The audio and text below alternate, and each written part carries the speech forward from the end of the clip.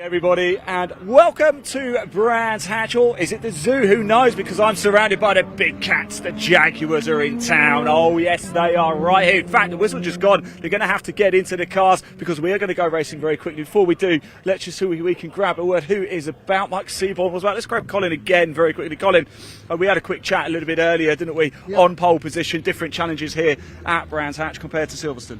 Yeah, tighter, sort of nippy, isn't it? Sort of trying to go as quick as you can, braking late as you can. Suits your driving style, I hear, right? Yeah. Clearly it does. Very aggressive, and I'm on pole, so let's see what happens, eh? Fantastic. Best of luck. Thanks for talking to us, Colin. We've got Mike Seaborn here very quickly as well. Mike, good qualifying for you. Well done. How you feeling? Yeah, all right. Don't know how I'm going to keep up with Colin. He's got sticky tyres and a car that goes around corners, so I think I'm just going to lay down rubber everywhere and see what happens. You're going to lay down rubber everywhere. Best of luck. Complete contrast, of course, from Silverstone last time out. 3.5 miles around the Silverstone GP circuit. Just 1.2 round Brands Hatch Indy. It's going to be tight, isn't it? It's going to be quick. It's going to be intense. Is there going to be a lot of action? You certainly bet there is. Yes, the big cats are here. A lot to bring you throughout the course of today and the weekend as well. Classic touring car action. We've got a British Endurance Championship race a little bit later too. Guys getting themselves ready. Let's just have a quick chat over here as well. We're not going to miss the yellow peril, as I like to call it. How happy with qualifying? I think I drove this car about 8 years ago, and I'm hugely grateful for Simon Lewis lending it to me. What an absolute gem for getting me out this weekend. So massive congrats to him. And just generally everybody, guys offered me his car tomorrow. So really thrilled to pieces with what Jag Racing is all about, really. What would you say is the hardest corner around Brands Hatch Indy? I think the key to a quick lap time is obviously clearways. Paddock Hill gets your attention, but it's just a unique exit out of there, and that's the start finish rate wiped out. Isn't he's it? in this old girl. Yeah, it is. But I think it's a unique bit of tarmac, isn't it? Really, each corner has its challenges, but it's superb. Looking forward to having a go and hopefully not disgracing myself. All smiles. You won't. You certainly won't do that. So just being here is great. Right, almost time to go racing for the Classic Touring Car Racing Club. The Jags about to get out on track. Yes, the big cats are going to be circulating Brands Hatch Indy. I'm going to pass over to your commentator to take you through the action. Enjoy. So there we go, some great interviews there as we get ready for our first race of the day. It will be the Berkshire Jaguar Components Jaguar Challenge. Interesting note there that we just heard from the driver of car 65. That's James Ram. I'm sure some of the regular Jaguar viewers would recognise James. He is running the Class C Jaguar XJ6 today, and as he alluded to, he's swapping into a second car for Sunday, a Jaguar XJS in Class A category. So he's driving two rather contrasting vehicles across the two races. And of course, the reason for that is because his regular steed is unfortunately MIA for this weekend. But the regular Jason Ram, who is very popular within the Jaguar racing fraternity, getting opportunities to try other people's cars and continue his efforts at the sharp end of the order. Although that little XJ6 that he's racing today, he'll be starting that down in 14th place, so he'll be working for a top 10 overall, I think, more so than anything. We've got a brilliant program of events coming today. Of course, we've just mentioned, and we are talking about the Jaguar Challenge, which will come up shortly. After this, we effectively have a lunch break, and then the CTCRC will be back out with the pre-83 grids, as you can see, as well as some other cars mixed in there. The classic and historic Thunder Saloons, those are the big guns of the CTCRC. They will come at 1:35. At 2:15 p.m. we expect 2 hours of brilliant racing from the British Endurance Championship, always good for variety and action. And at 4:30, the pre-66s, a flavour of the 1960s British Saloon Car Championship, always ever present when those cars are out on circuit. And then the fun combination of the pre-93, pre-03 and Boss, that's Blue Oval Saloon Series, taking thus to the end of today's programme.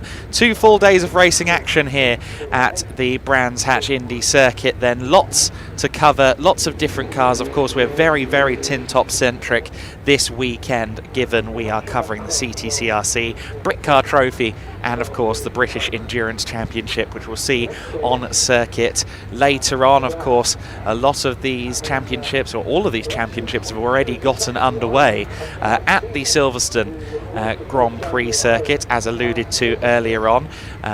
As Ian rightfully said, yeah, very different circuits, 3.5 miles down to 1.2, but also, of course, elevation change.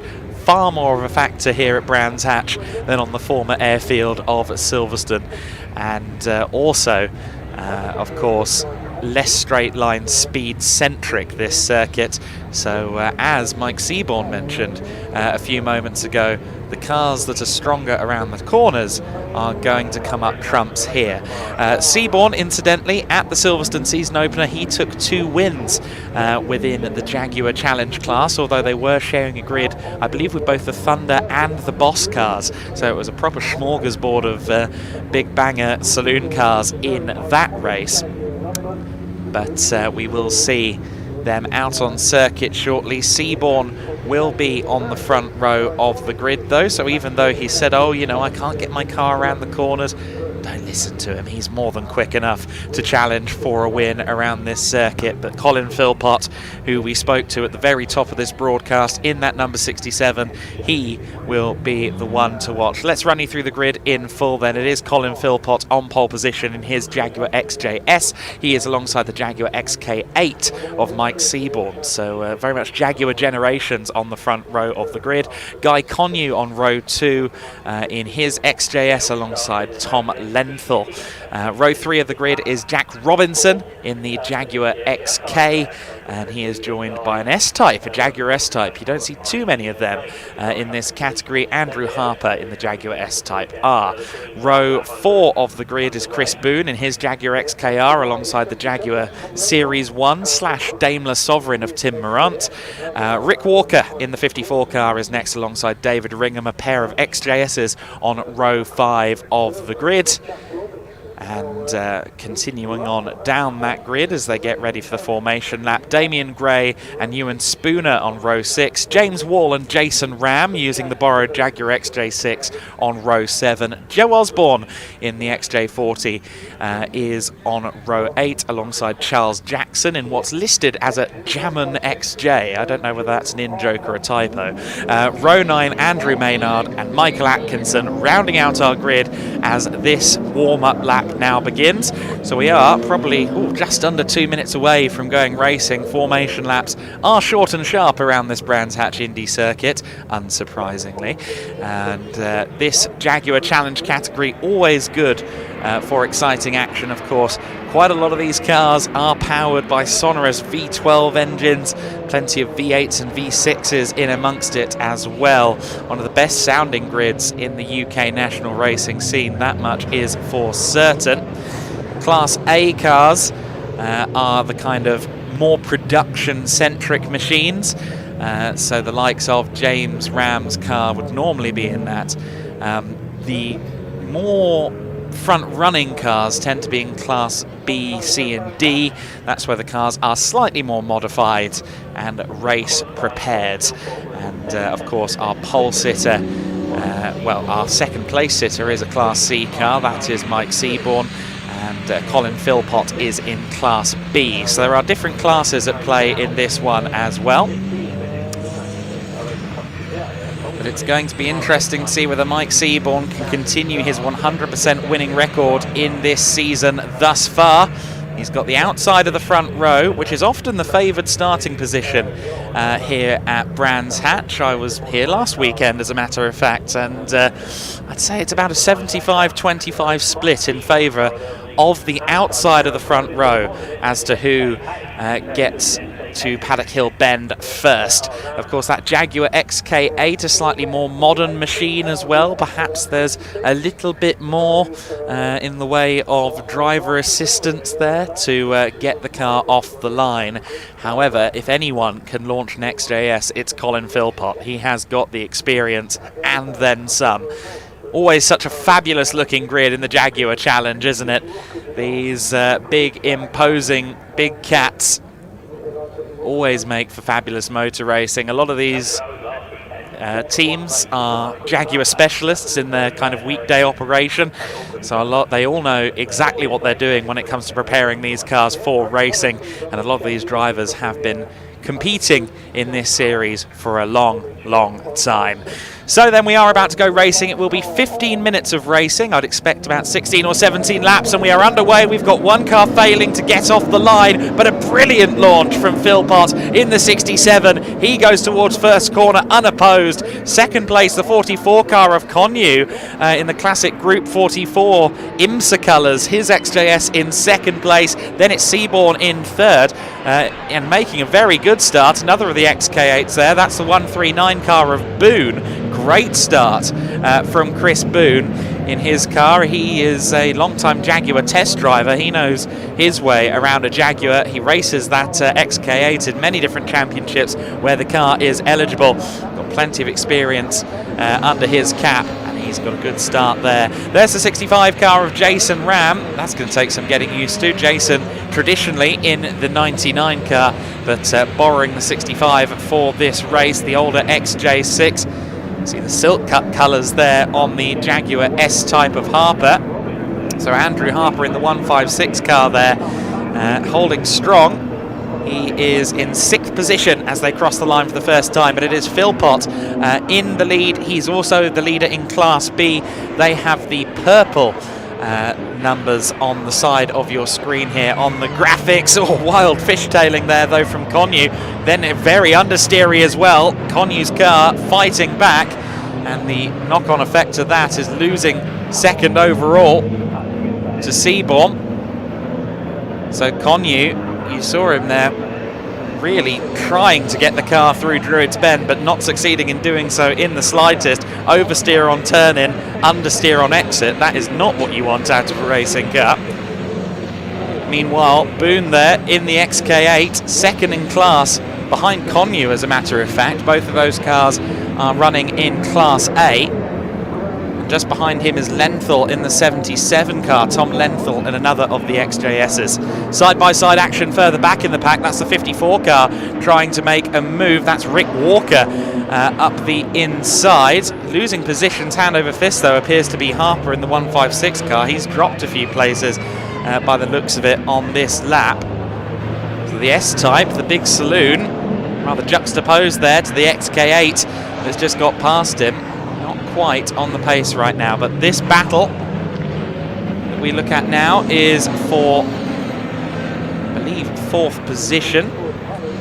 Boone and Lenthal running line astern. Interestingly, Konyu has gotten back past, or rather Konyu is up ahead. Oh, and big move there from Lenthal in the 77 car, and Boone, I think there may have been contact there because the back of Chris Boone's car is rather more injured than it was a couple of turns ago. Chris Boone limps back into the pit lane. Now, was there contact there between himself and Tom Lenthal? Of course, they're in opposing classes.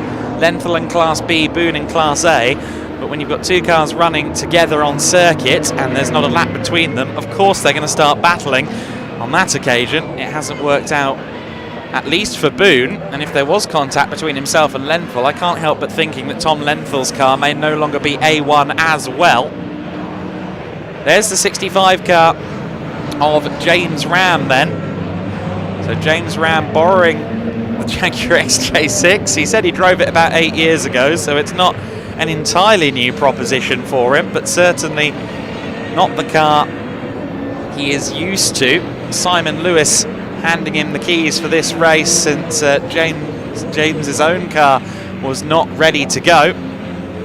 There's the 158. That's running in the guest class actually, so it's not within any category. James Wall in his Jaguar XJ. So a bit of an interloper there. There's the 92 car challenging James Ram. The 92 is Michael Atkinson. Atkinson has a little look to the outside at Paddock Hill Bend. I note that Atkinson running something of a tribute livery to the Lister Storm GT1 cars of old. He's someone who knows his Jaguar knowledge within GT racing years past. The 88 car, Damien Gray, that's a very well turned out machine in the classic Jaguar Formula One colours, and he's just keeping a watching brief right now on David Ringham in the 45. This is a battle for 10th place. So Gray in his XJ40 trying to find a way around one of the many XJSs. The Jaguar XJS cars have often been the benchmark in the Jaguar Challenge. The Berkshire Jag Components Jaguar Challenge. The benchmark in this race at the moment, though, is this, the 67 car of Colin Philpott. He's been driving this XJS certainly as long as I've been covering Jaguar Challenge events, which goes back probably a good 6 or 7 years, and he wasn't new to it then either. He has been running this car for a good number of years. And this 58 machine, one of a growing number of XK8s, this one of course in the hands of Mike Seaborn, who comes in kind of in the lead of the championship with 2 overall wins. So he is very much the benchmark coming out of Silverstone, but as we've alluded to already, very different circuits, and Seaborn seems to think that this is a circuit that doesn't favour the XK8. Interesting, I'd have thought the front-heavy XJS would be less of a Brands Hatch Indy car, but I'm obviously being proven wrong by Colin Philpott. There's the 3rd place car leading in the Class C category. Rather the Class A category, I should say. That is Guy Connew. Of course, this is the car that James Ram will drive tomorrow. So a good sign, if anything, for James Ram, that the car he will be gifted for Sunday is currently up there in 3rd place overall. A pedal like James at the wheel. Who knows what the potential could be for this car in the classic Group 44 Jaguar colours. Both XJSs and late stage E-types running in this livery in the 70s into the early 80s. And then of course the Jaguar XJR5 Group C car, kind of the precursor to the TWR built machines, the famous silk cut colours of the late 80s into the 90s. There are a couple of those XJR5s running in Europe. You'll be familiar with them if you've ever attended a Group C GTP Classic weekend. There's Colin Philpott then, managing a good lead at the moment, 2.19 seconds over Seaborn. Fastest lap of the race does belong to Philpott, it's a 54.553. And the gap is only going up. His last lap, while it's down in his own personal best of 55.2, it's still 0.2 quicker than Seaborn behind him. And Seaborn clearly pressing on, getting very loose on the descent down to Paddock, or down from Paddock Hill Bend and then back up Hailwood Hill. It looked like he was really fighting the car. Well, he won the fight, he kept it in the right direction, he's clearly still pushing on. Of course, with 7 minutes left of this race, there's still time to go. Definitely cannot rule out late surprises, especially as they get into the traffic, of course.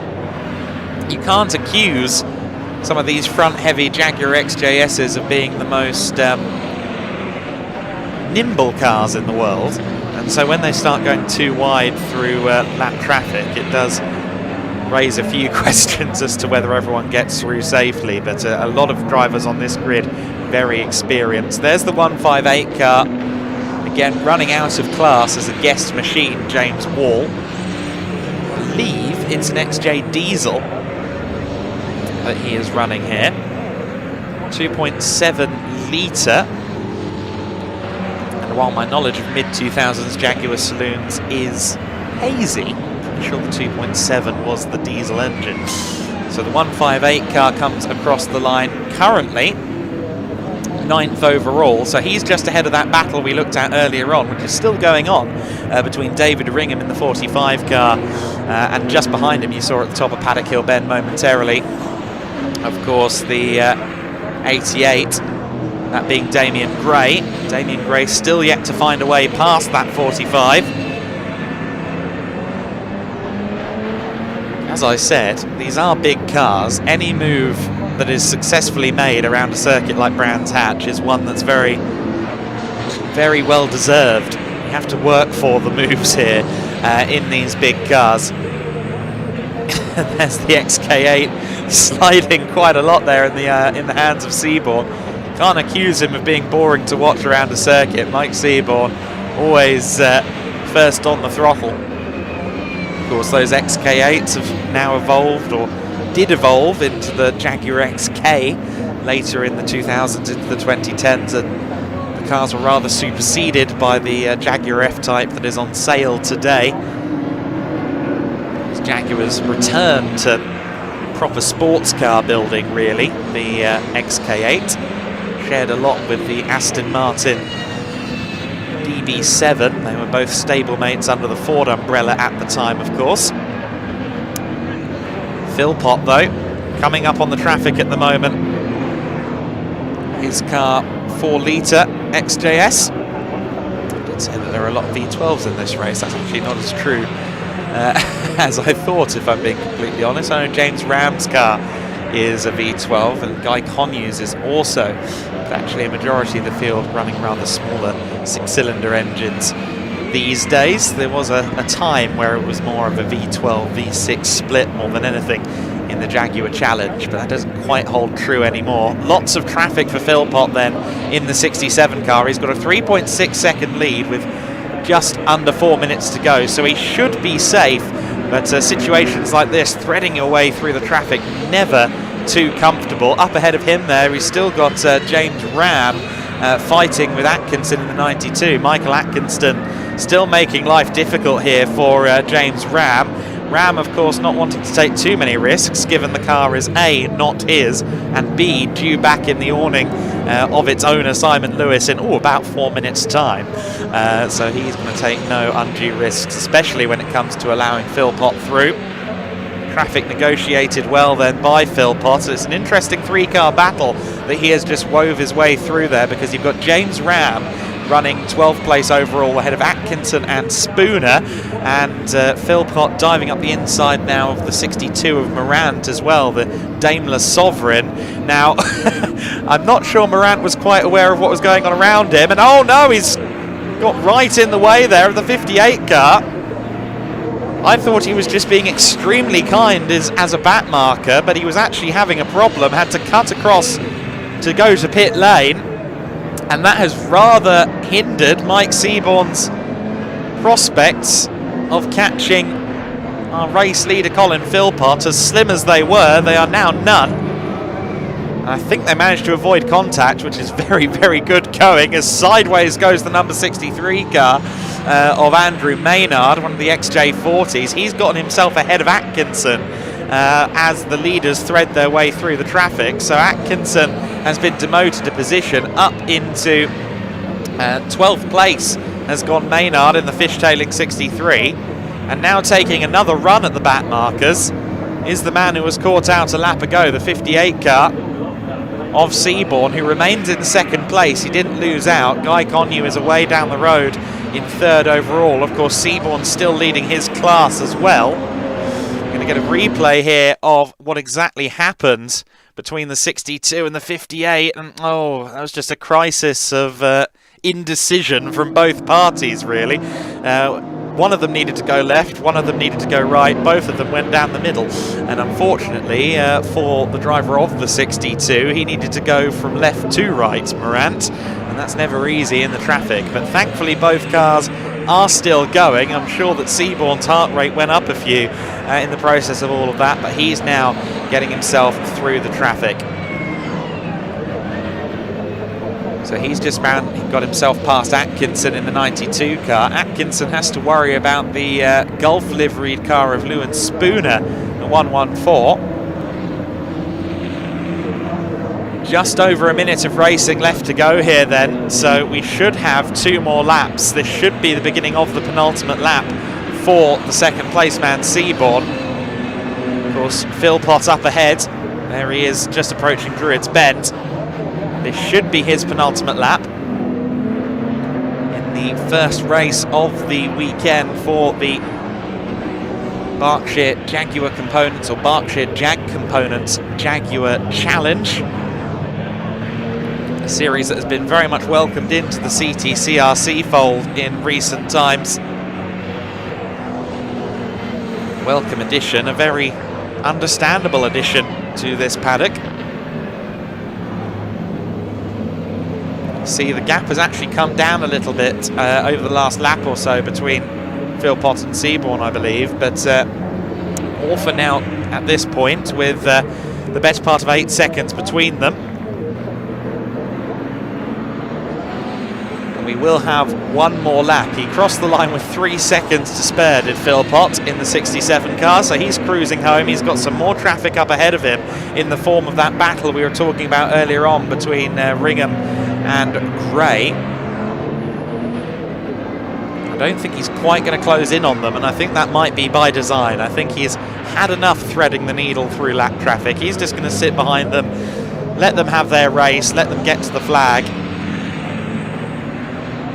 and all the while he will cruise home to a race victory. We can see there has been a change of position in that battle because the XJ40 has gotten through. So after a long time trying, Damien Gray did get past David Ringham, but none of that is going to matter particularly to the 67 car. We saw there that Ringham actually came into the pit lane, but no such misfortunes for Philpott in the 67 car. It's a win, the first win of the season in the Jaguar Challenge for Colin Philpott. Second place across the line and taking the win in his class, that being Class A. That is the 58 car. In fact, sorry, that's Class C win for Mike Seaborn. Third place across the line overall, and winning in his class, that is the Class A win for Guy Connew. Lenthal in 4th place, 5th place for Robinson. Harper taking 6th position overall, and also 2nd within Class A. Of course, he was in that Jaguar S-Type that is rather different from most of the cars out there on circuit. I believe the battle for 7th just coming across the line now. If I'm not mistaken, that should be Rick Walker next across the line. And indeed it is. Rick Walker just about leads home the big Jaguar XJ of James Wall. James Wall takes 8th place, and then everyone else has already taken the flag a lap down. 9th place for the 88 car. That, of course, is Damien Gray. Damien Gray did take the flag as the last driver on the lead lap. 10th place for the 63, that is Andrew Maynard. 11th place for Ram in the borrowed 65 car. As we look at this order overall, you see there the different classes being denoted on your screen. So Colin Philpott taking the win within Class B. 2nd place overall, and the win in Class C for Mike Seaborn. Class A winner Guy Connew rounds out the overall podium. James Wall, of course, the guest runner. He's your blue number down there in the middle of the table. And great to see as well that Jason Ram is out there, and he finished the race 6th in Class C, and 11th overall for James Ram in the borrowed 65 XJ6. Michael Atkinson behind him, 12th overall in the 92. Ewan Spooner in the 114 ahead of Charles Jackson. Charles Jackson, who incidentally took the win in Class D, although I'm not convinced that he was opposed. In fact, yes, he was, because Joe Osborne was also running. So the cars will soon make their way to the outer paddock where they will be living for this weekend, I believe, and we will get the opportunity to hear from our winning competitors as well. But what a win that was for Colin Philpott. He's got an overall win on the board, and I understand we are now going to throw down to Richard with our winning driver.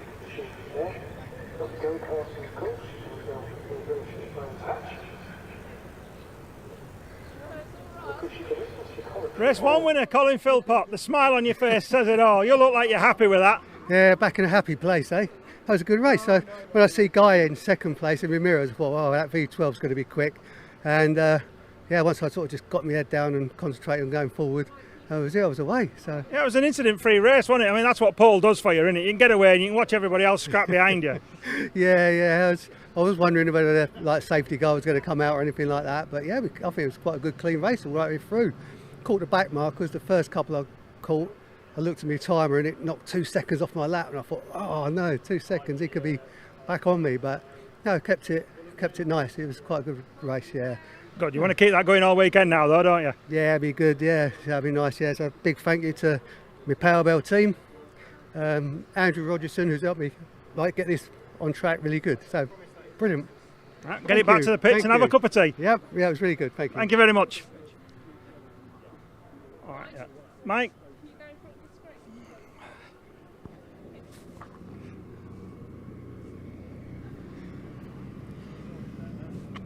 Good. Second place, Mike Seaborn. Well, that was the result you wanted, I suppose. First would have been better, but you'll be happy with second in that borrowed car. Yeah, no, really chuffed with that. That's exactly as predicted. Absolutely screwed up the start.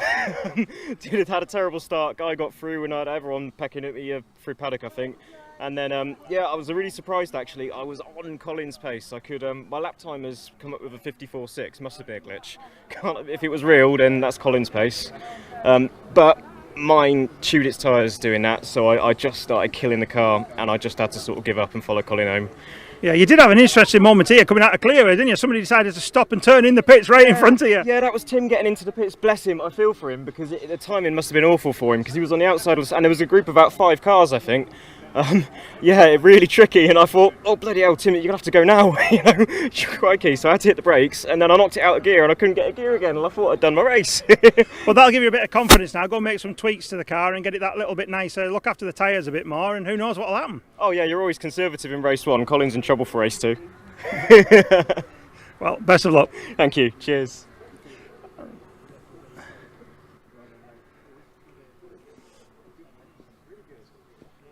Hey, all right. Guy coffee in it. Yeah, Guy. Guy, yeah. Yeah, Guy. Third place. Yeah, Guy coffee. No, really happy with that? Yeah, no, it's brilliant. Yeah, because I haven't really had the car that much, so to get out and do that third place, I was really happy and everything. I got Mike off the line, but couldn't really hold it. You know, he's a good driver, Mike. So, but it was good. He got past me. I held third. I was pretty much on my own all the way round. No one bothering us. Managed to get a bit of a gap on Tom Lenthal behind me, and just maintained it really, and just hurried round. So yeah, I was glad to see the checkered flag. Really, these two were out and gone. Well, don't tell him we told you this, but that was the first time he's done a standing start in that car. Really? Blimey, that was a hell of a launch, I must admit. But no, they were off. Gone, the two of them, and I don't know how close they were to each other, but I couldn't catch them. Yeah, there was a couple of seconds between them, but you've kept it clean, you've kept it undamaged, ready for the next race. Yeah, they're looking for the next one. James Ram's out in mine tomorrow, so be interesting to see what he does in it. So well, once again, well done. Thanks very much. Thank you. Back to Adam. Thank you very much, Richard, for the interviews down there in Parc Fermé with our top 3, Colin Philpott, Mike Seaborn, and of course the very generous Guy Connew, who will hand the car over to James Ram tomorrow, as he alluded to in that interview. Interesting, I didn't fully realise that Mike Seaborn is also in borrowed materials. So Seaborn in the 58 Jaguar XK8, the Swindon native, also borrowing cars. The camaraderie in the Jaguar Challenge grid knows absolutely zero bounds, clearly. We are on lunch break at the moment, and we will take a little bit of a break shortly. However, the ever diligent Ian Waterhouse is down in the paddock right now, and he's going to bring us some insights from within the paddock.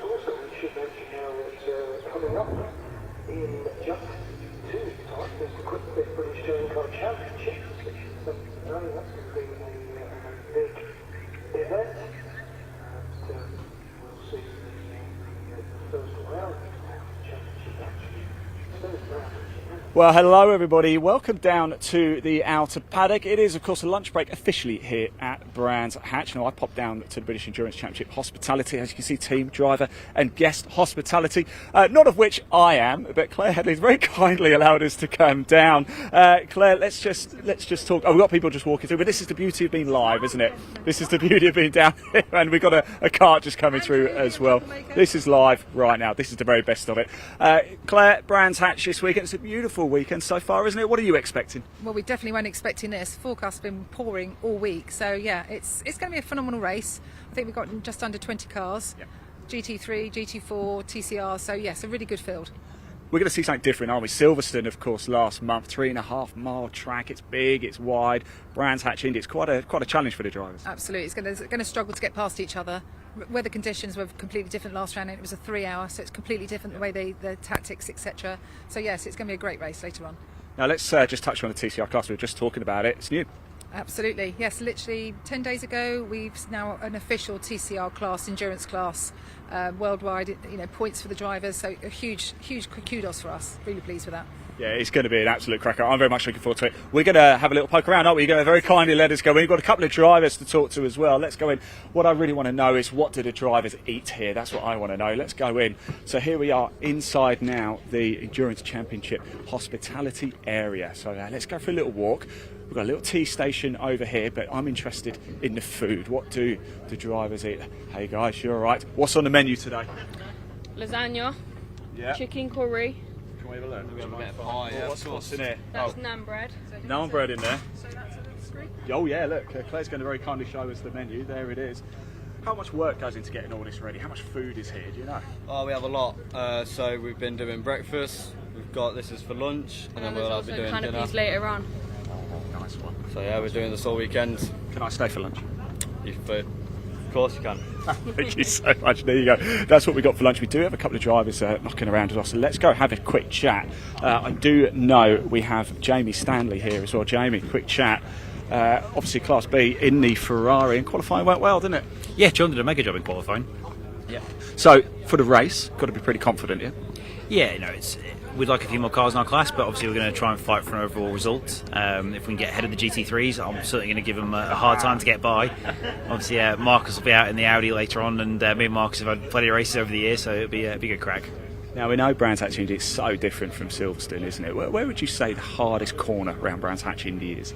It's funny actually. I was talking about this to Charlie, my teammate, this weekend, and I've raced at Brands for 20 years now.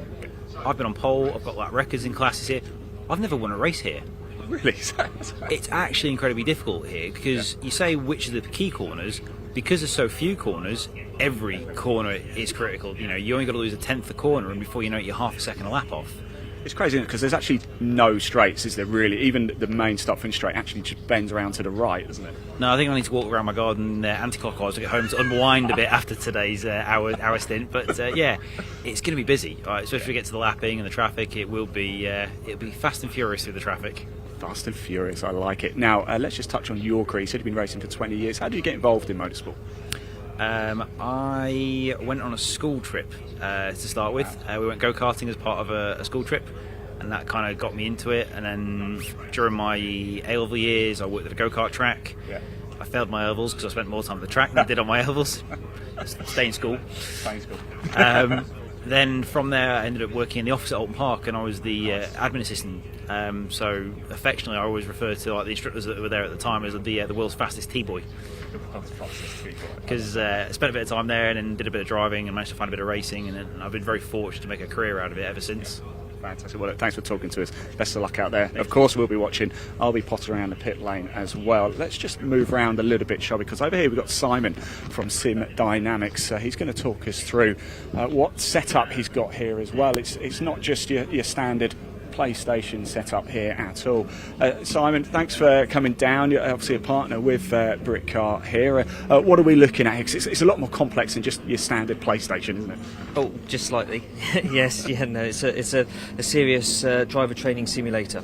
So it has a lot more weight than a PlayStation, a lot more tuning capability, so it replicates everything that a real car does, without the cost implications that tend to follow.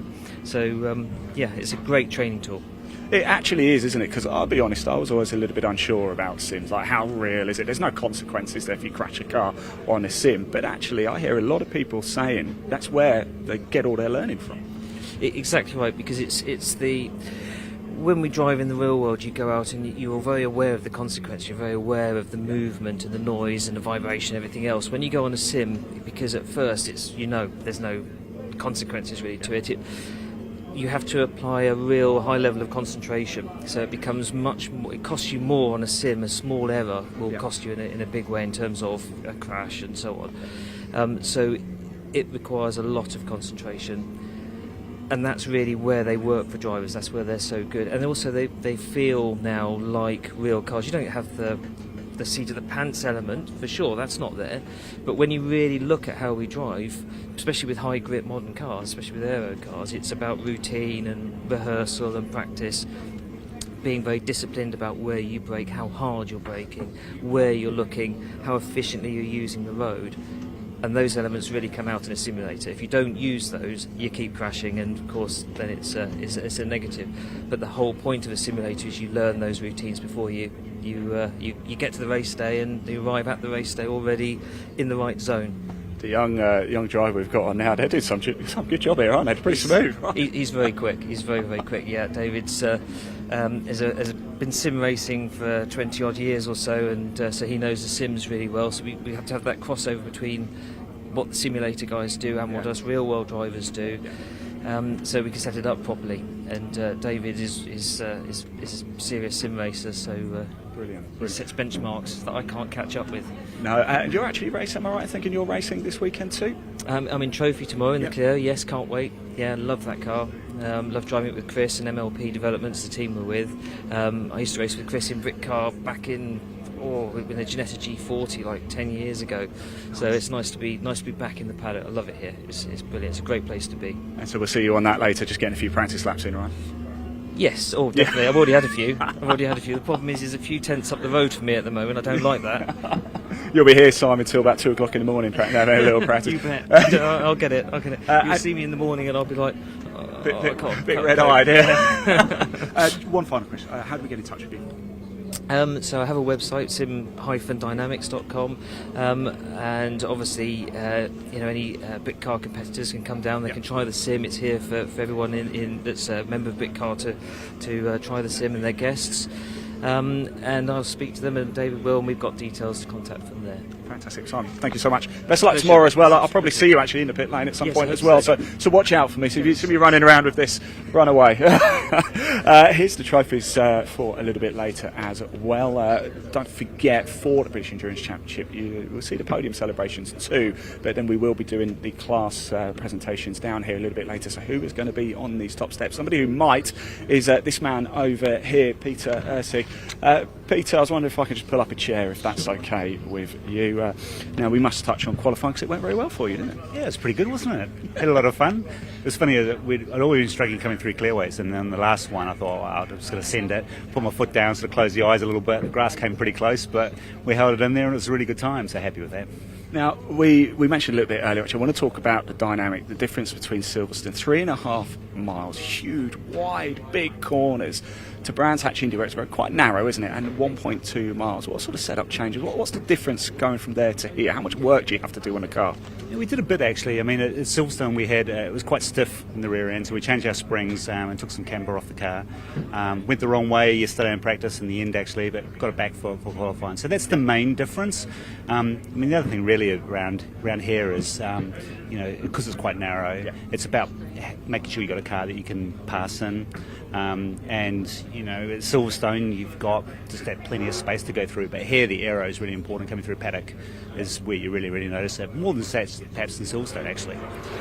Stanley actually a little bit earlier, and he was saying every corner is so important, isn't it? But I always think Graham Hill is quite a tricky one. You come downhill approach it, don't you? And maybe have a bit more speed than sometimes you realise. Yeah, actually, funny enough, for me, Druids is the one that I kind of, because you end up losing the back end a little bit. It slides out if it's not quite right. Graham Hill I don't have much of a problem with, but yeah, it's Druids for me. I think everybody has their one that they just don't quite get right, but for me, it's definitely that one.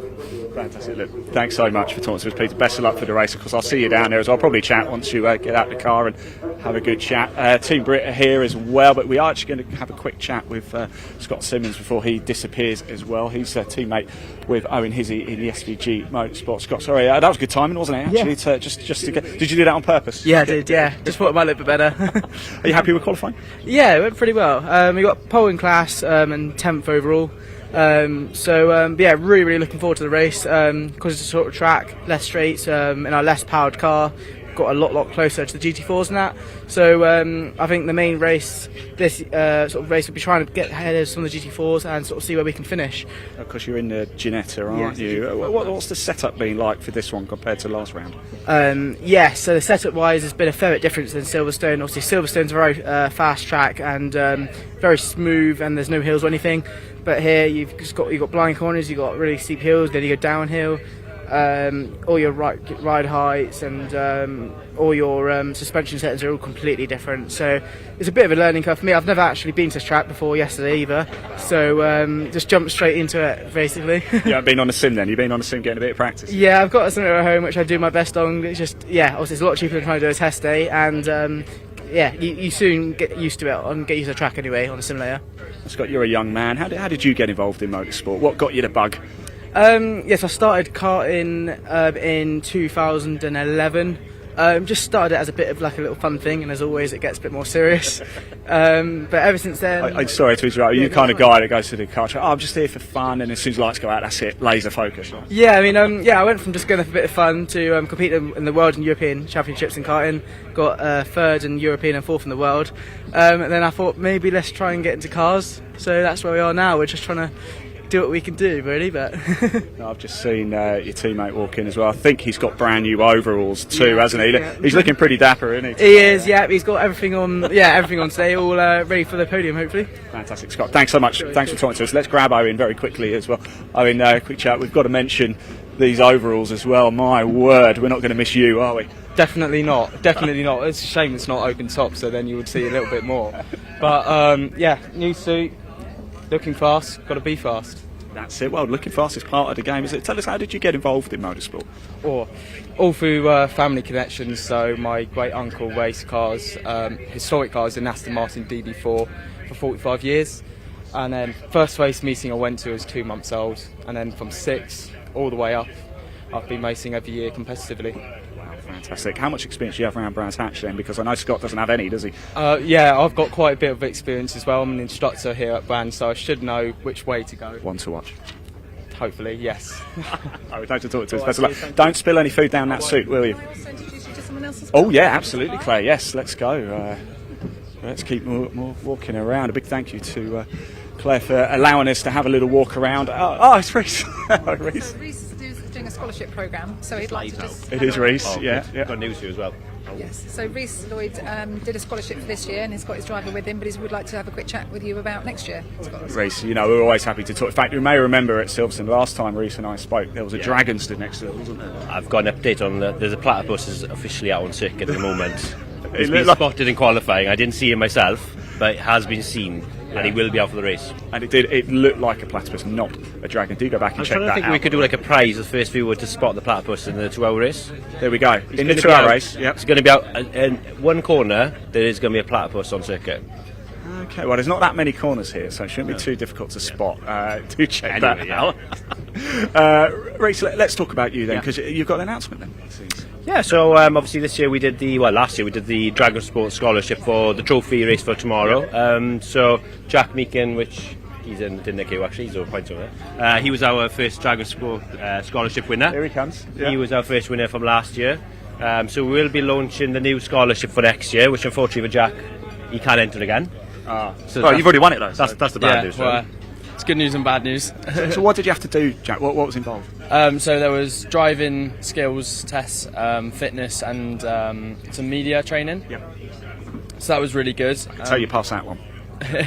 Well, yeah, I think it was really good because it gives you quite an overall kind of view of the driver, really, doesn't it? So yeah, it was nice. The aim of it, Ian, basically is to give somebody an opportunity who wasn't possibly going to race this year. Yeah. So we're not looking for maybe somebody who's got lots of budget or someone who's doing multiple championships. It was give an up and coming driver a chance and are really passionate about wanting to do endurance racing and race with us, and that's what we had with ourselves. Yeah, so I was quite fortunate really. Obviously I did Brit Car Trophy last year, but then this year it was a bit up in the air whether I'd be competing, and that is why I'm really grateful for the opportunity to be racing with Dragon Sport. And so far it's gone, the scholarship as first race out, first win, so he stood the test so far, hasn't he? if somebody wants to find out more, Reece, or maybe wants to apply, or what's the process? So follow obviously our socials, Dragon Sport, and obviously we will have the Dragon Sport Scholarship website, which is live currently, but it will be, like I say, opening after Autumn Park weekend. You can enter, and then obviously the assessment days will be in November after the end of the season. But it's a mega prize, so it's fully funded drive in the Clio Cup car for next year's British Car Trophy. It's between like 18 and 30. 16 and 30, not 18 and 30. Sounds like a Ibiza holiday, doesn't it? 18 club, 18 and 30. So 16 the fact that we both know that shows our age, doesn't it? But yeah, literally, we are looking for, basically Jack 2, if that makes sense. So someone passionate, young, and up and coming, or something, yeah. Jack 2. V2. What's that new thing? Like AI? That's it, Jack 2.0. AIM. You could AI Jack. Yeah. AI Jack. Well, we're getting a bit technical now, a bit advanced, aren't we? Yeah. Yeah. But well, good. Yeah. Fantastic. Guys, thanks so much. Best of luck out there. And, see you with the platypus later. Don't forget, if you see that platypus, it's supposed to be a dragon, but he's not. He's dressed like a platypus. If you see it, first person to comment. You don't win anything, but it's for fun, isn't it? It's got to be some prize. Thank you. Cheers, guys. Team Brit over here as well. Here we go. How are we doing? Saw you in the car park a little bit earlier. Did promise I'd be over, didn't I? Qualifying, how was it? Qualifying was great. James did a sterling job as always. And got us on the front row. Yeah, it was amazing. Now, for those who don't know, Team Brit, it's very inspiring. Tell us a little bit more about what Team Brit do. So Team Brit is a race team made up of entirely disabled drivers. We've all got different abilities, different disabilities. What's amazing, what the team does is they adapt the cars to work for all of us. So we can all basically jump in the same car and all race either using hand controls or gear shifters on one side like Tyrone.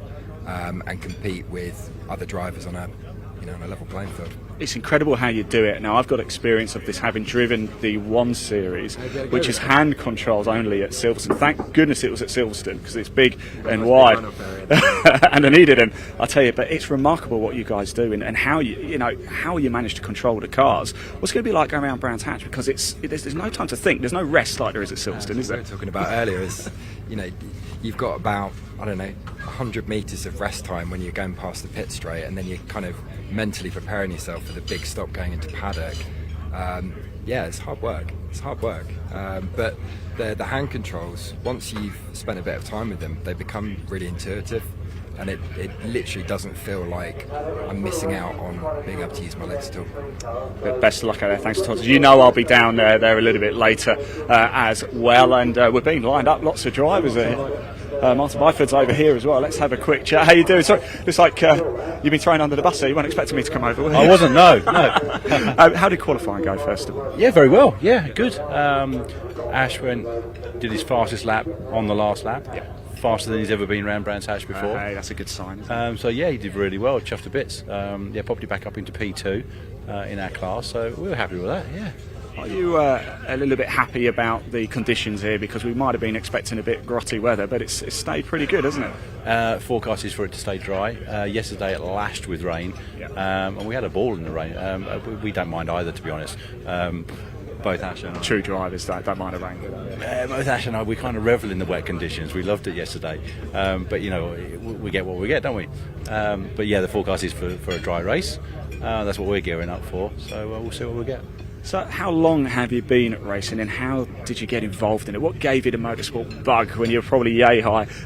It's quite a long story. I'll try and keep it short. So September this year will be 32 years since my first race, and my first race was here at Brands Hatch. And my dad did a little bit of racing when I was sort of mid-teens, 15, 16, and an opportunity came up to jump in the car and have a go. And kind of like they say, the rest is history.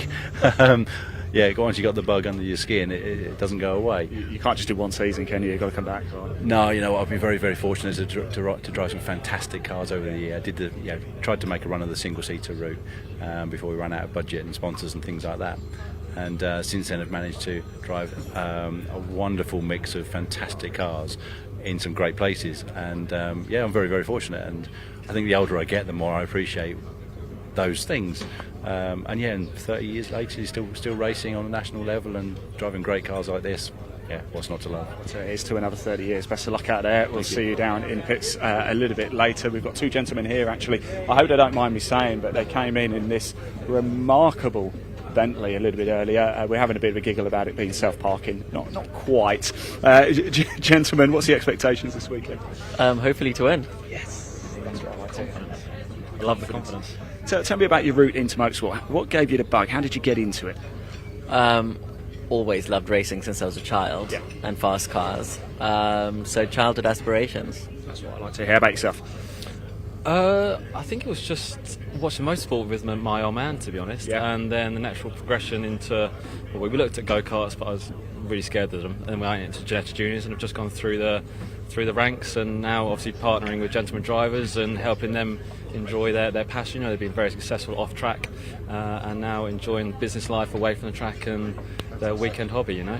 Excellent. Guy, I'm really sorry I've interrupted your lasagna there. I'm so sorry. We'll get out your way. Thank you so much. Let's just keep going out, shall we? Big thank you to Britt Carr and the British Endurance Championship for letting us have a little poke round. There's a lot more going on in paddock. I think we might still have time if you stay with us just a little bit longer. Let's keep going round and down. Next race coming up a little bit sooner. That's the pre-83s for the Classic Touring Cars. That's coming up after the lunch break. Whilst we just take a little walk, let's just remind you, well, you probably don't know actually, how qualifying went. PB Racing on pole, Peter Ursig. We've just heard from him, he's on pole with his teammate Marcus Cluten in the Audi R8 GT3. Ventura Innovations, they are second in that Aston Martin Vulcan. Oh my word, keep your eyes out for that. Those of you who watch Silverstone, you'll remember that one. That was an absolute beauty. I believe Stefanos and Stephen Tompkins line up in second place. They're both in Class A as well.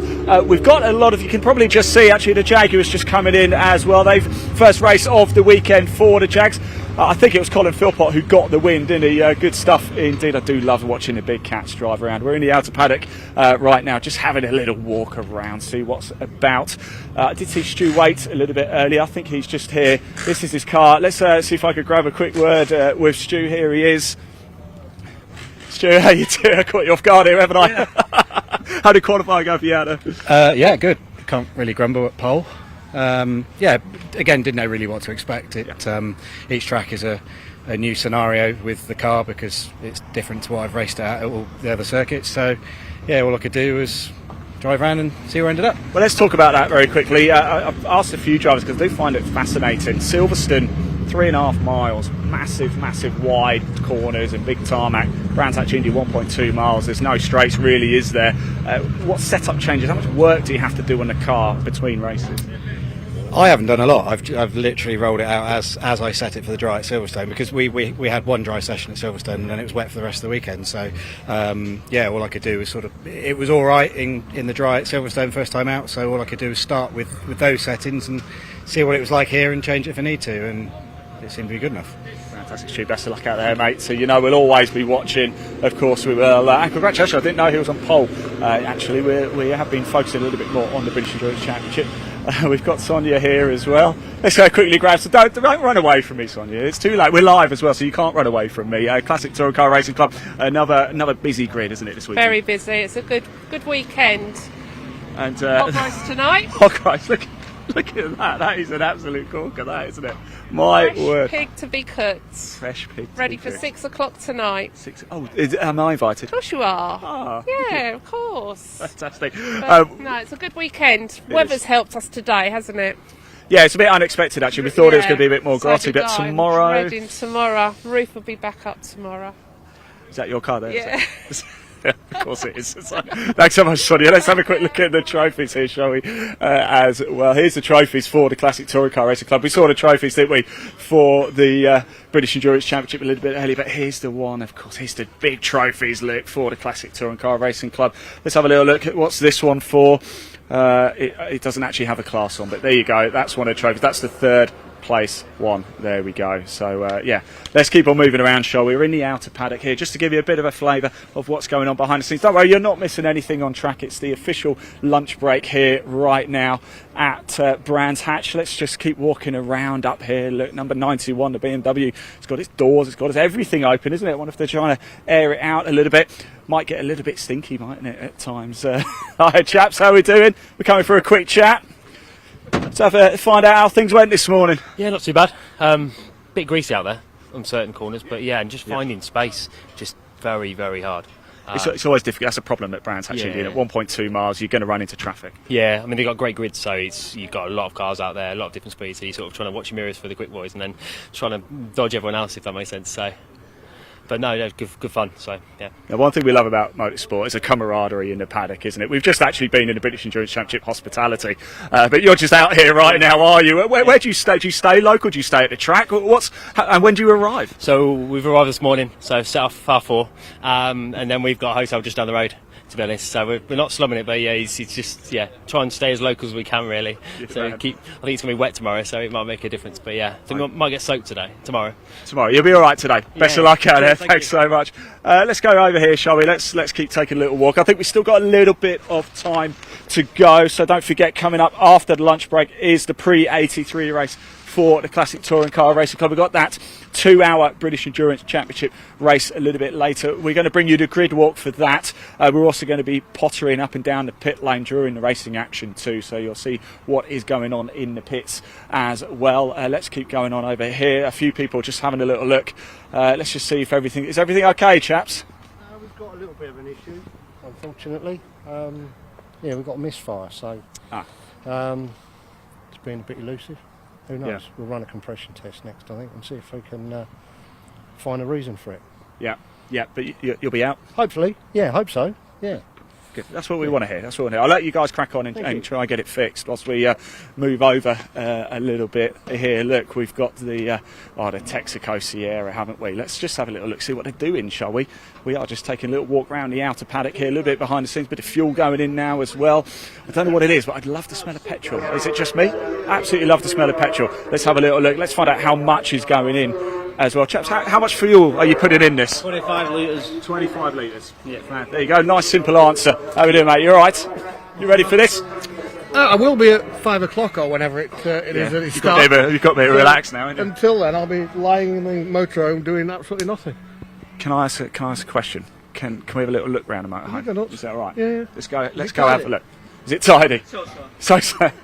Let's go have a look in the motorhome here, shall we? This is how the other half live at a racetrack, isn't it? I'll let you lead and go in first, and big thank you for letting us have a little look around your motorhome. Some people stay in hotels, some people literally stay in their boot. And look at this, I tell you something, this is nice. My word. I mean, this is nicer than my house. Let's keep moving in, shall we? Look, I'm sure. Big thank you to. I was not expecting it to be this big. This is probably, make sure no one's in the toilet. No, I'm not joking. Come around and have a look at this. This is unreal. Toilet, shower, cubicle. I mean, this is nicer than any hotel. Bedrooms there as well. We don't need to go and have a look at. Wow. Thank goodness nobody was in there when we opened the door. That would have been a bit embarrassing, wouldn't it? And if we look round, they've even got a TV. And I think, is that Westlife? Is that Westlife? I know my producer will be able to tell me because I know he's Backstreet Boys because he's big on his boy band. So Backstreet Boys on the TV there. Let's head back on out and just a quick. I'll tell you something. That's nicer than my house. Yeah, that's as close to camping as I can get, I think. Anything less than that, and I'm not going. Fantastic. Thanks for that. Really appreciate it as well. I don't know if he knows that we were live doing that, but it's all just a bit of fun, isn't it? Let's just keep going down. Just see if there's anybody else to have a quick chat to before we hand back, because not too long to go now. In fact, it should be any moment now that we're about to go racing for the pre-83s on the Classic Touring Cars. Don't worry, this is the official lunch break, so there's no on-track action at all at the minute, hence the reason why we're just bringing you a little look behind the scenes. There's Jefferson's BMW there as well, and I just want to have a quick look up here. One final car, and then we'll have a quick look, and then we'll hand back to your commentator. We'll take you through the action. Don't forget, a lot to bring you this afternoon. Classic Touring Car Racing action. We've also got that British Endurance Championship 2-hour race full for you. We'll be in the pits bringing you the action as it happens there too. And look at that. I mean, that is just... It's a bit of a wet dream down here, isn't it? Don't know if I'm allowed to say that, but there you go. I've said it anyway. Right. I'm gonna hand back to your commentator, who will take you through what's coming up next. Thanks for watching. See you soon. What we like about Ian is he says what we're all thinking. Very well put. So then, as he said, we've got a packed package of racing coming on this afternoon. And as he alluded to, next up is the CTCRC Pre-83s. But plenty more to come after that. The classic and historic Thunder Saloons, the real big banger saloon cars of the category, including, I believe, that BMW 635i that we were just looking at. The 2-hour race for the British Endurance Championship, a smorgasbord of GT and saloon cars in that one.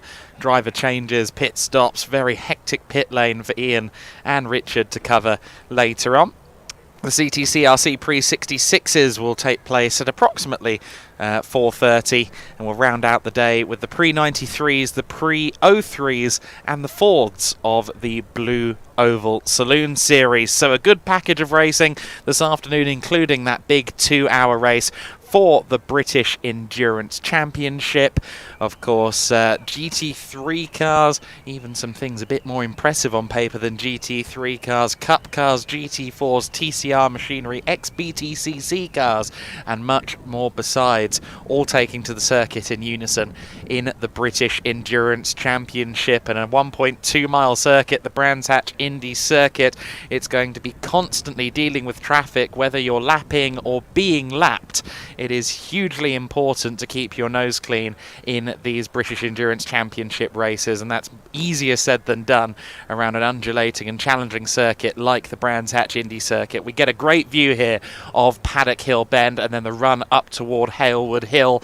Of course, Paddock Hill Bend, one of the biggest challenges, not just here at Brands, but on the UK racing scene. It's a corner where if you turn in too early, you'll hop the curb, you'll spin, you'll end up in the gravel. If you turn in too late, you'll understeer off into the gravel. That gravel is largely magnetic in nature, but I believe we are going to start to get ready now for the Pre-83.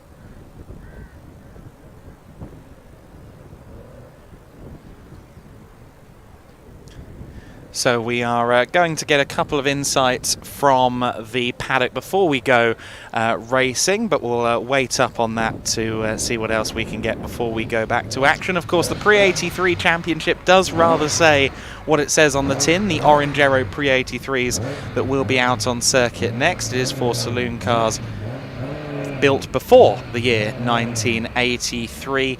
As you'd expect, there are lots of Fords in that, Capris, Escorts, Volkswagen Golf GTIs, the odd Triumph, Dolomite as well. It's a really interesting grid of cards. There's even a Datsun 510 out there on the circuit in the hands of Jonathan Corker. It's always fun to watch the Pre-83s. And of course, if you know your CTCRC racing, you'll know that the Pre-83 grid is the home of one of the most impressive drivers in the paddock, that being Stephen Primmett and his epic Ford Escort Mark I. Plain white and plain white and rather understated. However, we'll talk more about those cars in a minute because we're going to go talk to some of the drivers in Parc Fermé.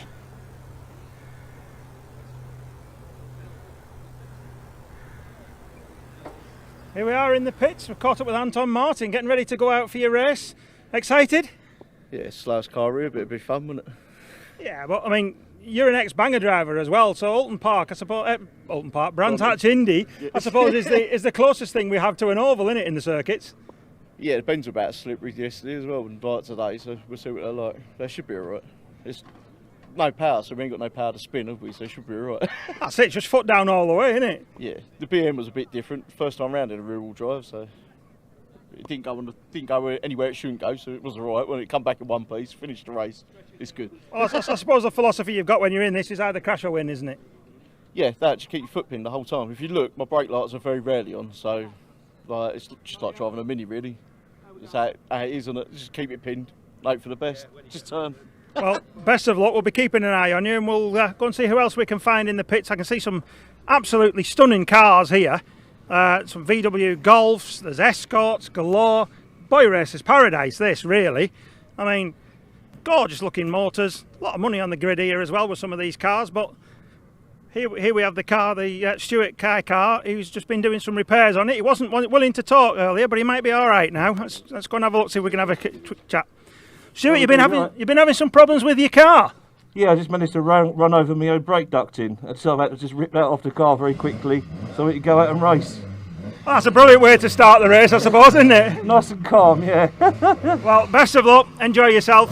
What a beautiful car to be going out as well. It's a personal favourite of mine, these. Thank you, I appreciate it. She looks all right in the sun, doesn't she? Yeah. Thank you very much. And then we'll just have a look at Escorts. Look at these. Gorgeous pieces of kit, these. We'll go and have a chat with the driver. Let's see how happy he is. Jason Christie, you're getting ready to go out and race on a beautiful sunny day as well. It'll be a bit hot in the office today, won't it? Oh yeah, lovely. See, they predicted a bit of rain. I'm more than happy with this, mate. Yeah. Yeah, we'll take this. We'll take this. Well, I mean, tomorrow's forecast isn't just as nice as this, is it? No. We'll take today, then we'll take tomorrow. And you've got yourself third on the grid as well. It's confident. Yeah, well, yeah. Try. I'm surprised to be third. I thought I'm fourth or fifth, but yeah. We'll see how we get on. See if we can make any progress, but. There's a couple of fast cars behind us that had problems in qualifying, so we'll see how we get on. Yeah, but if they're behind you, they've got to get past you and just make it difficult, don't you? Yeah, that is racing. Yeah, that is racing. Yeah. Well, all the very best. Enjoy it. Cheers. See you later. And we'll see if we can talk to the driver next to us, who is second on the grid. Again, another Escort. Escorts seem to be popular here, don't they? It says on the top of your door, the Racer. Why is that? That's what my mum used to call it. And it's stuck, really, so that's tribute to mum, really. That's nice, isn't it? That's a bit of a good luck thing as well. Yeah. And what you're expecting from this race, second on the grid, you're on the outside going into paddock potentially? The outside's normally good, but we'll see. You can't plan it, so we'll just have to go with the flow. We'll do our best, obviously. Can you beat the man beside you? We'll see. I'll have a go, but we'll see. Well, just keep it lit and see what you can do. Absolutely. Thank you very much. Thank you.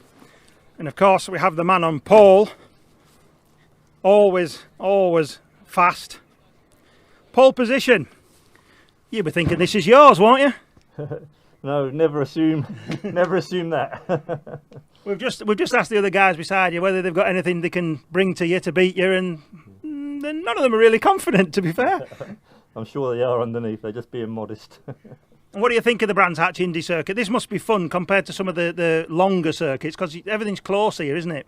Yeah, it's great fun for the Escort, and it always makes a really tight grid, so we always have a good old dust up. So yeah, hopefully it's clean. And at the end of the day, you're in an Escort. It can't not be enjoyable to race these. Oh, they're just so much fun.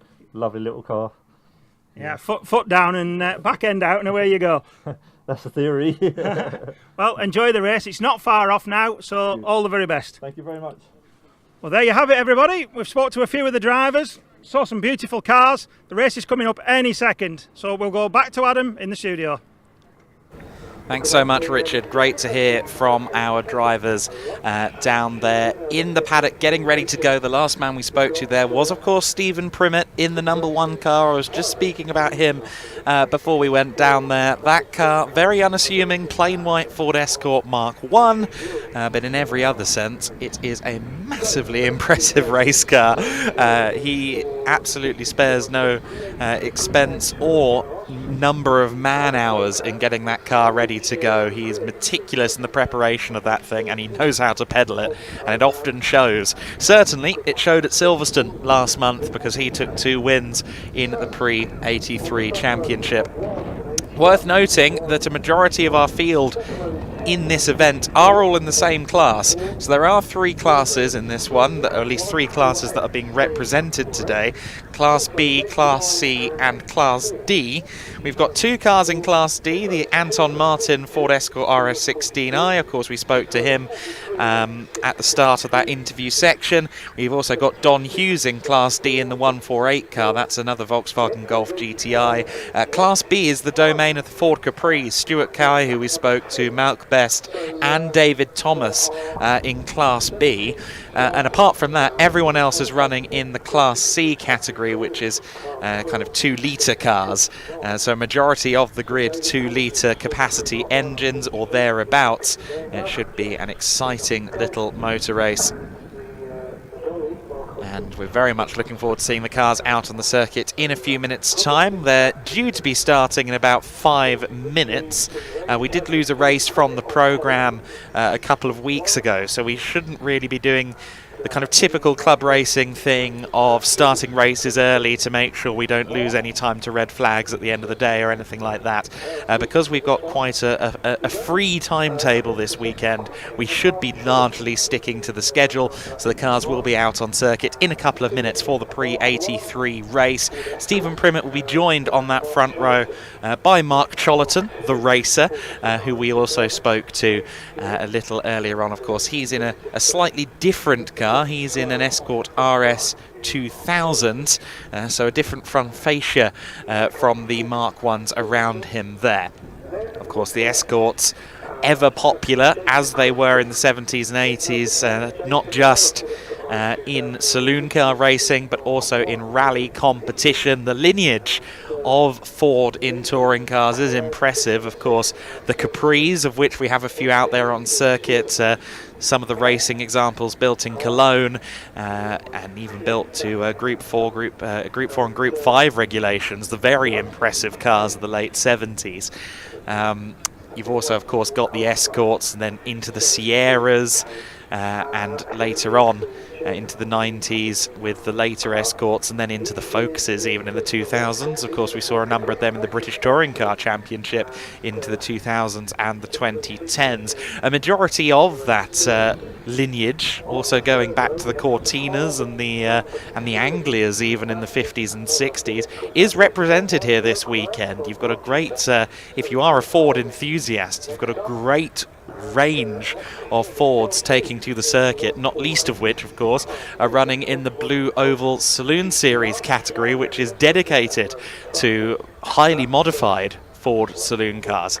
So lots going on there, and I believe we're going to have a look inside, and excellent, we've got an onboard view here from one of the Escorts, I believe that is, and a nice over-the-shoulder view and a rather standard-looking steering wheel, isn't it? Often they have something kind of more bare-bones, Momo steering wheel in these classic saloon cars, but no, that's very true to vintage. I approve of that. Not quite sure whom that is. But one of the cars running an onboard in this race, I'm sure. There you go. I've just been informed, or I believe I've just found it. It's actually one of the Capris, so I apologise to Mark Best. It's the number 43 Capri that we've got an onboard with there, by the looks of it. So onboard with the Capri number 43. We'll check in with Mark Best on a couple of occasions during the race, I am sure. Great to have well, not a driver's eye, but a back shelf view from his Capri. Of course, those Capris, of which there are 3 on the grid with their 3-litre engines, we anticipate that they'll be quicker in a straight line. However, there aren't that many straight lines here at Brands Hatch, so one would expect that the Escorts and such will be the front runners. There's the grid then, let's run you through it. Stephen Primmett and Mark Chollerton in their Escorts. They're on the front row of the grid with Primmett on the inside of the front row on pole position. The purple colours, Class C, that is a majority of your grid today. Jason Christine, another RS 2000. He's alongside the Class B pole sitter, as it were. 4th overall for Stuart Kai in his Capri. Thomas Harvey in another of the Escorts alongside the Class... well, that is a late addition, actually, the Volkswagen Golf GTI of Don Hughes. He's on row 3. Row 4, Bradley Bostert in the Ford Escort alongside David Claxton in the Triumph Dolomite Sprint. Row 5, Mark Fowler in the number 2 car. That's the Ford Escort Mark 1 alongside Duncan Leftley in his Golf GTI Mark 1. That's the number 42 car. Moving on to our other rows of the grid. Row 6, we have Malk Best, our onboard, alongside Colin Claxton. So Ford Capri number 43 alongside the 86 Triumph Dolomite Sprint. Anton Martin on row 7 in the Ford Escort RS16i. Carl Shreve in the Triumph Dolomite, the 74 car. Jonathan Corker in the Datsun 510. That car, I think, has qualified out of position. He got a second place finish at Silverstone last time out, so expect him to surge through the order. Mike Broadway in his BMW 2002, gorgeous car, on row 8 alongside him, and the number 4 Volkswagen Golf of Simon Jeffs on the 9th row on his own to round out the pre-83 grid.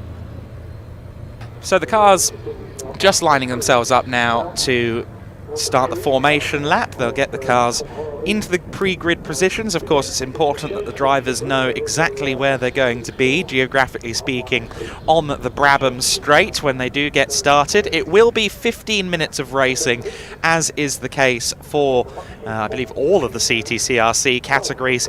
Of course, the Brit car tomorrow and the British Endurance Championship today.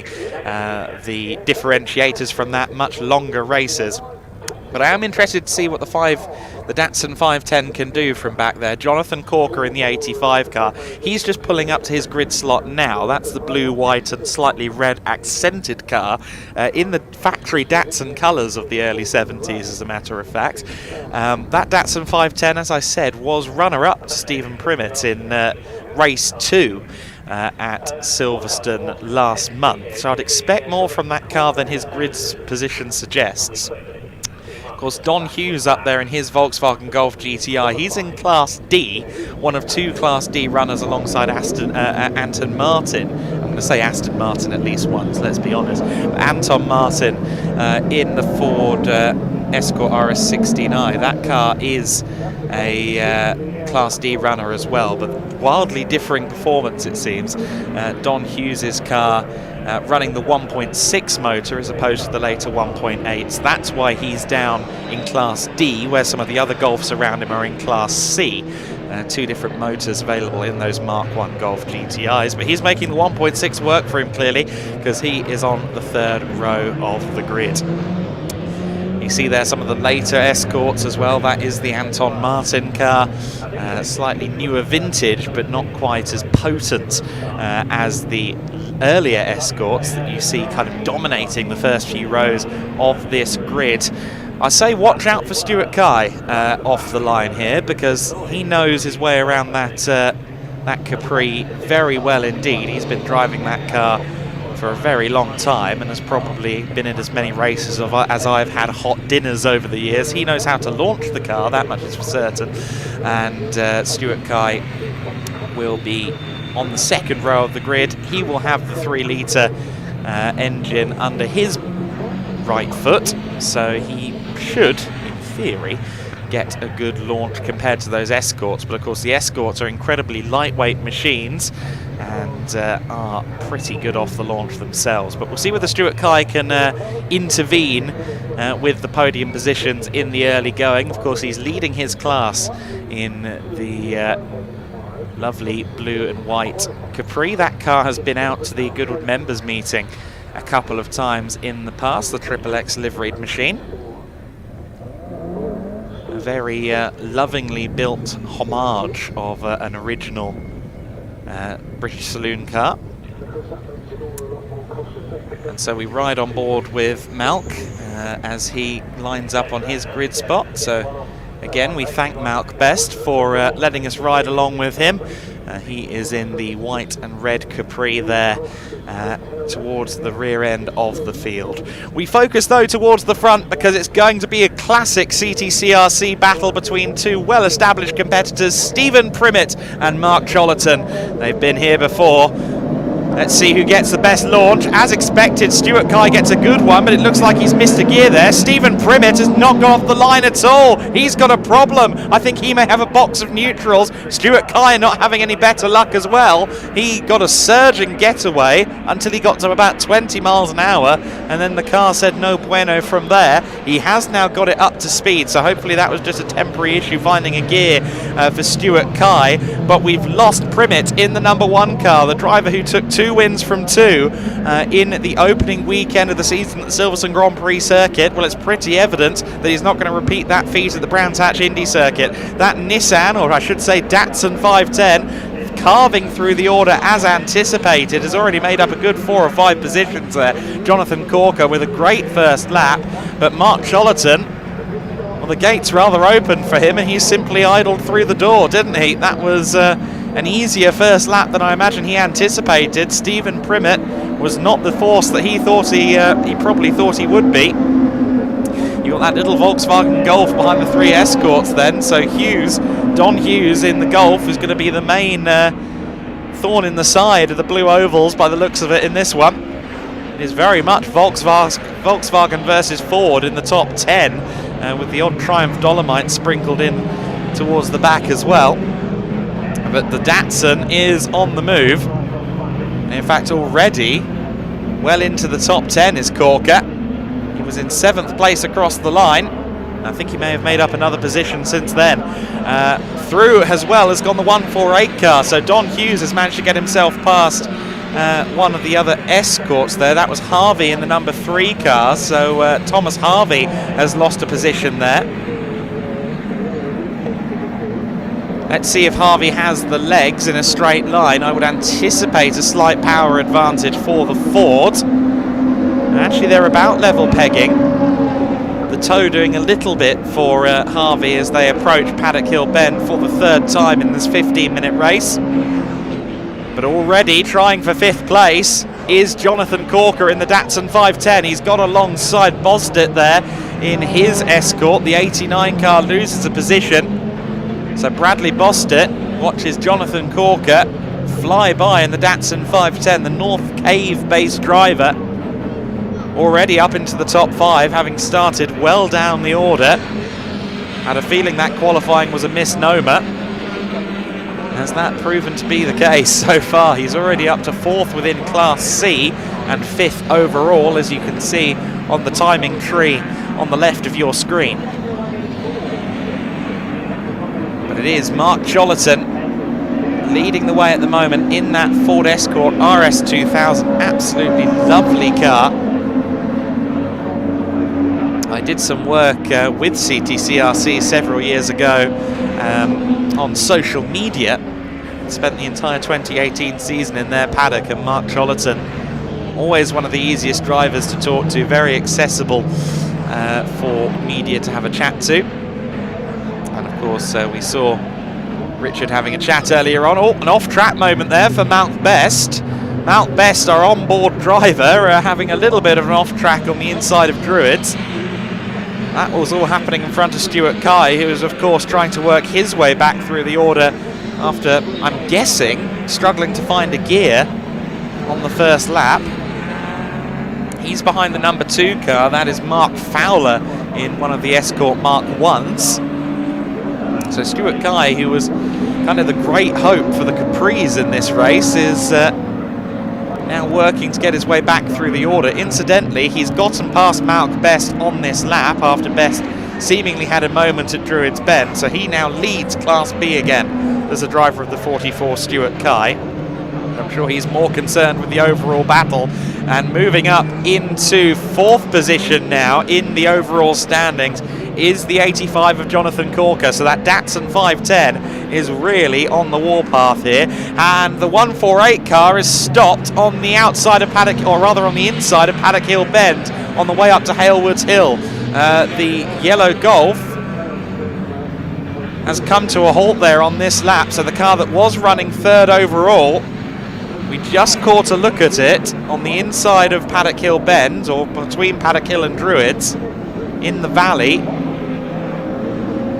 and it was stopped, and he now starts to fall through the timing screen, rather confirming what I saw. So Hughes in the 148 car has had an issue. Meanwhile, we've got a good scrap on here.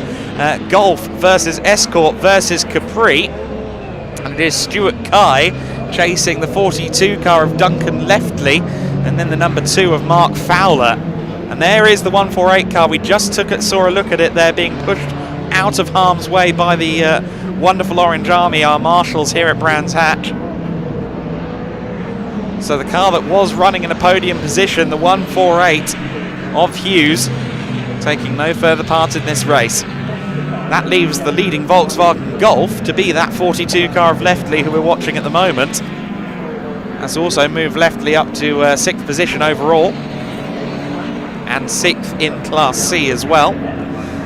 Of course, we've also now got a different leader in the Class D category. There's only one Class D car left running, and that is Anton Martin. Stuart Guy once again puts the pedal to the metal in the big 3-litre Capri, not really closing in on the Escort ahead of him. Fowler, perhaps the power versus weight situation, just kind of creating a level playing field, but Stuart Guy obviously proving that he's got a little bit more pace than Fowler in qualifying. So one expects that Stuart will try and get his way through. He's still got 8.5 minutes of racing left to go, of course. And the XXX liveried 44 car is indeed on the Cooper Straight, just making up a little bit of time. It's not the most extreme of straight line speed differences, but it's certainly enough to be handy for Stuart as he tries to find a way past Fowler in the number 2. Mark Fowler then will be keeping an eye on his rear view mirrors. It's going to be side by side as they come down the Brabham Straight towards Paddock Hill Bend. Stuart Guy trying to get a nose up the inside for Paddock Hill Bend. Will he be braver on the brakes? He is. It's going to be side by side with the inside line falling to Stuart Guy.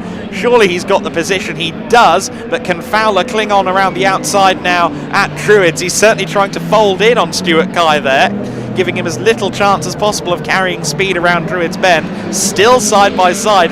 Can Fowler keep his nose on the inside for Graham Hill Bend? Brilliant defensive driving, if so. That's exactly what he has done, but now the power of the Capri from the outside line goes Stuart Guy.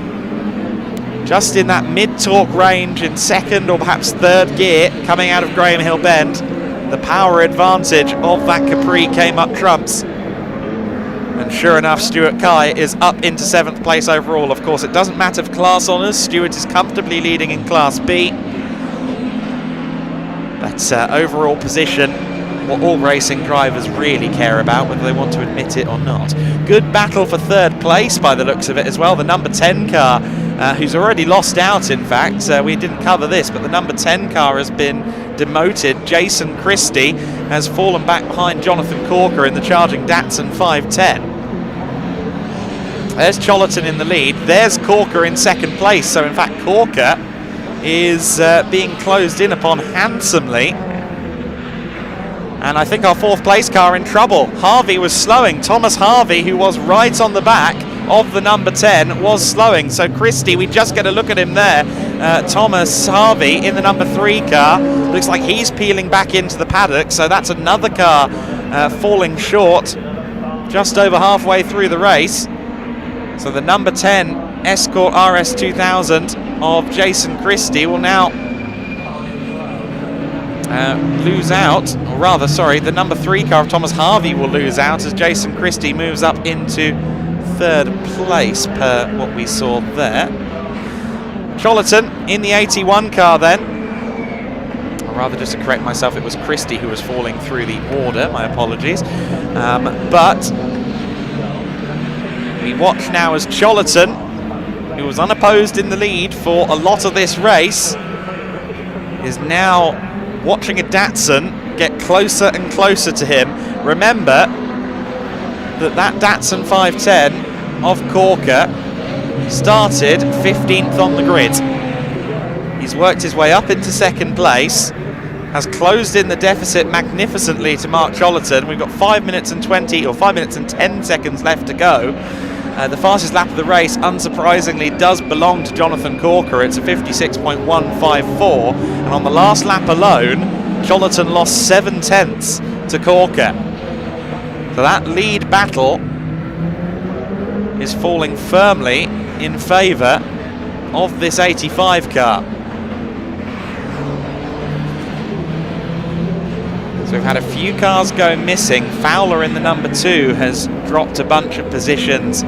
I believe he's back out there on circuit, but I think he may have made a visit to the pit lane. Fowler and both Fowler and Christie have had issues. Of course, Christie was the car that we saw pulling up a minute ago. So Jason Christie, who was running within a shout of podium contention out of this race.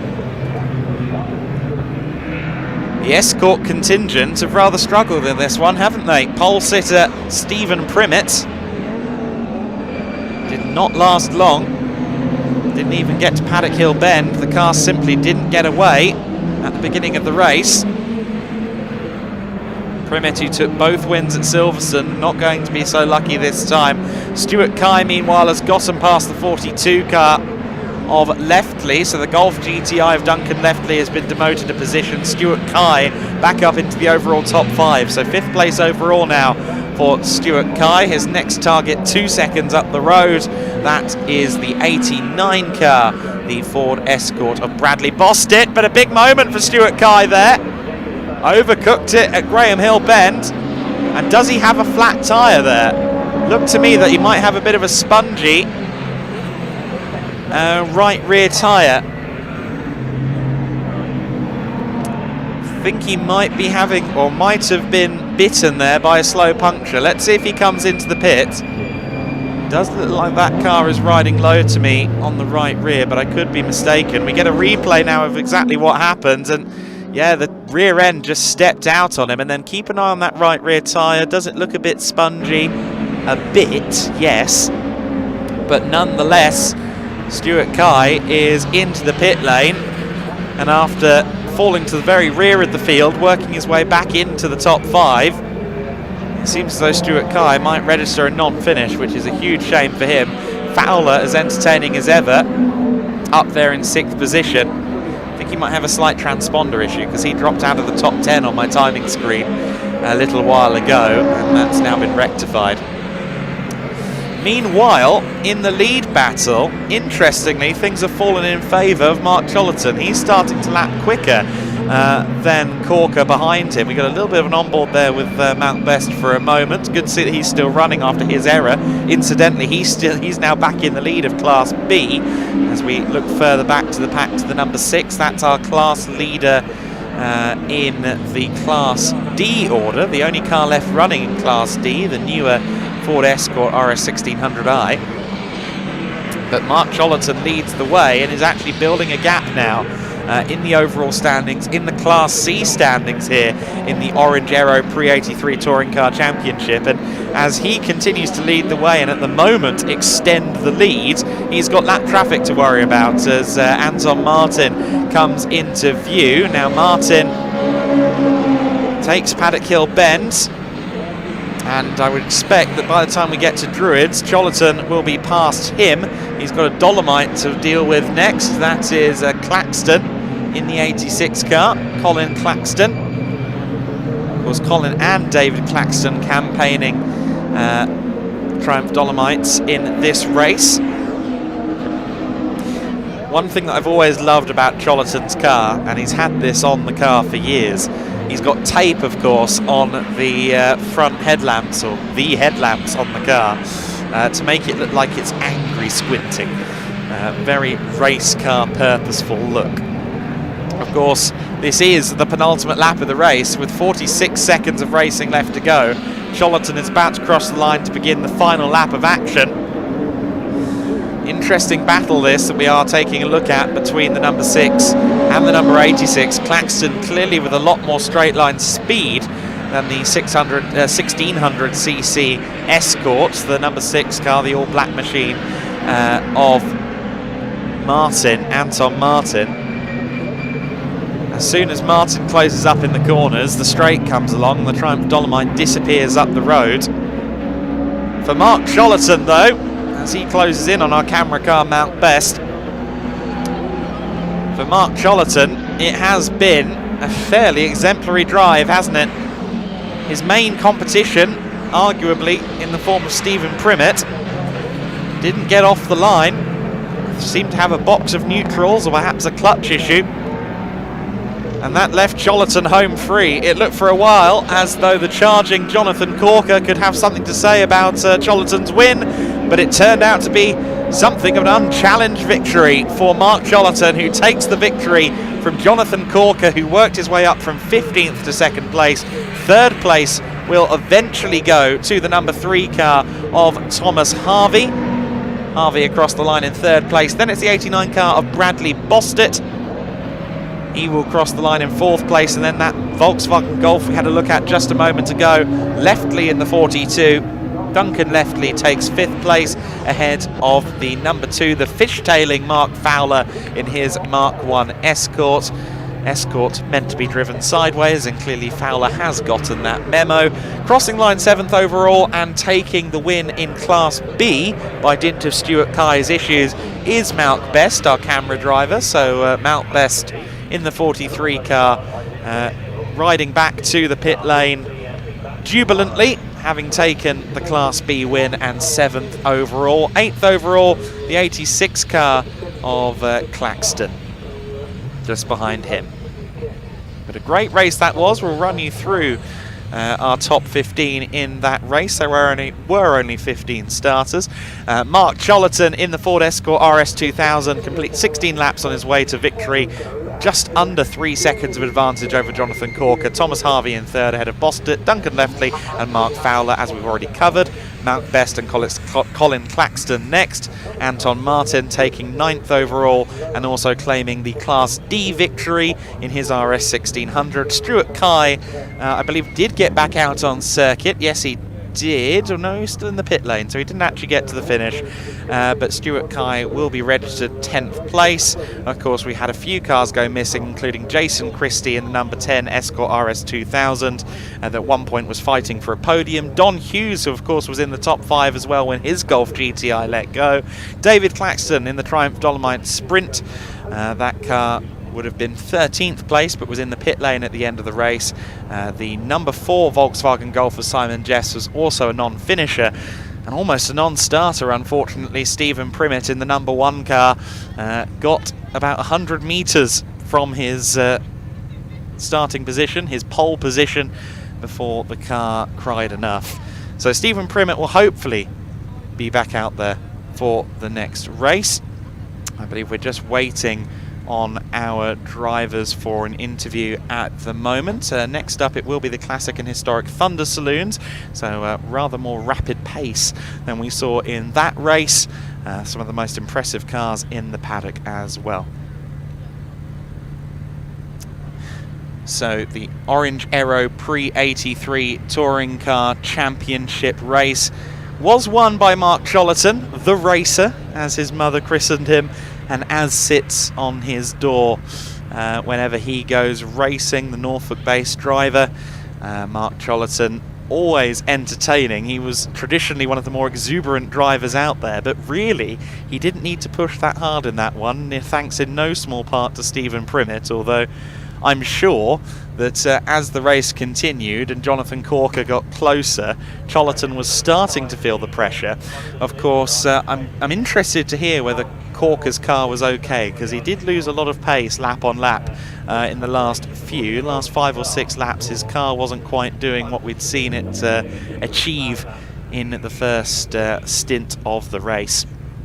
But that was a wonderful look at some of the best boy racer cars, as Richard put it earlier on, of the late 70s or mid to late 70s into the early 80s in the Pre-83 Touring Car Championship.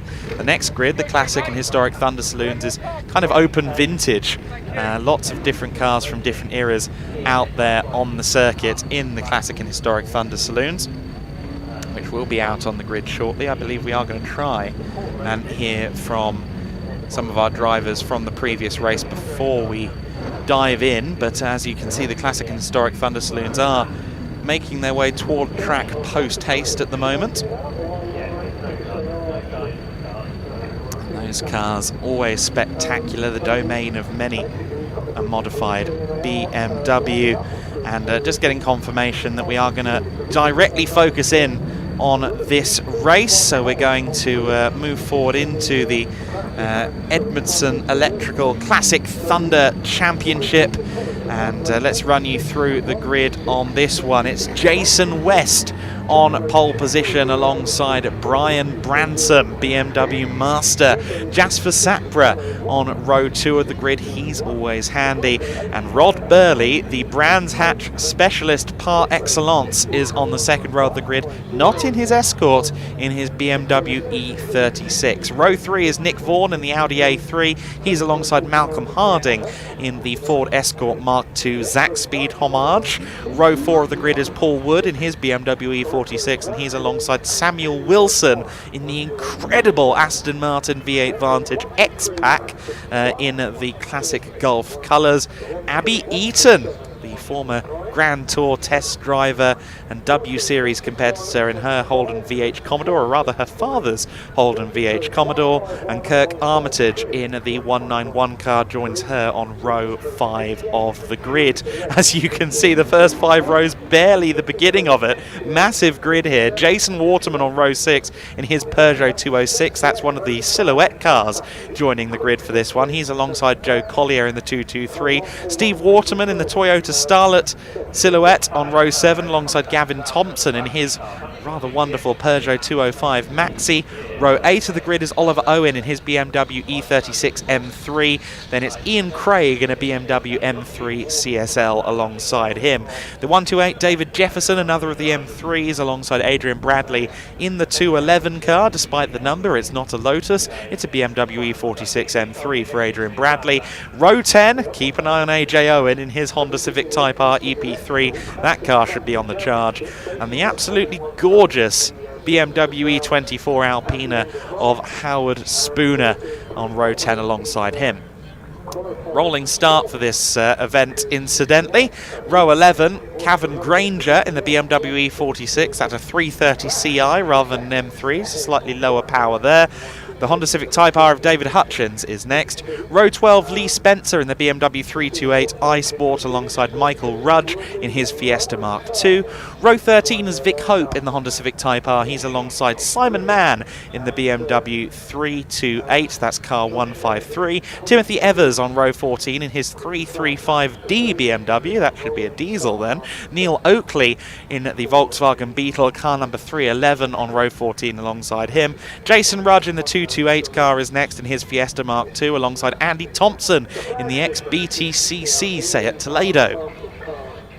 And that more or less brings us to the back of the grid, but we do have a couple of more rows. In fact, we have exactly one more row with just one car on it. That is Ronan Bradley. Now that's a car that's qualified out of position. The fast Irishman in his BMW E36 M3 will no doubt be working his way through the order. From row 16 of the grid, Andy Thompson, also someone I expect to charge through the order. So plenty of cars, I would say, have qualified a little bit shy of their true potential.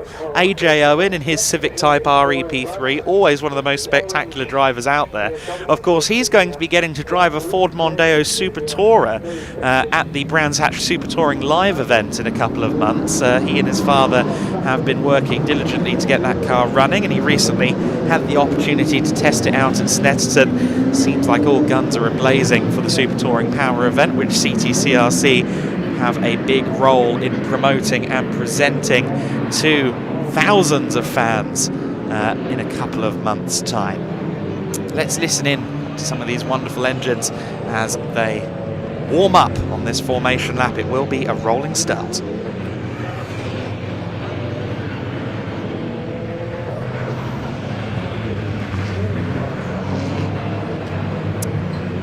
So then the cars making their way towards what will be a rolling start. Some of these cars, especially the sharp end of the grid, are producing otherworldly amounts of power. And the last thing you'd want to do is try and run all of that power through a standing start in some instances. So you see some of the wonderful variety we've got here. That wonderful Holden VH Commodore of Abby Eaton just going through shot there. Of course, that car is a Bathurst V8 or Bathurst Group A era homage. And you see some of the silhouettes there, the 206s and the Toyota Starlet of kind of Intermark and short oval racing vintage or heritage. And we are about to get going with this rolling start. The race is getting underway, has already gotten underway. We are racing, and it is a rolling start in the classic Thunder. Oh no, we've got another lap. I apologise. 2 formation laps. Obviously that was written somewhere and I didn't see it.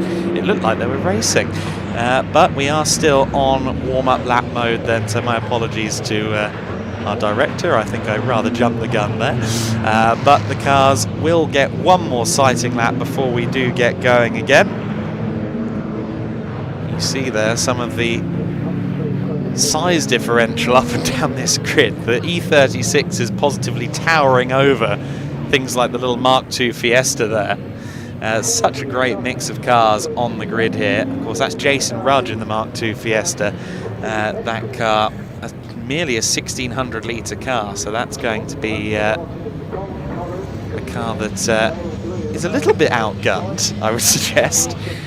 Interesting to see Jason Waterman in his 206. I've just spotted that he's an Isle of Wight resident. I grew up in the Isle of Wight, so I'll be quietly cheering on that Peugeot 206 of Jason Waterman then.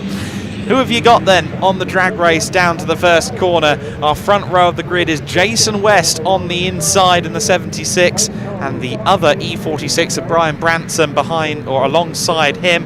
2 E36s follow from Jasper Sapra and Rod Burley.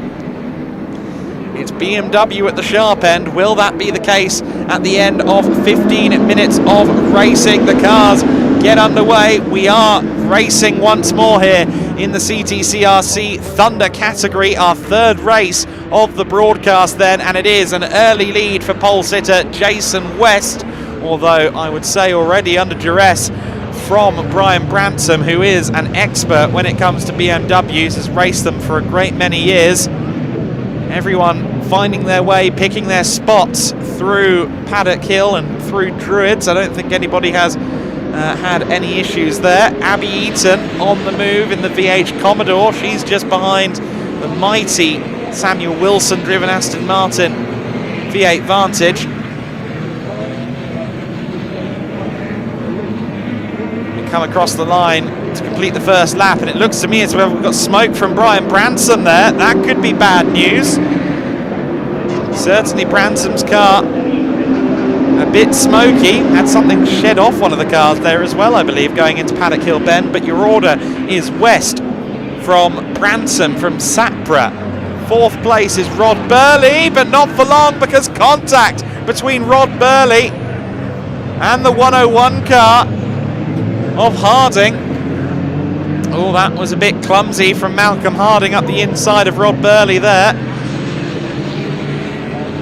They both tried to take the apex, and, well, neither party succeeded in doing so. That could definitely be seen as a 50-50. We'll have to see how that one is judged ultimately, but nonetheless, safety car has been deployed.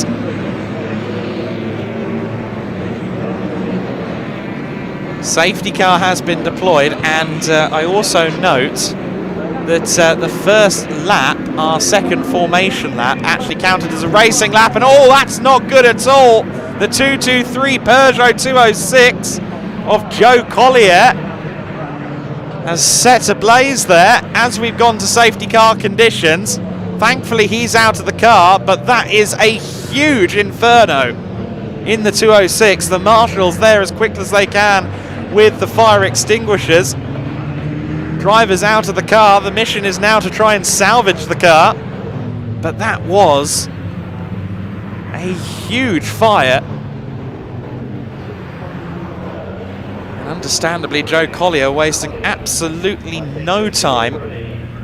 Red flag has been put out there, as you can see. Unsurprisingly, that car was ablaze in no uncertain terms. Here's the reason we initially went to safety car. It's because Rod Burley is firmly stuck in the gravel. But no sooner did we go to safety car than we had just cause for a red flag. A big moment for Joe Collier. Glad he got out the car as swiftly as he did. Jason West then was our race leader. We'll have to see how this is handled by race control. Usually so early in the race one would expect a complete restart, but as we can see, the main issue we've got right now is simply trying to get this car to cool down effectively. There's still fire through the smoke at the moment. That's going to take some calming down. The good news is that Joe Collier is out of the car. Was out of the car swiftly, but of course his his safety will be #1 priority for himself and everyone else, but I feel there will be at least a part of Joe that's sitting there looking at the car and feeling very, very upset about what he's seeing. It's never easy to see your pride and joy go up in smoke like that. Rod Burley has been towed from the gravel. Will no doubt join the rest of the grid parked up at Clearways. The trackside recovery team here at Brands Hatch called into action, and the marshals, the Orange Army.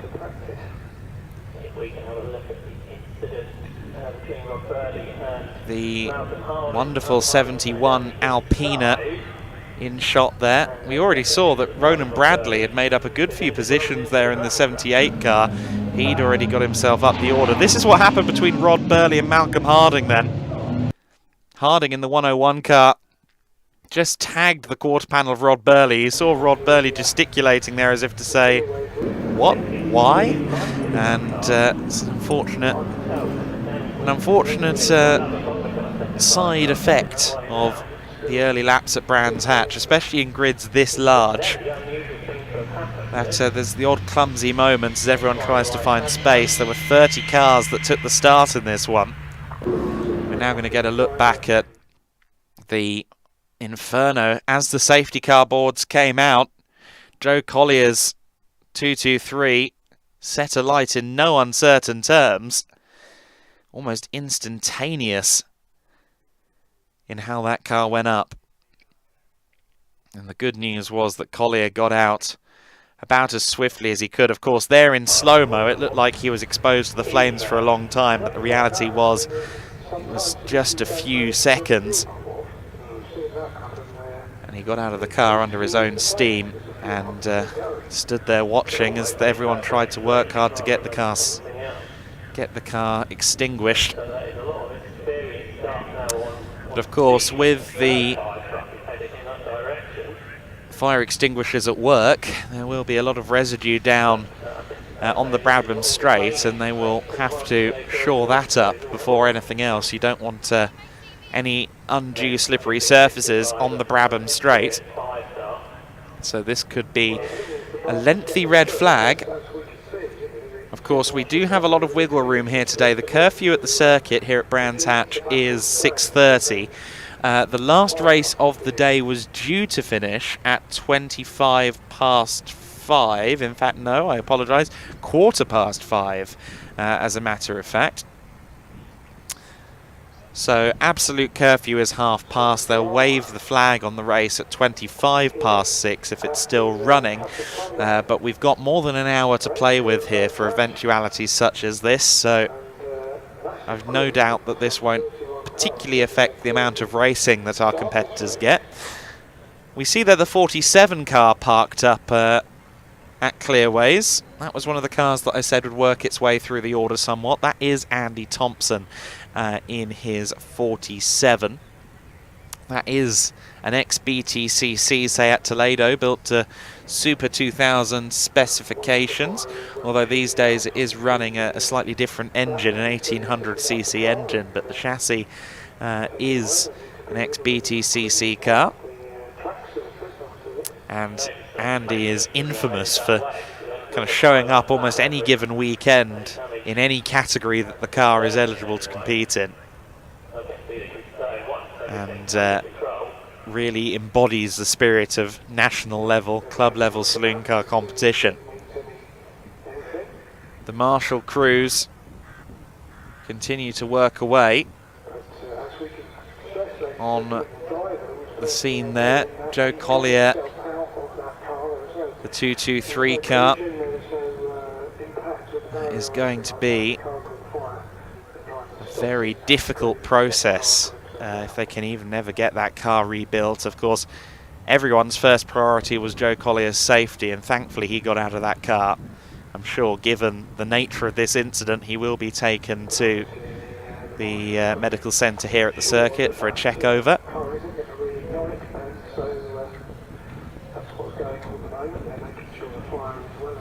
So this race has been paused. Red flag conditions here at Brands Hatch in the CTCRC Classic Thunder Championship presented by Edmondson Electrical.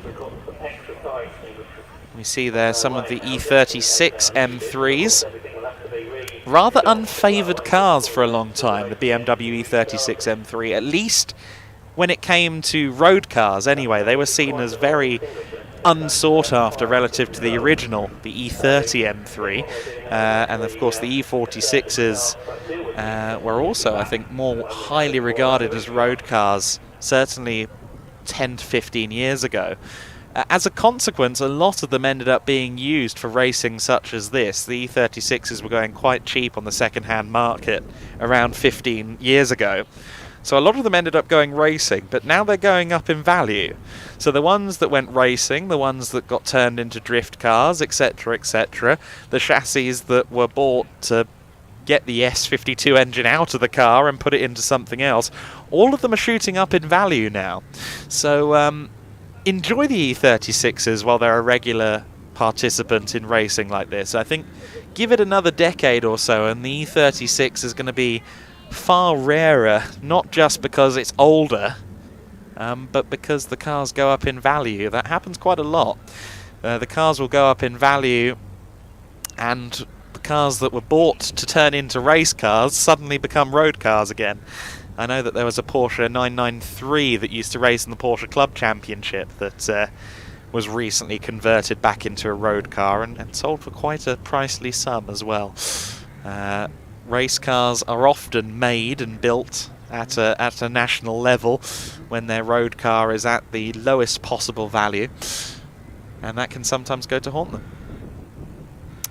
And I understand that as this red flag continues, we are going to go into the pit lane with Ian Waterhouse. We're going to get some insight from competitors from the 2-hour British Endurance Championship race that's coming up later on. So let's go down to Ian.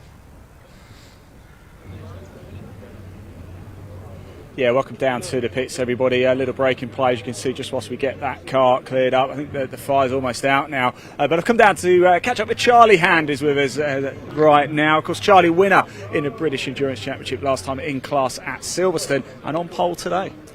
Yeah, it's been a good weekend so far. We're P3 overall as well, which is higher than we thought we would be, so we're on the pace. Hopefully we can stick with the GT3s just a bit at the start, but I reckon they'll be gone after a couple of laps. Yeah, pole in class, we must say. Now, you're going to very kindly take us through your car here. Now, I remember you racing in the Citroen Saxos. Oh, how things have changed, eh? Yeah, a little bit of an upgrade. I was actually here last weekend in the Saxos with a team, like giving them a shakedown and stuff. It's just crazy, like the sort of parallel difference in the cars. But yeah, we'll give you Let's go have a little look round the car. First of all, Ferrari, but for those not completely au fait, give us the specs for it. So it's a 458 challenge car. It weighs about 1,300 kilos. It's got 50 brake horsepower, so just a little bit more than a Saxo. Obviously, we've got all the aero kit, diffuser, massive rear wing. I mean, this is huge, isn't it? That could probably, fly with that if you chucked it out for a plane. Last naturally aspirated V8 that Ferrari made in the back. Revs to 9,000 RPM, which sounds good when you're going round. I'd ask if we could rev it up now, but we won't be allowed to. Yeah, maybe not. Go and have a look in the old cockpit. Left-hand drive as well? Yeah, left-hand drive. The Clio was left-hand drive as well, so it was pretty easy to adapt to this. But from the Saxo to the Clio, that was like a big thing. Just trying to sort of judge where the curbs are as well is really hard because you're so used to driving on the right-hand side. It's sort of a big difference. It was quite funny actually when I switched over to the Clios in left-hand drive. I went to drive to college the next morning and I got in the passenger seat instead of the driver's seat because I forgot it was on that side. But yeah, so you've got obviously sequential gearbox, paddle shifters, you've got your traction control, everything. You've got your flasher lights, get them out of the way quicker. Do you actually use that tactic? We do see it, don't we? Does it actually put drivers off, do you think? I think it just makes them more aware that you're actually behind them because obviously when you're in the zone, you ain't focusing on what's behind you. So just a little flash, especially because I'm quite low down as well, just gives those cars, those TCRs that are a little bit higher up, just awareness that I am here and I'm probably going to overtake them soon. How does it work then? Because there's three of you, isn't there, in total? And I mean, if you and me shared a car, for example, we completely have to change the seat position. You're like almost a foot taller than me. Yeah, so the seat's actually on rails.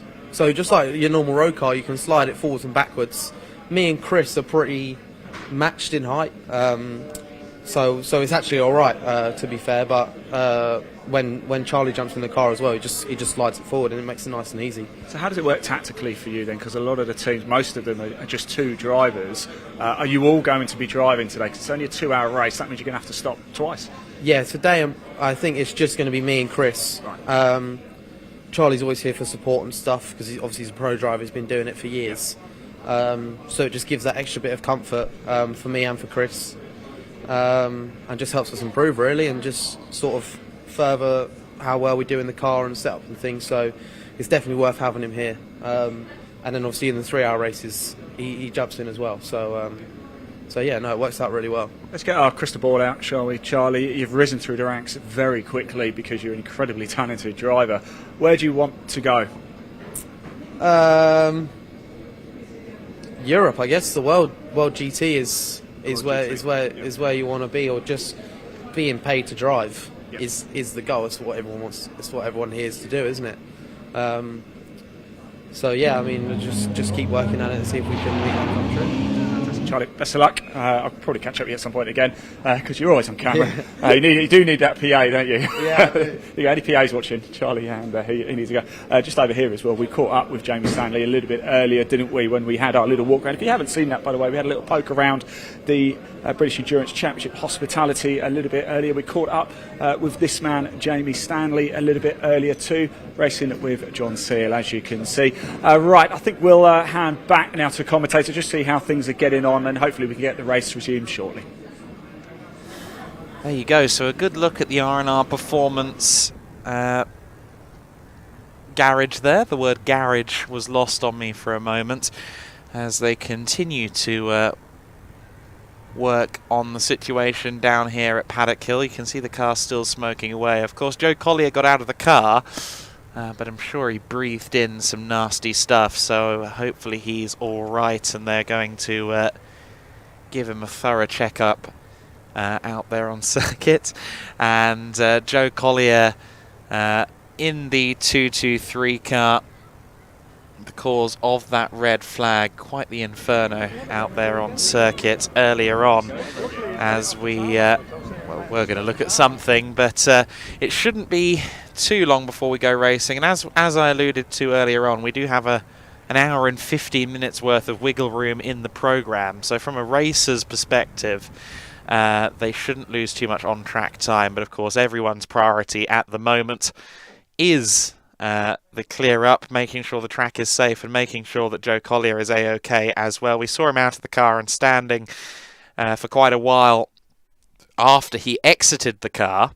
He was probably in there for a good 5-6 seconds in those flames, but he was up and standing afterwards, so hopefully he is all right. But inevitably in a hot fire, a fuel fire like that, it's there's always the chance of breathing in some rather nasty stuff, so hopefully he's all right. But we will see that car loaded up on the flatbed. We will be back underway, I have no doubt, in not too long. It was a 15-minute race, and they were only 2 laps in at the time of the safety car and then the red flag. So one would expect that should they get the race back started, they'll probably just reset it again and go back to 15 minutes, as was the original length of time for the race. Of course, we got a look there at the R&R Performance Garage. That's very much a Ferrari specialist outfit within the British Endurance Championship grid. And we spoke at length to the Ferrari 4058 driver of Charlie Hand. And Charlie Hand will share with Chris Goddard, who has been racing Ferraris for quite some time. He's got a signature colour scheme of the Italian blue with the tricolor, and that was also adorned to his Ferrari 355 challenge car that he raced in the Ferrari Classic Championship for quite some time, and I believe continues to do so alongside the 458 program and the newer 488 car of John Seal and Jamie Stanley, as we saw, parked alongside it in the garage. The 488 is, of course, a much different car from the 458, as Charlie Hand told us. The 458, the last naturally aspirated Ferrari Ferrari of that lineage anyway, the so-called baby Ferraris, the 458, powered by a 4.5 litre engine, as he said, around about 550, 560 brake horsepower, a 3.9 litre turbo engine in the 488, which is good for 670 brake horsepower. So those Ferrari challenge cars not lacking in grunt, that much is for certain. And certainly around some of the circuits where straight line speed is more of a factor, you can see those challenge cars in the hands of the right people battling with GT3 machines. Here at Brands Hatch Indy, the downforce of the GT3 should come up trumps. So we'll have to wait and see how that 2-hour race plays out. Of course, strategy and consistent pace across the driver lineup, the key factors in the 2-hour endurance race later on today.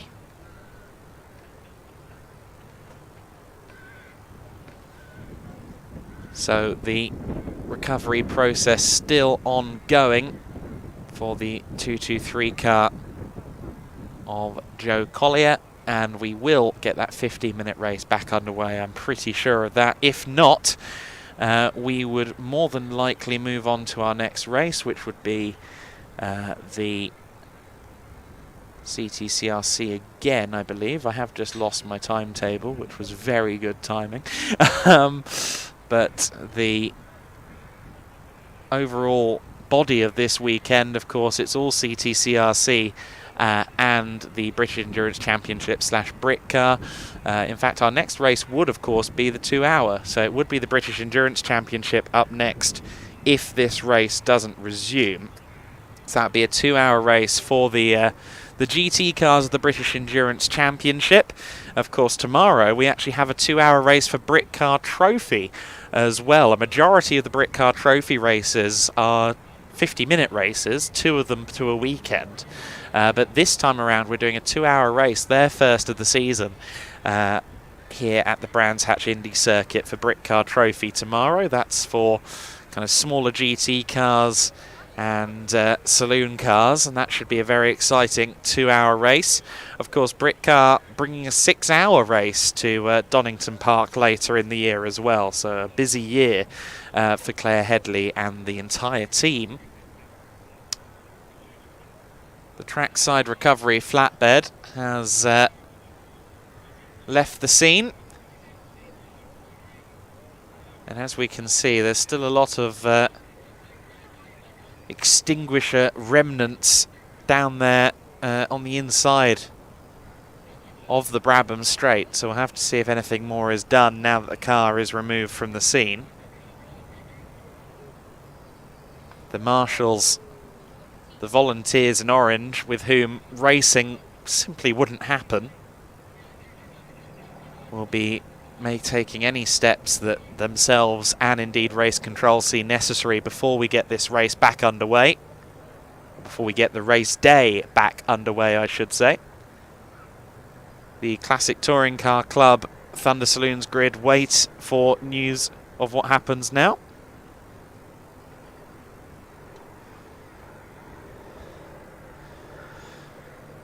I'm hearing that there will be a little bit more of a delay here, purely because, as we were just discussing, there is a lot of extinguisher powder still on the racing surface, so it is going to be a little while yet before we get this racing back underway.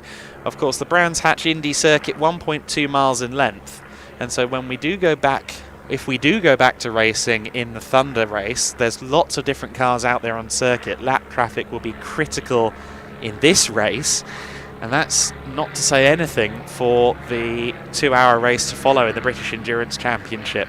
Some of the most spectacular moments in Brit car history, going back a long time, have happened here at the Indy circuit, just because there's not that much room for manoeuvre, if we're being candid.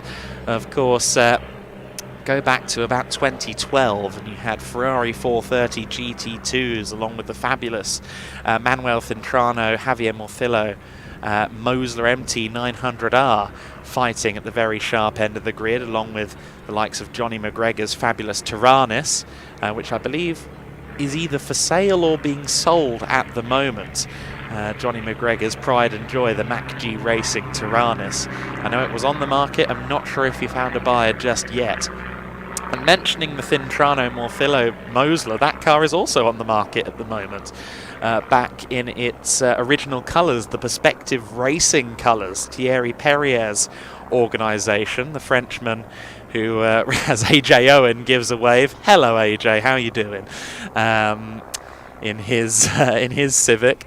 But yeah, that Mosler is on the market at the moment. Thierry Perrier, a long-time racer at Le Mans back in the 80s, the 90s, into the 2000s even. But that was when I got into what was then the Brit Car Endurance Championship, now the British Endurance Championship, incidentally. I first went along to one of their events in 2011. As we see the cause of the continued delay, that is simply too hazardous, I think, for them to not try and tidy up a little bit. Any chance of having a slippery surface out on circuit, they need to try and nip in the bud as best they can. And you can see the tractor is being brought in to do that at the moment. Yeah, my first time attending a Brit car event was the 2011 Donington round in May, when they happened to have the Boss GP Championship as their support event. So that was the proper full-bore Formula 1 cars, some of them with Judd GV motors, 4-litre V10s, swapped in instead of the original units. That was one of the best weekends, honestly, that I ever attended. The Brit car grid at the time was incredibly strong, with the likes of the MJC Ferrari 430 GT2. That was the car that Witt Gamsky drove to so much success in Brit car in the early to mid 2010s. And then you had the Signia car as well, the McClerney family. Virgo Motorsport is the word I'm looking for. The Virgo Motorsport Ferrari 430 GT2, a smorgasbord of Moslers. Such an incredible time in what was then, as I say, the Brit Car Endurance Championship. Of course, the British Endurance Championship these days, resplendent with GT3 cars, that incredible Aston Martin Vulcan. Take a shot for every time I talk about that car during the 2-hour race. Gleb Stepanovs and Stephen Tompkins racing the Venture Innovations Aston Martin Vulcan. When that 2-hour race begins later on. That car, of course, powered by the incredible sonorous 6-litre V12, that Aston Martin Vulcan. A very rare car indeed. It's the only Vulcan in the world that consistently races. It's not the only one to have ever raced, because there was the Aston Martin Festival at Le Mans in 2018. I believe at least 3 of them, if memory serves me correctly, including Gleb Stepanov's car, raced at the Le Mans circuit a few hours before the 24-hour race in 2018, along with GT3 cars, the V12 Vantage GT3s, the then new Vantage GT3 that is the current model today, and even a few of the DBR9 GT1s as well. Those are special cars, as I'm sure many of you can attest if you attended last week's Goodwood members meeting. Of course, they had a GT1 exhibition, and there were 6 cars, 6 Aston Martin DBR9s in the GT1 demo during the members meeting, and that is half of the cars they ever built. There were 12 chassis and 6 of them were at the members meeting. Also at the members meeting in that demo was the Corroy's Marcos LM600, And that is a car that was recently rebuilt after an 11-year absence. Coroiser, former British GT champion along with Callum Lockie many years ago, had a mighty crash in the LM600 called La Bomber, affectionately, with its multicoloured, very 90s livery, or very early 2000s, I think. That car was practically written off at the start of 2012, and they've gradually worked to rebuild it. They got the invitation through to go to members' meeting this year, and that was the incentive to finish the project. So one of the most famous cars in UK GT racing history, one of the most famous GT cars in the history of the Dutch Supercar Challenge, is back out there and racing for the first time in 11 years. I know that Coroiser has plans beyond members meeting. I think I would be hunted down by the Marcos Owners Club if I said exactly what they were, but I do have an inkling. But the LM600, an incredible machine, which I got to talking about through the Vulcan, which was quite the tangent. But of course that Vulcan with the 6-litre V12, it does share some DNA with those fabulous DBR9s of the 2000s with the V12 Vantages as well, albeit a lot more powerful and with a lot more downforce than a GT3 car. Of course, there's the BEPI system, kind of the equivalent to balance of performance in the Brit Car Endurance Championship, or in the British Endurance Championship, I should say, as well as Brit Car Trophy. And that is why cars like the Vulcan are able to compete in the British Endurance Championship. It allows the top class of BEC to be more than just GT3 cars, which is so sorely needed when you think about it. So much racing is GT3 based, and that's because it's a formula that works. Of course, it's the most popular GT category in the world alongside GT4 for good reason. But it's always good to see cars of different backgrounds sharing a category, isn't it? That was one of the most intriguing things about Britcar days past and to this day. It's a critical part of the BEC DNA, I think, for the spectators, to see the GT3s going up against some of the most spectacular GT cars from other pastures. Of course, the Mack G Tyrannus being a prime example of that, and it's a shame that Johnny McGregor is likely not going to be out in that one again anytime soon, although I think he kind of said, well, if I sell it to someone who wants to race it, I'm going to volunteer humbly as a co-driver. And considering he drove the car for 11 years, I think he would be a safe pair of hands.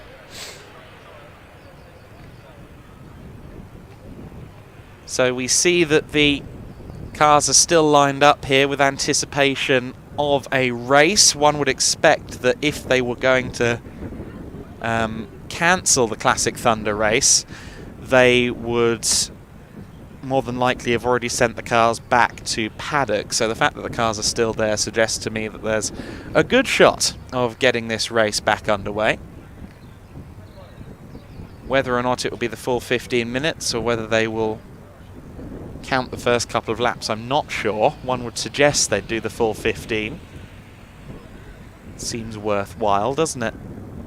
But you see the recovery of vehicles are slowly making their way back, but I believe work's still ongoing to try and clear the extinguishant from the inside of the Brabham Straight. Of course, on the big grids, that's where someone needs to start as well. So many reasons why that needs to be completely shored up before we go back to racing. You see the flatbed returning to base as well. I was at Brands Hatch last weekend for the season opener of the Fun Cup Championship, and I believe that very flatbed that we see reversing now at Surtees was actually stuck on the grass on the outside of Clearways, just a couple of meters below the Brands Hatch GP loop. That was because they lined up the car to... Well, they lined up the flatbed to recover a car that had become stranded, and it had been raining in the morning, and while the truck was parked on the grass, it started raining again. So what happened was the car became beached, or the truck, I should say, became beached on the wet grass, and they actually had to get one of the four-wheel drive pickups to tow the big flatbed back out of situ. So what was going to be a fairly routine safety car period of probably about 5 minutes ended up going over 20, just because the heavens opened at the most inopportune of moments.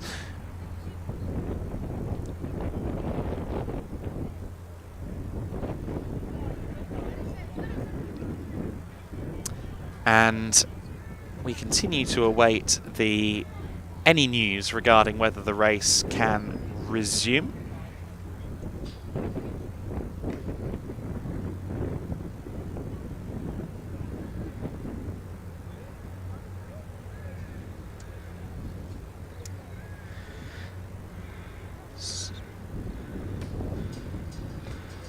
So we still await information from the paddock here. Of course, Richard, Ian and the rest of the team here on the BARC TV crew will work hard to find information. I have the lazy commentary box job where I don't actually have to leave and do that kind of thing, which, if we're being honest, probably suits me. I'm the least athletic member of this crew by some margin.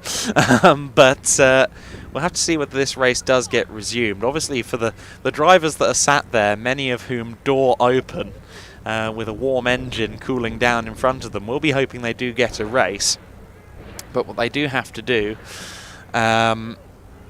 is just see what's best for the programme. Of course, this has been a lengthy delay. We do have a curfew here at Brands Hatch. Checkered flag has to go out at 6:25. Cars have to be off track by 6:30. So I think the drivers, given the circumstances, many of them would have seen the fire, will be cognizant of the situation, aware that their race may be scrapped. Hopefully that's not the case.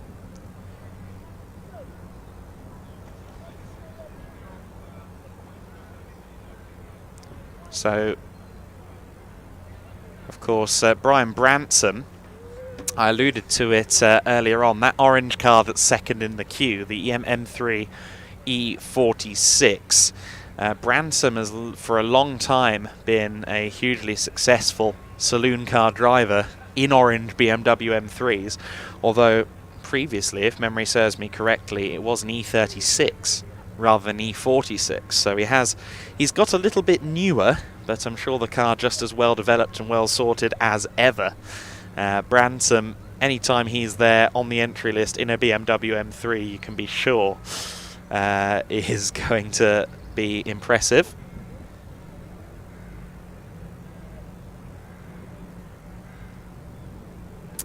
And seeing on the live chat some people laughing about the situation I described last week with the flatbed.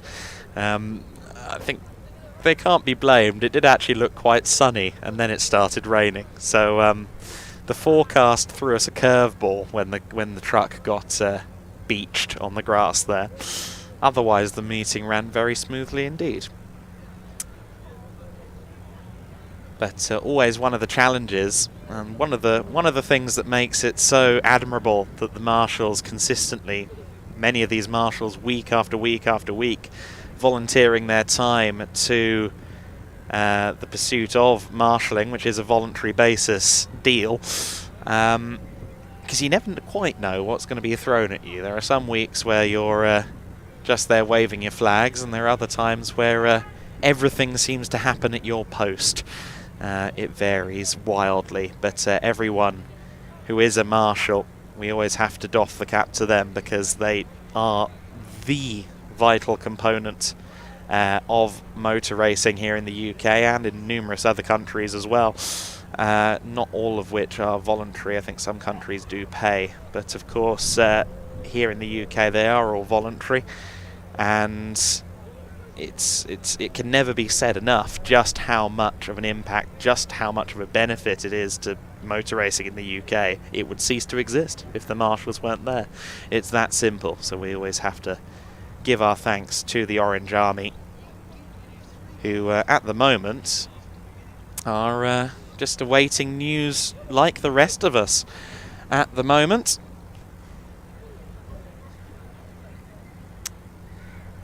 And as soon as we have news, of course, we will bring it to you. I'm sure that the 2-hour British Endurance Championship race will receive priority as such. They will make sure they get those full 2 hours in comfortably.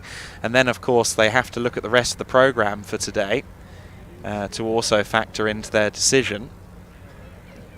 And there are a couple of more CTCRC races due after the British Endurance Championship race. You've got the pre-66s scheduled for 4:30, and the CTCRC pre-93, pre-03 and Blue Oval Saloon Series due to start at 5 p.m. I dare suggest those races will definitely take place a bit later than that at this stage, but we want to get both of those in before the 6:30 curfew, of course.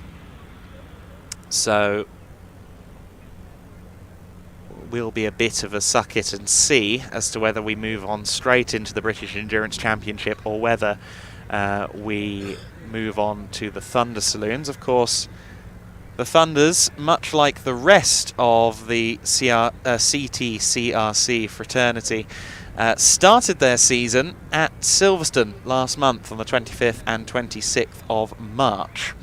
And in the Classic and Historic Thunder, race 1 was taken by Jason West, our pole sitter for today. So West comes into this one with the form. Brian Bransom in race 1 did follow behind him. And then in race 2, it was again West and Bransom. Neither of them parted by more than 3 seconds in either race. So West and Bransom have already marked themselves as favourites in Thunder this season. Of course, the season opener for the BEC was on the same weekend as well, the British Endurance Championship, with a 3-hour race to commence their season, and it was Claude Beauvais and David McDonald that took the win in that season opening 3-hour. They were in a Mercedes GT3 car entered by the Blackthorn outfit. Now, Blackthorn were entered this time with David McDonald joining Andy Stocco in a Lamborghini GT3 car, Lamborghini Huracan, but I'm of the understanding that that car isn't here this weekend. So that leaves the door potentially ajar for Peter Urseg and Marcus Clutton in the Audi R8 GT3 from PB Racing, the car that came second at Silverstone last time. Just the 2 cars expected in the top category, with the Aston Martin Vulcan joining them of Gleb Stepanovs and Aston Martin driver coach Stephen Tompkins. But of course, you have to keep an eye on the likes of the hugely experienced John Seal and the talented pro Jamie Stanley in Class B as well when it comes to overall honours. They are alone in Class B this weekend, but as long as that car runs smoothly, that is definitely an overall podium contender. We've got the interesting addition of Maurice Henry and Daryl De Leon in the Team Hard Audi S3 NGTC car in this one. Of course, they were out at Silverstone as well in that machine. But the Audi S3, one of the more, I would say, striking NGTC cars that have come about so far in that category's history. It's always unfortunate when a championship says this is the next-gen touring car, or in America in the supercars, in America in the NASCAR, of course. For 2007 they unveiled the car of tomorrow, and after 5, or in the case of NGTC, 10 years, still calling it the next-gen touring car feels ever so slightly like a misnomer, doesn't it?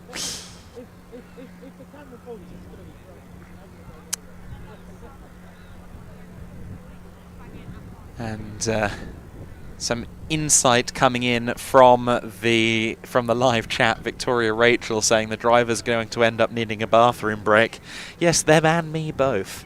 But Nomex racing suits and racing seats are designed to be relieved in longer stints. The award-winning documentary Top Gear, and I say that with a lot of facetiousness, of course entered the BritCar 24 Hour in 2007, and we got Jeremy Clarkson doing just that.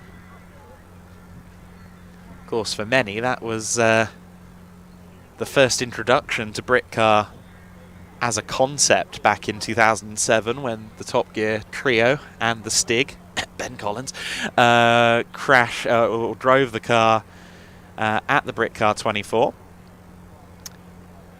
And of course it'd already been running for numerous years before that. You go back to some of the earliest days of the EERC, the European Endurance Racing Club, in the BritCar category, and you find some incredible cars. Rick Wood in his Opel Astra DTM, for example, the car that he ran in BritCar and in Dutch Supercars to lots of success in the 2000s.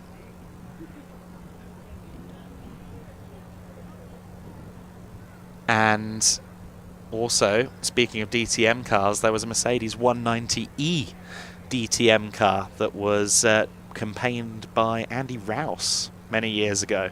I think around 2004 we're going back to there, with the early days of BritCar. And the category has flourished again in recent years under the tenureship of Claire Headley. And it has been great to see the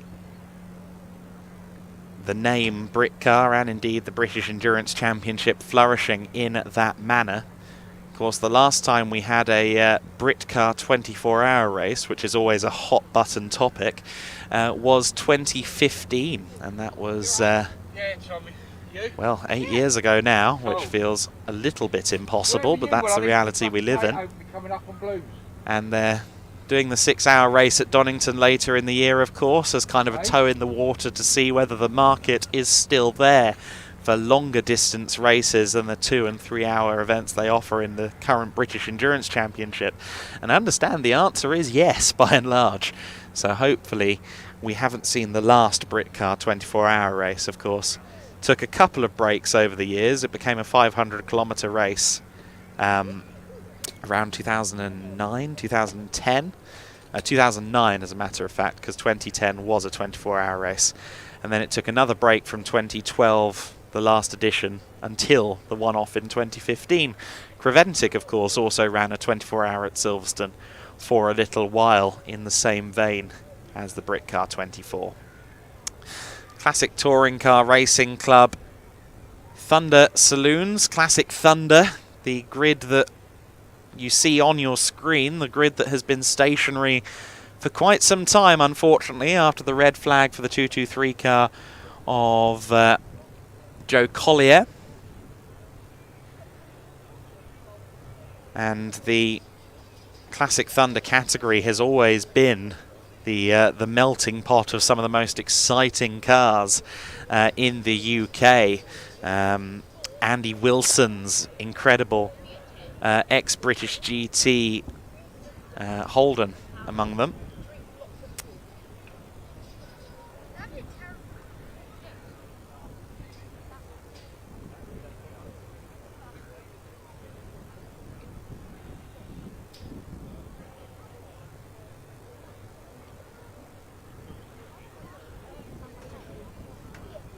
So just getting a little bit of an update in my ears there, sorry for pausing, but just getting an update regarding why these cars are yet to have moved away from this position. Basically, they need to replenish the fire trucks. They used most of the extinguishant in Western Kent to get that Joe Collier car calmed down, and now they've got to replenish the fire trucks before they move these cars for safety reasons, of course. Even if the race isn't resumed and they simply put the cars back into Parc Fermé, then they need to have the proper fire extinguishant materials on hand just in case anything else happens.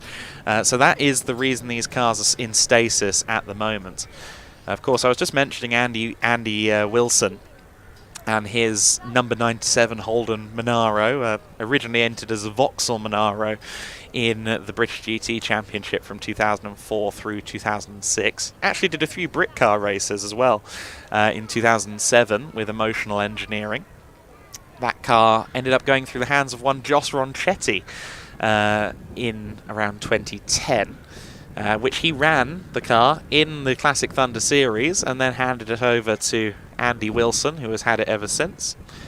Of course, another Aussie-style V8 is the Andy Robinson Ford Falcon. I say Ford Falcon, it's Ford Falcons. He's got 2 of them, if not 3. I feel like he might have got a 3rd. But he has often been the flag bearer for all things Aussie V8s in Classic Thunder and just in the UK in general, going back to the days of the LMA Euro Saloons even. Andy Robinson was there with his Ford Falcons, and of course joined in the pursuit of bringing Australia to the UK by Alex Sidwell, who is not based far away from Brands Hatch, and last count I think he had 7 Holden V8 supercars. I think there might be an 8th these days, I'm not too sure. But Alex Sidwell, another proponent of Aussie V8s, V8 supercars here in the UK, and Rick Wood of course has one now too. And there have been occasions where we have had Sidwell, Rick Wood, Andy Robinson and Andy Wilson all on the grid here in Classic Thunder. At Brands Hatch actually a couple of years ago, I remember that all 4 cars, or all 4 drivers were out with their respective cars, and that was incredible. I mean, just the sight of 2 rows of the grid taken up exclusively by 3 authentic Australian V8 supercars and 1 GT car that very much has V8 supercar DNA coursing through its veins. It was incredible. It really was. And the Classic Thunder series over the years has provided so many amazing moments and exciting cars. The Cockle Escort, you may remember as well, the famous 95 with the Lightning McQueen graphic on the door. Dave Cockle in his Escort was always spectacular too. We could wax lyrical about Classic Thunder for a long time. I really do love this category. The cars, though, are just starting to move, and I fear they are moving to make way. Hopefully we can get a race, but I suspect we may be moving into British Endurance Championship. We'll have to wait and see whether that proves to be the case, but the cars are now on the move, which is hopefully an indicator that the circuit and indeed the fire tenders are now back to full replenishment and full safety, and we can get racing back underway. The question that remains is whether or not the racing will be Classic Thunder or British Endurance Championship. I fear the answer will come in just a few seconds. Of course, these cars live in the support paddock this weekend, so they may well hook a right coming down to the end of the pit lane and then go towards support paddock, which would confirm that the race is not being resumed. Don't think there's been a race control bulletin. If there has been, I've missed it, I'm afraid. But if we don't get the Thunder Saloons, we will move on to the 2-hour race for the British Endurance Championship.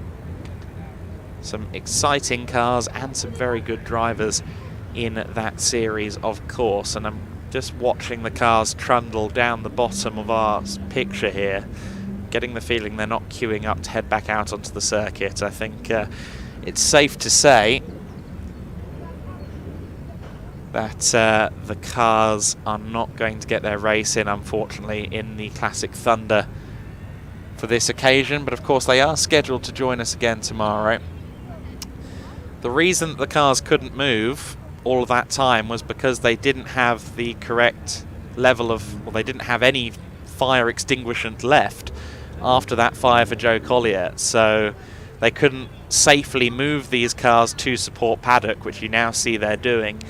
They couldn't move them safely until such time as they had the right fire extinguishant in the recovery cars. So that's why they've had to wait. It's rather cruel that they have had to sit there and wait, but it was purely a safety measure, and one that is more than understandable. So a shame that those cars won't be back out today. But we are expecting them out on circuit tomorrow at 12:20 p.m. on the schedule on Sunday. The classic and historic Thunder Saloons race should take place. That will be our third race of the broadcast on Sunday, after Jaguar Challenge and pre-83 action.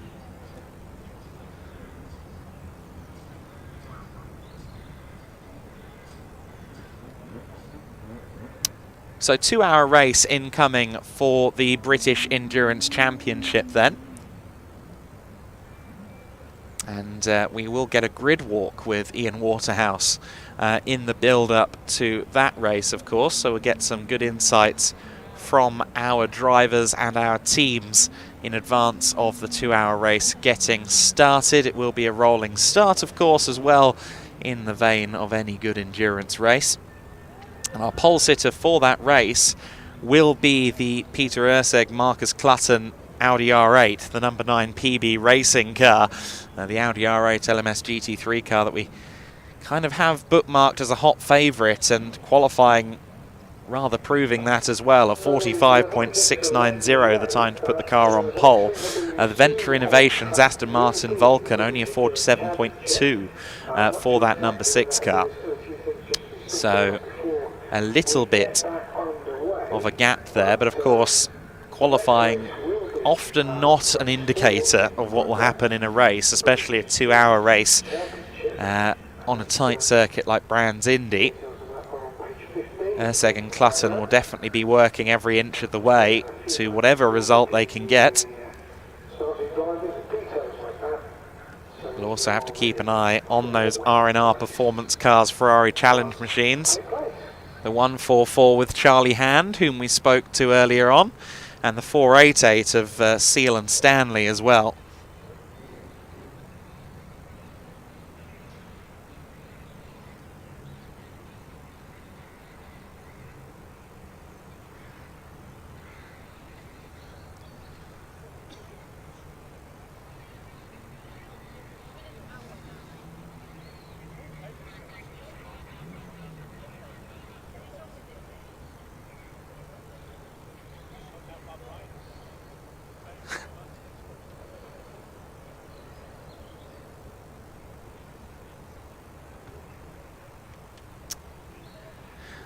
So then the 2-hour race was... When was the 2-hour race scheduled to get started? We were scheduled to, of course, end today's proceedings at 5:15. This race was meant to begin at 2:15 p.m. We're already almost 20 minutes behind schedule there, unfortunately. We do have time at the end of the day still, so perhaps they will reshuffle the order of events just a little bit. So there is time at the end of the day still. Whether or not they find time to try and rerun the Thunder Saloons or not is an open question, and one that I'm sure will be answered. And oh look, we've got Claire from the BEC/Brick Car, as well as Ian Waterhouse, Richard down there as well, and some of our hardy camera crew. Hello everybody. There you go, they just got the memo. Of course, Ian, always a great presence in the paddock, and great that he's got backup in the form of Richard there as well, down in the pit lane. They'll be working hard across the 2 hours to bring us some insight from the various garages. And of course, so many talented drivers up and down the grid. I mentioned that Audi NGTC car earlier on. Maurice Henry and Daryl De Leon were the original entrants, but of course what I was forgetting was the amendments that were published a little earlier on regarding the programme, and one of them is that we are having a bit of a driver swap. Daryl De Leon is actually moving into the 28 Porsche 991 Cup car for Adam Hatfield, who won't be taking part today. So they've only gone and got Lewis Kent for the Audi S3 NGTC. And if you know Lewis Kent from TCR UK, then you'll know that he's jolly handy in a touring car. So I reckon that Audi S3 could be a dark horse for an overall top 5 today. It runs in Class C, up against, among other things, that Porsche 991 Cup car we just mentioned that Brad Thurston will be sharing with Daryl De Leon, and the Ferrari 458 Challenge of Chris Goddard and Charlie Hand. So the S3 NGTC on paper and without balancing measures would be a little bit outgunned there. However, have good faith in the BEPI system that the British Endurance Championship run, and I'm sure that car will be competitive. Is starting down on the 7th row though, the Team Hard 34 car, 13th on the grid, but I'm sure that once Lewis Kent is at the wheel, we might see it with some upward mobility, let's say.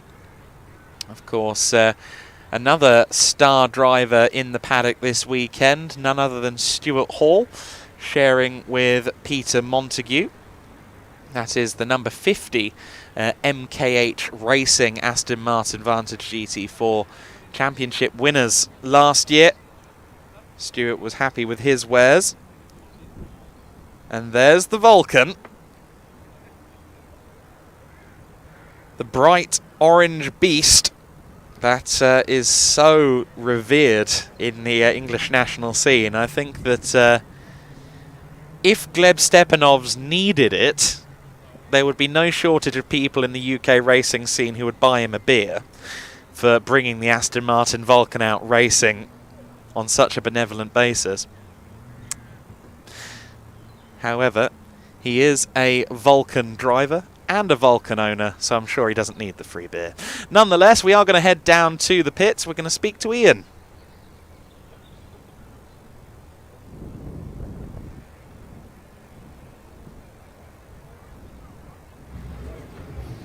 Hello everybody, welcome back to the pit lane here. Yes, a bit of a delay, but we have heard that the pit lane is going to open in 5 minutes, hence the reason why there's a hive of activity at the minute. Let's just take a little walk down, shall we, here. Car number 21, qualified in 9th place. It's the Mercedes GT4. The driver sat in right now. Let's just have a quick chat. I'll tell you what, it's like a spaceship in here. Let's just pop the camera in there. Look at that steering wheel as well. It's like a proper Formula 1 one, isn't it, as well? Let's just have a quick chat. Right, looks like the delay's going to be opened. How does that affect you when you've been in the garage waiting when you should have been halfway through the race almost by now? Yeah, just heightens the nerves a little bit, but yeah, just ready to go. Just desperate to get out there now. So yeah, I mean, it looks like the clouds have been drawing in a bit, but it should stay dry, shouldn't it be all right? Yeah, definitely. Yeah. Best of luck out there. Enjoy it. Thanks for having a quick chat with us. We won't do it too much because I appreciate we're about to go racing. I'll just push that too.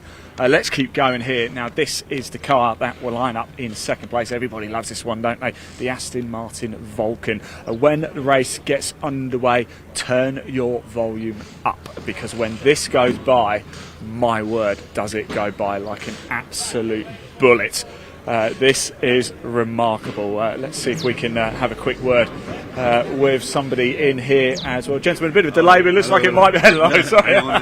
That's it. Get all the advertising out, get everything. There we go, look at that. Now, this car gets a lot of love, as you can probably understand. But what is it like to drive? It's a privilege, it's a pleasure, it's just wonderful. It's really, amazing. First time round here with it yesterday, and going into Surtees, as just radio the guys said, it's quite rude fast. Yeah. What's it like then when you first turn up to a track? You've never driven it before, you're going out. I mean, your first few laps, were they just sighting up, just take it easy, just get a feel for it? Yeah, exactly. I understand. I know the circuit, I've been around here quite a bit, but it's just how that feels. But oddly, actually, I drove it like I'd driven the last car that I drove around here, and suddenly thought, hang on, it's a lot more powerful aero. But no, it's good.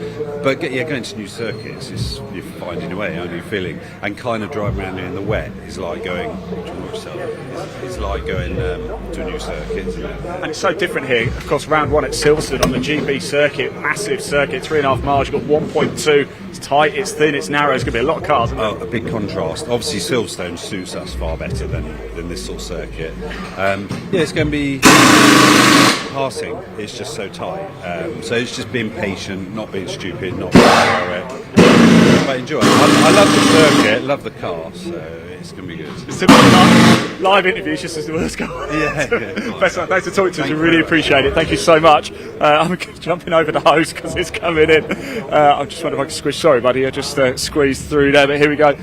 Tyres have just gone on just as we literally did it there as well. Then we car number 22 in here. It is the EDF Motorsport team, a part of Class E, which is the new TCR group as well. Let's keep going down. How you doing? All right, so let's keep going down as well. Pit lane open very shortly. We are going to get on to the track for you. In fact, we can get onto the track now. So what I'm going to do is very quickly hand back to the commentator, then we're going to get on track and then do come back to us very shortly as the cars starting to line up. We'll be back very shortly. Don't go far.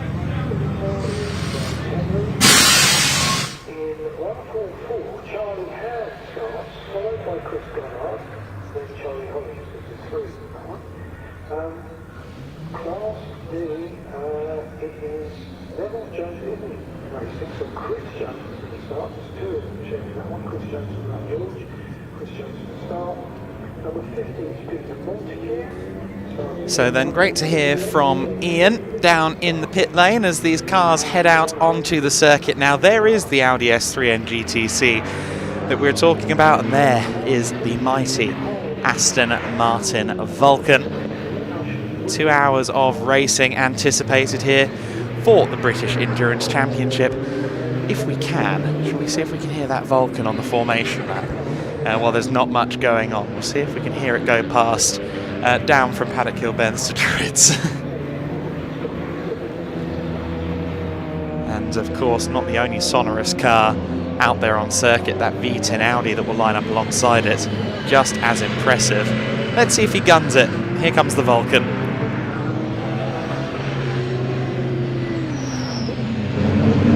Just a little whiff of a downshift, but even that sounds very nice.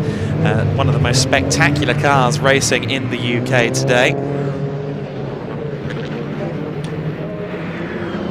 And as I mentioned earlier on, some GT1 DNA coursing through that car from the DBR9, of course. And that is a car that has raced on the Le Mans Circuit de la Sarthe before as well, back in 2018. Certainly a car with pedigree.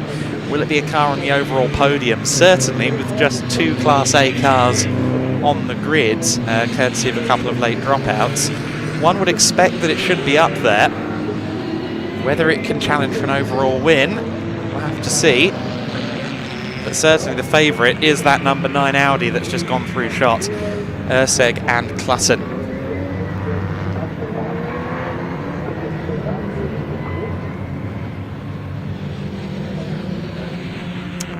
And there you see the 488 Challenge car, the 55. Glad I've seen that car, because last time I saw it, it was blue and white. It's black and yellow now, noted. Of course, the almost factory colours on that 66 Opel, or rather Vauxhall Astra TCR, as I believe it is in the entry list. In fact, it is an Opel on the entry list, so the colours are appropriate. And just getting word now that Ian Waterhouse is once again ready to go. He's going to give us a bit of a grid walk as these cars come to a stop for the formation lap.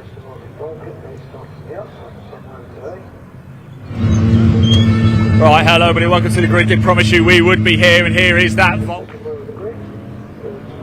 into position. It's an absolute weapon, isn't it? It's in second place, but alongside us on pole position, of course, we've got Marcus Clute, Peter Ursig. We heard from him a little bit earlier. He's actually in the car now as well, so we'll just keep moving down because we have spoken to him. If you didn't see, actually, during a lunch break, we had a very nice look behind the scenes in the British Endurance Championship corporate hospitality area. Let's just move down. We've got Team Brit over here as well. What a sight. This is absolutely glorious. Porsche here, Ferrari here, McLaren here, Ferrari, Porsche, Audi. We've got the new TCR camp as well. And how good is that? I was just about to go and jump in and give them a hand here in the McLaren, the Team Brit. Don't forget we spoke to them a little bit earlier too. So PB Racing on pole position, Ventura Innovations in second, R&R Performance Cars in third, SG Racing in fourth, Team Brit in fifth. Then we've got R&R Performance Cars again, that's the number 55 in sixth, Cheered Motorsport in seventh place, Team Hard in eighth, another Ventura Innovations 9, and we've been told to get off already. So that's a little look at the cars. We've got to clear off the grid. I'm going to hand back to you commentators to take you through the race. Thank you so much, Ian. Great to get a little look at the cars then as we get ready to go racing. I do have the starting drivers, thankfully, courtesy of Steve Wood, the ever-diligent British Endurance Championship press officer. On pole position then, it is the Audi R8 GT3, the number 9 car from PB Racing. It will be Peter Urseg that starts that car. Alongside him, the number 6 Aston Martin Vulcan, that will be Gleb Stepanovs that starts the mighty Vulcan from the outside of the front row. Row 2, the 144 R&R performance car Ferrari 458, and that is set to be Charlie Hand starting the car. Charlie Hollings is listed as someone who will race on my sheet, my information that I've been given, but of course Charlie Hand brought that out or brought that into question earlier on, so we'll wait and see whether he actually gets a go, Charlie Hollings. Alongside them, of course, is another Class C car, both Class C cars on the second row of the grid. It's Mark and Peter Cunningham's venerable SG Racing Porsche 997 Cup car. They've been racing that thing in Britcar for approaching a decade, and Mark Cunningham is going to take the start there. Row 3 of the grid, the 68 car Team Brit, Chris Overend and James Whitley. It will be Whitley taking the start in our GT4 pole-sitting purple McLaren 570S GT4. Alongside them is the 55 car John Seal taking the start in the 488 Challenge machine. I'll go through these as quickly as I can. Row 4, the 87 Sheared Autosport car. That is Jonathan Beeson starting that car, and alongside him on row 4 is the 28 Team Hard machine Brad Thurston, set to start that car before handing over to Daryl De Leon. Row 5 of the grid, the Venture Innovations 21 car, Chris Jones at the wheel of that alongside Matt George, and it will be Jones that takes the start. Row 5, or rather, sorry, that was row 5, of course, but the car alongside the Venture Innovations 21 will be the 74 SVG Motorsport car. That is Scott Simons in his Ginetta GT55 Super Cup. He will hand over to Owen Hizzy later on. We then have row 6, EDF Motorsports number 60 car. That, of course, is Ashley Woodman starting. Martin Byford to take over that TCR car later on. The 66 Dragon Sport by Amigo Motorsport car. That is another of the TCRs. That is the Opel. Reese Lloyd is starting, and Yannick Mettler is to join him. Yannick Mettler, I'll tell you more about him when he's in the car, but he is a very handy pro driver.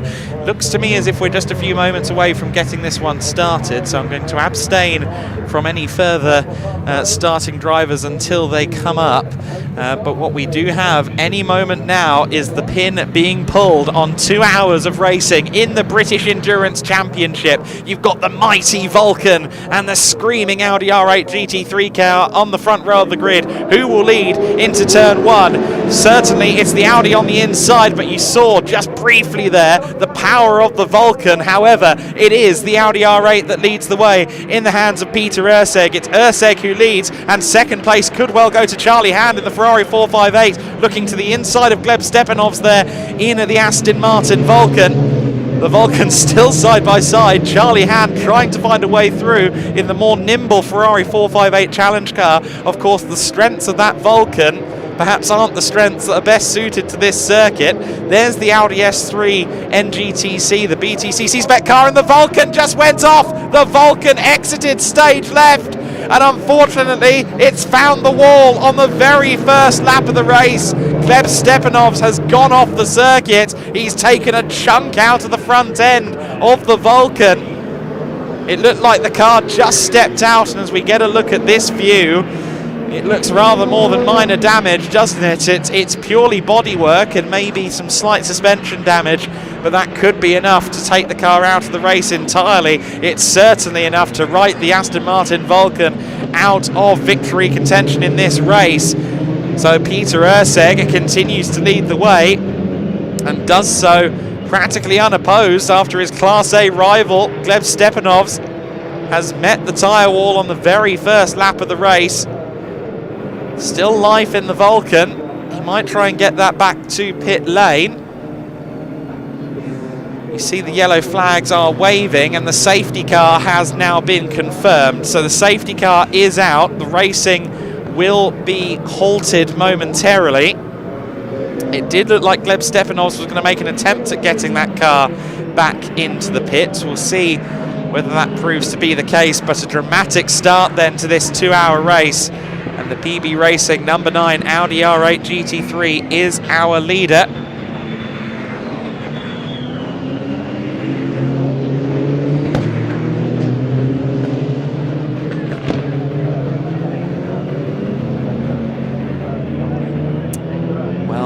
Well, that was not the start to the race that anyone wanted. Even the most biased of observers will always want to see the Aston Martin Vulcan out there on circuit, because it's, as I said, one of the most dramatic race cars in the country. It's a true privilege that we get to see it racing on a regular basis here in the British Endurance Championship. Those cars, well, I don't know what they're going for today, but they're certainly 7-figure cars. Purpose-built track racer, built outside of any regulations. So very expensive, and there's no such thing as a cheap repair on those cars either. I believe Gleb Stepanovs may well have vacated at this point. I'm not seeing a driver in there. That's a shame, isn't it?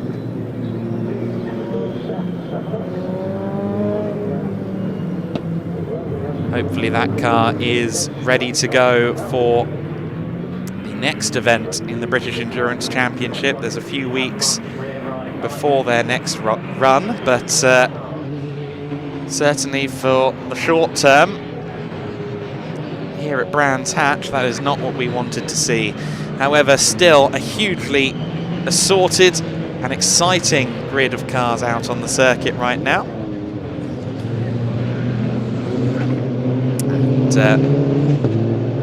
Just looking at some of these cars coming through shot, did you see the rear camber on that Audi S3N GTC? They have got that thing set for all the rear camber in the world, and just getting information through from pit lane that cold tyres was inevitably the cause of the incident there for the number 6 Aston Martin Vulcan. So the flatbed there for the Vulcan, it's probably going to be 3 or 4 laps before the racing resumes.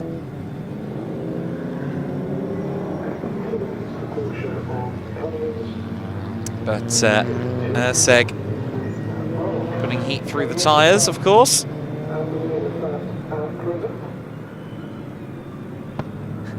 And obviously uncontested now at the front of the order, at least in Class A, is Erseg. There were meant to be 3 or 4 cars in Class A this weekend, including McDonald, who of course took the first win of the season last time at Silverstone, moving from Mercedes to Lamborghini. But unfortunately that Blackthorn car has been withdrawn. So this is the only Class A car left standing with the departure of the Vulcan. But as we've seen many times in the British Endurance Championships and events like it, the car categorization is only worth so much when it comes to the overall standings. Sometimes mistakes, poor strategy, anything else you want to write on the list of driver and team excuses can rather shortchange your results relative to the equipment you're working with. So by no means is this race guaranteed to fall to Erseg and Clutton, especially at a circuit like the Brands Hatch Indy circuit, at a circuit such as the Brands Hatch Indy circuit. Not my best sentence, I admit, but it is a track where it doesn't take much error, as Gleb Stepanovs has already proven, unfortunately. It doesn't take much of an error to find a barrier, and certainly it doesn't take too much to get caught out by traffic as well, with so many different types of cars out on circuit. So I will run you through the rest of the starting drivers, because we got about halfway through that, or 2/3 of the way through that. The 34 car was the next one that I hadn't covered, on row 7 of the grid, starting 13th. That was the Audi Team Hard entry, the British touring car, and it is Maurice Henry starting the car. Lewis Kent will take over later on. So that will be started by Maurice Henry. Henry will be at the wheel at the moment. The 108 car, the Breakel Racing entry, Amir Naran was starting that car. He's got Tom Jackson as his pro in the Mercedes AMG GT4, and we now get a front-on look at the Vulcan. And, well... Vulcan's moving, and this lock-off is now not something that I wanted to see, but hopefully that car will be fighting fit again in the not too distant future. They recover the car back, and that, barring any barrier repairs, which I don't think will be required, we should get back to racing in the next lap or two. Let's run you through the rest of the starting drivers then. Breakel Racing, we've already covered. Amir Naran, or Arnir Naran, I should say, at the wheel of the Breakel Racing car, and then row 8 of the grid on the at the start at least, the 22 EDF Motorsports car, Nick Hull, one of the Cupra Leon TCRs, alongside the MKH Racing number 50 on the grid at the start. Peter Montague starting that car, which you see on screen at the moment, the purple and black machine. That car, of course, will be taken over by former World Endurance Championship champion in the GT AM class, Stuart Hall. And then just to round out this thread, the only starting driver we haven't covered, Callum Thompson, will be in the New Barn Racing Jaguar F-Type. There is the F-Type. Now, it's been through some changes since we last saw it, principally that it's now got an LS3 V8, a Chevy LS3 under the bonnet. It's always been listed as an F-Type V6, and I thought that that it was a typo that it's now an F-Type V8, but confirmed to me by Steve Wood, the car is in fact now running an LS3 V8, so that F-Type has gotten a lot more potent since the last time we saw it on circuit, and that will be a joy to witness.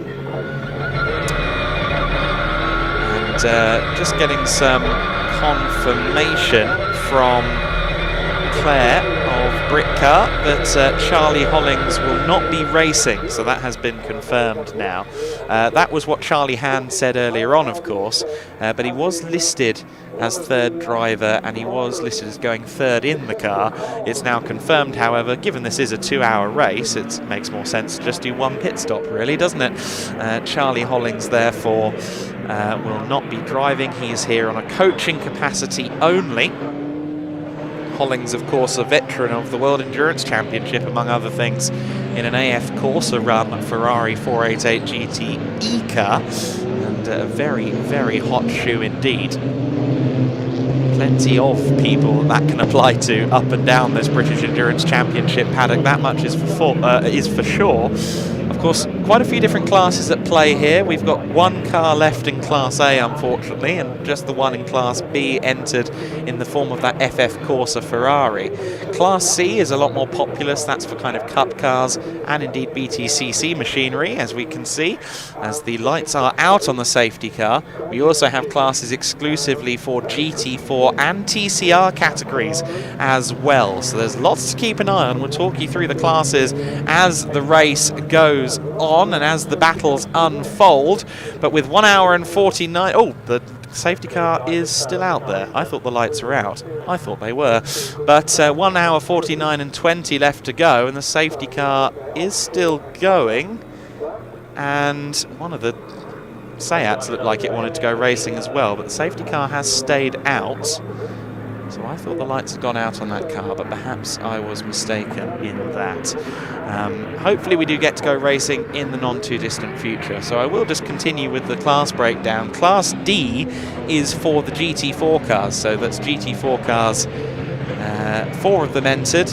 2 Mercedes GT4s, the McLaren from Team Brit, James Wickley at the wheel, and the Amir Naran car as well, the AMG of Breakel Racing. So 3 AMG GT4s in total, I should say. And then, of course, Class E, the TCR category, we've got a pair of Cupra Leons from Amigo and one from EDF as well. So 2 cars there, one from Amigo, one from EDF, and that is an officially licensed subclass, if you will. So a TCR class running under license from the TCR bodies, to join the British Endurance Championship, and great cars they are as well. Always a welcome addition to the grid. Class F and Class G also run. There's just one car apiece in those two categories as well. Class F is the home of the Jaguar F-Type. I don't think there's a correlation there. I think that's just a coincidence. And Class G is a class reserved exclusively for the G55 Super Cup cars, of which there is only one, and that's the SVG entry of Scott Simons and Owen Hizzy. So then the cars continue to follow the safety car at the moment. Just as we pan out, just looking to see, I think they might just be wanting to get the car back in the paddock potentially as it goes up on the flatbed. I think that might be why we continue to have a safety car at the moment. I see, I thought we were going to just leave that car on the outside of Clearways, but I think we might be trying to get that back into the paddock, understandably so. So that's why the safety car has continued on. If the lights weren't out, I do apologise, but I thought they were.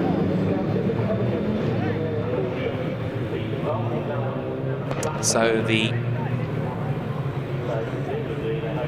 leading car is the Urseg-Clutton Audi R8 GT3, and it is Peter Urseg at the wheel, of course. Marcus Clutton, very much the pro in that lineup. Clutton with success basically everywhere he has ever raced. This year's already been very busy for Marcus, incidentally. Of course, at the start of the year he was in Asia for the AS-LMS, the Asian Le Mans Series. This campaign in British Endurance Championship, also running in the British GTs. Quite a busy man and an in-demand man, Marcus Clutton, former champion in British GT within GT4, of course. And not the only champion on this grid. We mentioned Stuart Hall earlier on. Of course, Stuart, the pro driver for a long time for Roald Goethe, the custodian of that incredible Rothko collection of Gulf liveried Le Mans cars, and is now also the driver coach for Ollie Goethe, Stuart Hall. Ollie Goethe, youngest son of Roald, who now races in the FIA Formula 3 Championship after winning the Euro Formula Open last year. Got to know both of them in that paddock last year, and Stuart, I think at this stage of his career, as much as he is forever a racing driver at heart, I think his efforts with Ollie are what bring him the most satisfaction now. And Ollie Goethe, at this stage of the FIA Formula 3 Championship, you've got to say he's a title contender. So Stuart Hall is in the paddock coaching young Ollie to some high echelons of single-seater racing. As we do now see the safety car out, and we resume racing with 1 hour and 45 minutes almost exactly left on the clock. We are back to running, and it is the PB Racing Audi R8 LMS GT3 that leads the way with Urseg at the wheel. Now what can Charlie Hand do then? We know he's a hard charging youngster. Let's see if he can keep up. He mentioned it to Ian earlier on during the lunch break.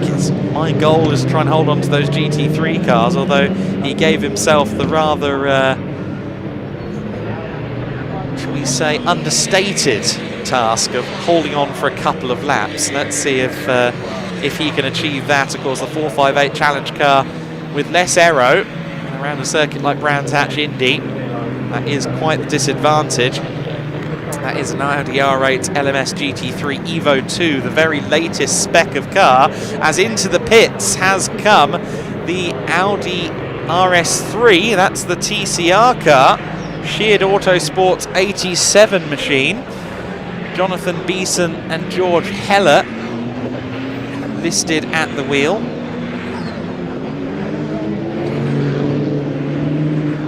And the starting car, a driver there was Jonathan Beeson. But in already is that Audi RS3. Whether that's strategy or trouble, one will have to wait and see. But Urseg continues to press on then at the sharp end of the order. what's key for him now is to just get into that rhythm. Get into a rhythm, find your pace. Once the lap traffic starts coming in, stay out of trouble as best you can. There is the 87 car in. It doesn't look like there's any work being done, so that does look like a routine stop. Potentially, an alt strategy, let's say. There is the Opel Astra TCR. Now that is the TCR class leader at the moment. The Dragon Sport by Amigo entry, the Opel Astra, complete with factory Opel colours. Approve, approve, approve. And that Opel Astra has been a part of the TCR category from the word go. The first season of TCR competition all the way back in 2015, the Astra TCR was there. So quite a venerable design at this point, but still competitive in various championships, the Astra, including TCR UK.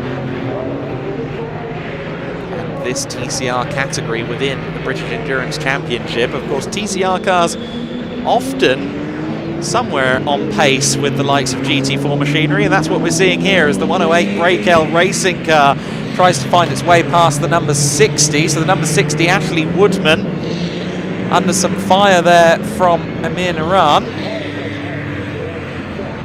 Do love the livery on that 108 Breakel racing Mercedes AMG GT4. Very colourful indeed. And you've got the Audi S3 NGTC behind. So 3 fairly contrasting cars built to 3 entirely different rule sets in a queue at the moment. And Ashley Woodman, along with Martin Byford, who will join the car later on, holding on at the moment in this battle. Meanwhile, I understand that Ian Woodhouse is down in the pits. Let's throw to him.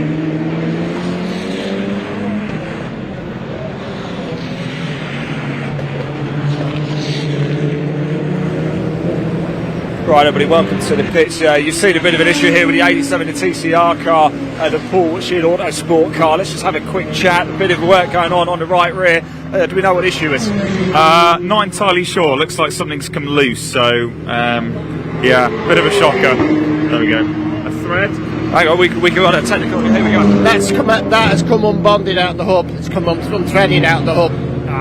Okay, can you replace it? Can you fix it? Got to do the whole hub, so with big time, and we're going to lose 20 minutes and more. 20 minutes more, all right. Thanks for letting us know that. We really appreciate it. There you go. Number 87 here is going to be in the pits. They're going to lose 20 minutes or more. What a shame that is. But they're not out of the race. So let's hand back to your commentator. Not out of the race for certain. However, out of the class lead, that car pitted with 20 minutes of repair work due on the right rear. That is going to be painful. Meanwhile, we watch on as the Audi S3, I believe, has lost a position there in terms of overall classification. There's the Breakel Racing 108 car. I get the feeling that Amir Naran has a little bit more pace than Ashley Woodman at the moment. Woodman and Byford, they've been racing together for quite some time. I don't remember exactly when they were first to drive a combination, but Woodman and Byford, with lots of experience, and I'm sure that Coupe Relay on TCR will be right up there at the end of the race, especially with Martin Byford taking the second portion of the event. Byford, who has had some of the most spectacular drives in the history of Britcar. I seem to remember 2012, if I'm not mistaken, he did a race solo at Alton Park because the rules didn't explicitly say he couldn't. Said rules were then promptly rewritten. Martin Byford has driven so many fabulous cars in the British Endurance Championship and its forerunners over the years. At the moment, we've got a very interesting 3-car battle, and of course, this is also for second place in the TCR class, Class D, or rather Class E, I should say, and they've got the second place GT Force in a sandwich between them, so there's a little bit of a buffer for Woodman, I guess, within the TCR class at least, as we go back down to the pits and to Eden.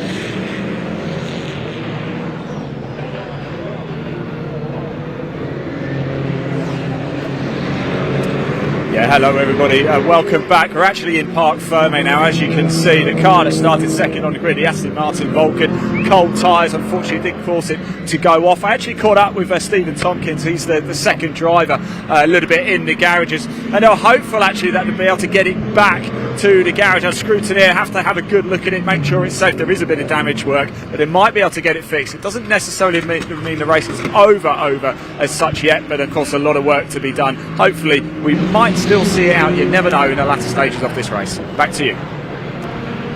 So the Vulcan due back out on the circuit, which is good news. The Aston Martin, of course, well out of overall contention, but if we do get that back out there, that's always a welcome bonus.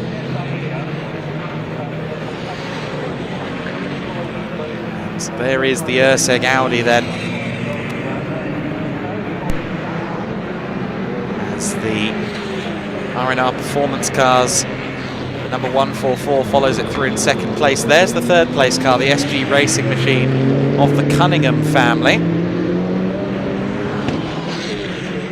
And the Cunninghams, before they had the Porsche, they were racing a Seat Leon Super Copa many moons ago.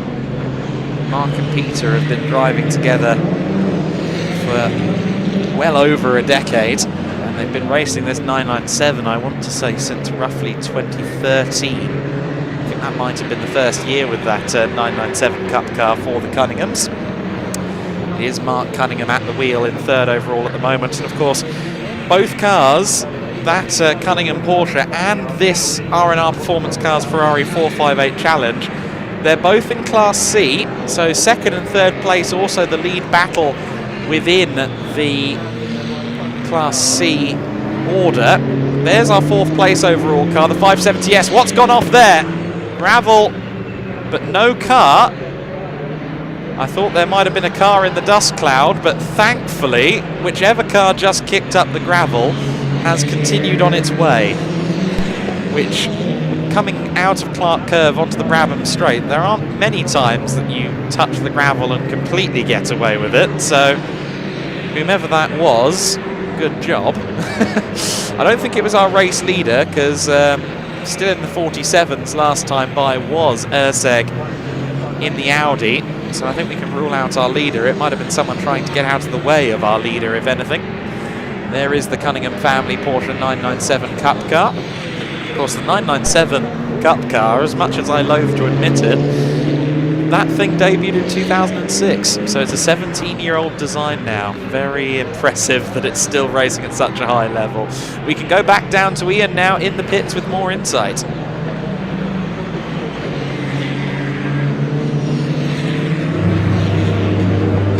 Yeah, John Sell's come into the pits. I'm here with Jamie Stanley now. Jamie, what's the problem? Why's he in the pits? Just part of our plan is to get one of the stops out of the way early. So we're a couple minutes earlier than we thought. We had a minor issue, so we thought we'd just come in and check it. So kind of on plan, really. So no worry, no panic then. That's what we like to hear, right? We never stress. Cool, calm, cool as a cucumber. All right, back to you in comms. There we go. So mandatory stops to be served within this race. I believe it is 2 mandatory stops, in fact, to not disadvantage any 3 driver lineups that may arise. So that is a 1 2-hour race with a mandatory pit stop, I believe. So nonetheless, all on plan for Seal and Stanley. So that's a good sign. Of course, Jamie Stanley will take that car over later on, and he is a mighty peddler at the wheel of any Ferrari or just about any car. We've seen him race the likes of Lamborghini GT3s as well to great success. One of many plug-in and play drivers. You throw him at a car, you say go quickly, and he says with pleasure. Always good to see. So then the GT4 lead at the moment with Team Brit, as we were alluding to earlier on. That's McLaren 570S GT4 car number 68, and leading by quite some margin as well. I believe it's already out over 20 seconds at this early stage of the race. So that GT4 lead is fairly comfortable. Same can be said for TCR as well, in favour of the Dragon Sport by Amigo Opel Astra. There's the Cunningham Porsche, rather on its own island at the moment in third overall, 9 seconds ahead of the GT4 leader, and well, about 9 seconds back from the R&R Performance Cars 458 as well, so kind of running all on its lonesome at the moment. There's the 74 car, that's the SVG Motorsport Ginetta. That's a car running kind of in its own class, Class G for the Ginetta G55 Super Cup machines. Of course, the Ginetta G55 has now been superseded in the GT4 Super Cup and also in GT4 spec by the G56.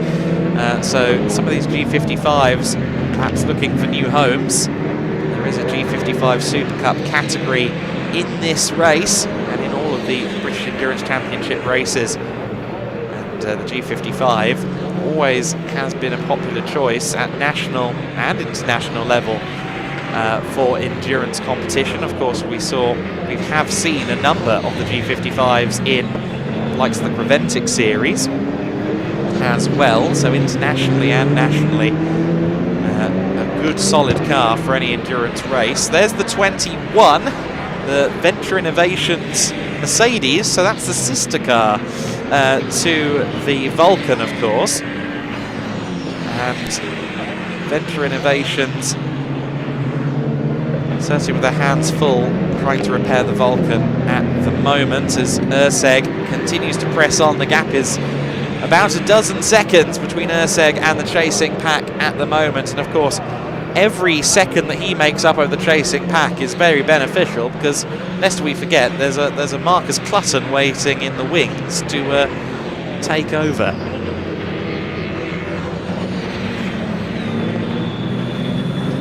So with an hour and 31 minutes of this race left to go, we're approaching the half-hour marker, and the Cunninghams closing in on the TCR second place car, and interestingly the number 60 EDF Motorsports car has rather gotten away from some of those that were troubling it before. You see there Amir Naran has actually lost position now. He's fallen back behind the number 22 EDF Cupra. So that is the Nick Hull Richard Avery car, which was started by Nick. So Nick Hull is at the wheel of the EDF Motorsports 22 car at the moment, and has now passed on track the 108 of Amir Naran. So Amir has dropped position, of course, on overall position, but not in class. So the number 9 car continues to lead the way. The Audi R8 LMS GT3 Evo 2, that was only introduced last year, the Evo 2 spec. Did run a single race in Fanatec GT World Challenge in 2021, but introduced onto the market for 2022. The Audi's as popular as ever in GT3 circles. Of course, the first generation Audi R8 LMS debuted in 2009 and kind of really accelerated the performance curve of GT3s when that car was introduced. Yannick Mettler is being introduced, it seems, to the former class leading Opel Astra in the TCR category. Now, Yannick Mettler is a driver with a fabulous CV, has done so much racing at the Nürburgring. He probably recites the Nordschleife in his sleep every night involuntarily. Also ran in full International GT Open in 2022, which I believe he will do again in 2023. But Mettler is a fabulous driver coach in addition to his professional racing duties, and certainly a great teammate to Reese Lloyd. Mettler will take the car over, and personally, within the TCR class, I'm very much hoping to see what Yannick Mettler could do in a battle with Martin Byford. Byford has a lot more experience in front-wheel drive touring cars than Yannick, I would suggest. Most of Yannick's recent racing endeavours have come in GT3 or GT4 machinery, certainly rear-wheel drive machinery each and every time. So Yannick is going to be a compelling addition to the grid, of course. He wasn't at Silverstone, so this is his first time competing in the British Endurance Championship this season. We saw the Ferrari 488 just go through shot as well, with Seal at the wheel. Of course, John Seal had a mighty incident in Ferrari Challenge last year, ended up airborne at Alton Park, but has long been a proponent of GT racing and has long shared a GT car with Jamie Stanley. That's a championship winning driver combination in the 55 Ferrari. Meanwhile, we can go down to Reece Lloyd, who is joined in the pits by Ian Waterhouse. Yeah, welcome down to the pits. We've just seen kind of a 66 come into the pits. Reece Lloyd here. He's going to go back out a little bit later as well. Let's just very quickly grab. Sorry, Reece, I know you've got to go through all the data and information and bits and bobs like that, but fairly steady first stint, interrupted by the safety car though. Yeah, good first stint, yeah, really good. Managed to, I don't know, after the Audi, but we managed to get the lead after the safety car. Just banged some laps in, and yeah, car's good. All under control, and you're back out again later? Yeah, probably I can do maybe 45 minutes an hour, and then I'll get back into the last half hour, if that math sounds it. But yeah, I think obviously it'd be probably a bit longer the first thing, because the safety car was, I don't know how long was that, it felt like forever. It was quite, So, safety first. Yeah, of course, yeah. So yeah, I think I don't know where we are in the race, but about half hour in, or maybe a bit more. We're about an hour and a half or so, yeah. Okay, yeah. Well, an hour and a half to go. Yeah, that makes sense, about half an hour. So yeah, he'll probably do an hour and I'll do the last half hour. Fantastic, nice one, Reece. Best of luck. Nice when it goes smoothly, hey. Commentator, back to you. Thank you, Ian. Good to hear then from Reece Lloyd. Yannick Mettler has taken over the Opel Astra then. The 66 car in the factory Opel yellow and white. Recognisable factory colours on that car. So the pit stops are flowing at the moment. Strategy with the pit stops, I believe it is 2 mandatory stops today, and strategy will be imperative across the 2 hour. There is the Opel coming through shot, the Astra TCR machine. Of course, this is the last GM Astra. The new Vauxhall Astra is shares much in common with a Peugeot, now that PSA owns Vauxhall and Opel for that matter. This is the last General Motors built Astra. It's been very successful in TCR competition, as we alluded to earlier on, and you can tell that Yannick is already exploring the limits. 3 wheels up, push for Yannick Mettler. Let's see what kind of lap time he does then as he comes across the line. Already in the 50.2s, that's fun. Into the pits has gone the Thompson car. Meanwhile, car 22 has received a drive-through penalty owing to track limits. We've just had that update through. I think that might be 21 though. Oh no, that is a 22, sorry. The EDF Motorsports Seat TCR number 22 is in. Drive-through penalty for track limits. You've got to make a few transgressions to get to a drive-through. So Nick Hull will lose some time there from second in the TCR class. There's the number 9 just squeezing through past Ashley Woodman, who at the moment is the TCR class leader, of course, owing to the pit stop for the 66 car. We saw the New Barn Racing Thompson Jaguar in as well, so that car has also ventured toward pit lane. Whether or not there's a driver change, we'll find out in due course.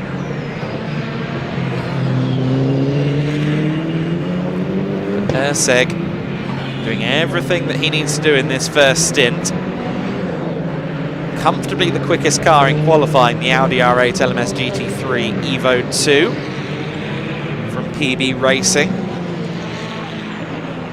So now what needs to happen is smart driving, good strategy, keep all corners pointing in the right direction, and we can see that we've had a couple of pit stops from both the SG Racing Porsche, which is in at the moment. That's of course the 32 Cunningham family car, and 997 Cup machine.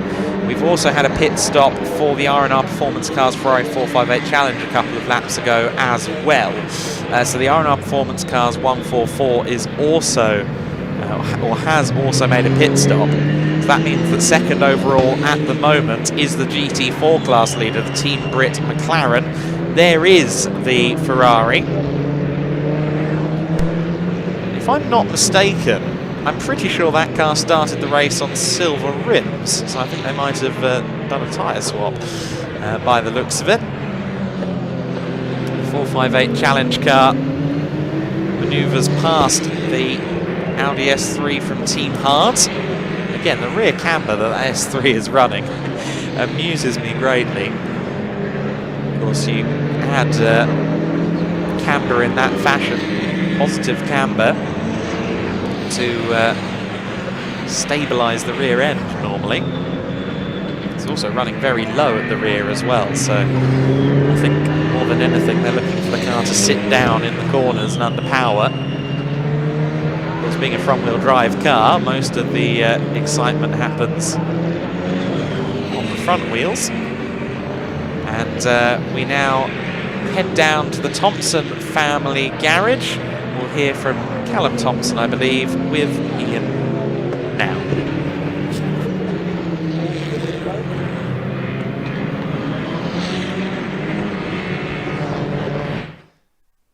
Catching up with Adam Thompson here, he's just been out in the F-Type, just come in from his stint, but we've got a bit of an issue out there. Yeah, we've got a misshift, so when you go fourth down to third, it goes into neutral, so not great at paddock when you're going over the top.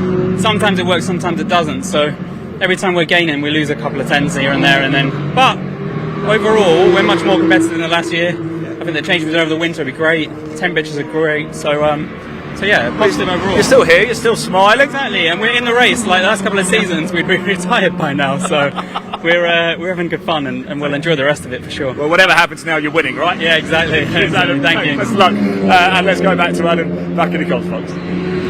Excellent. Well, good to see that spirits are high down at the Thompson family garage. The F-Type now with a V8, of course, under the bonnet.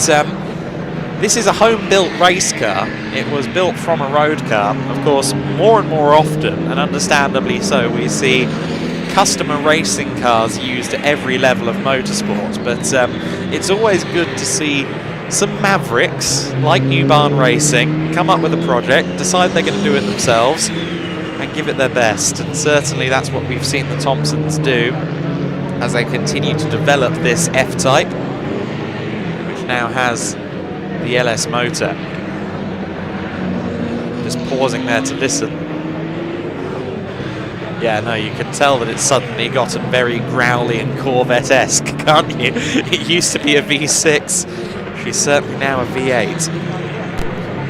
6 litre, 6.2 litre with the, no, 5.7 I think with the LS3. We ride on board with our race leader, the number 9 Peter Urseg car, yet to make a pit stop. About 2/3 of the grid have already made their first stop.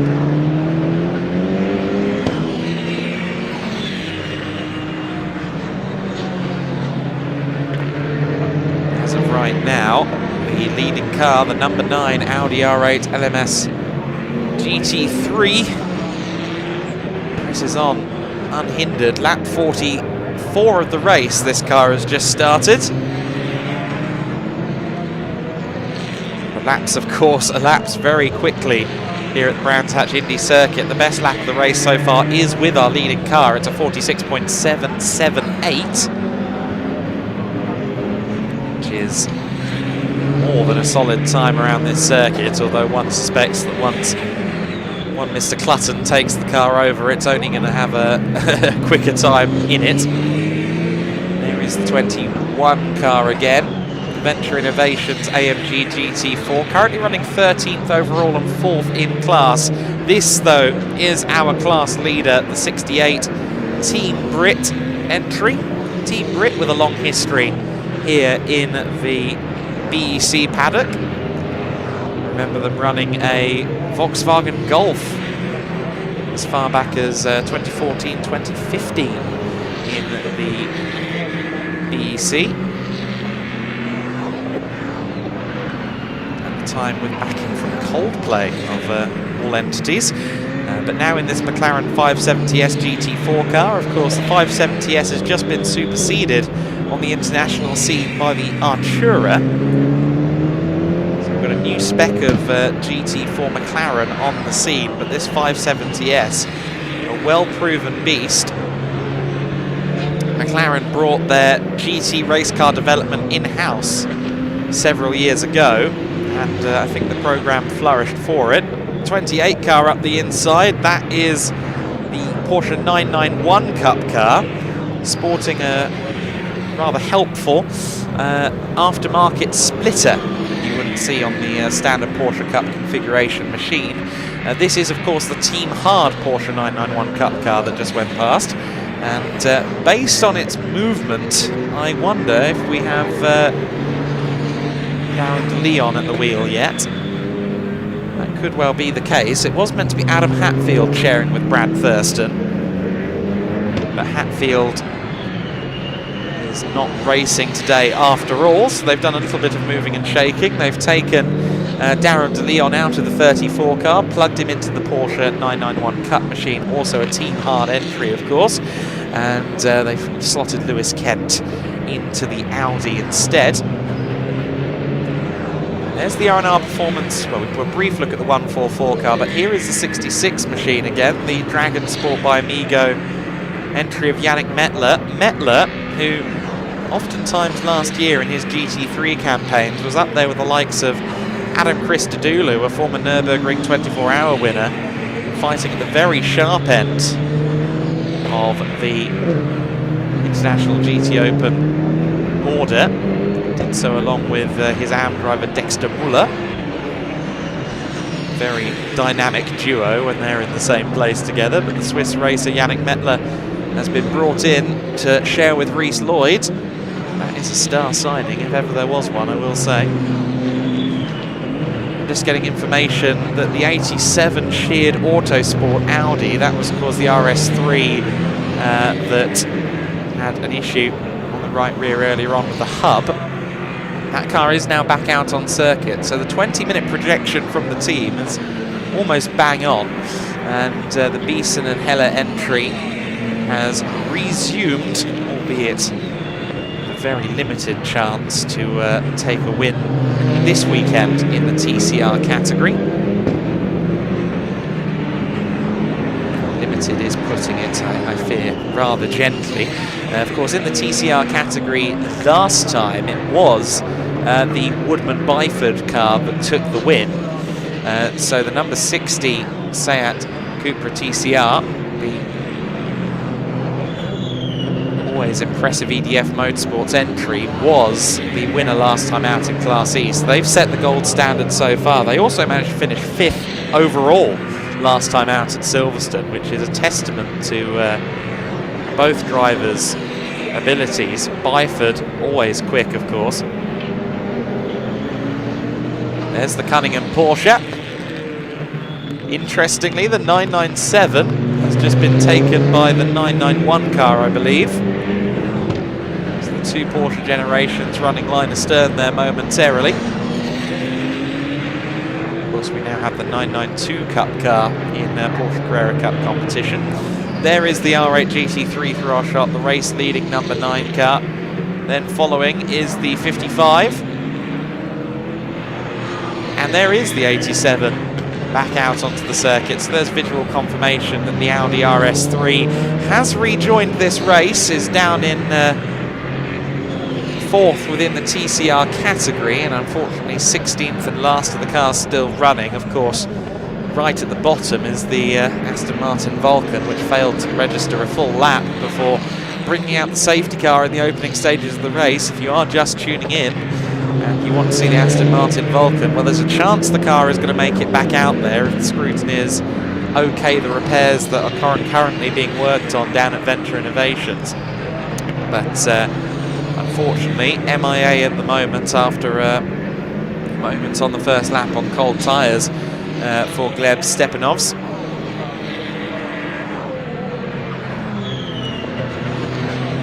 There is the number 9 Audi, just going up the inside of our second place car actually. So as of right now, the PB Racing Audi has just put a lap on the entire field. In fact, make that 2 laps, my apologies.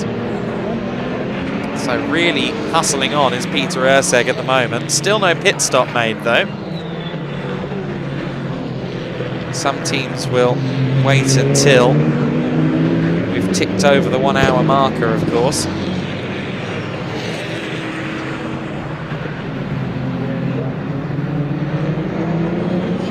There is the 570S, which I've noticed a few times mid-corner, getting a little bit sideways, which we encourage, of course. It's much more fun to watch. Right on board again with Urseg momentarily there, going through Surtees, Clearways and then Clark Curve. Plenty of challenges on this 1.2 mile circuit for these drivers to navigate. We are already almost 50 minutes into this race. And as of now, the top 5 cars are yet to make a pit stop. But most of those cars are in the top 5 purely because they haven't made that pit stop, so of course it will all shake out later on once all mandatory pit stops are completed.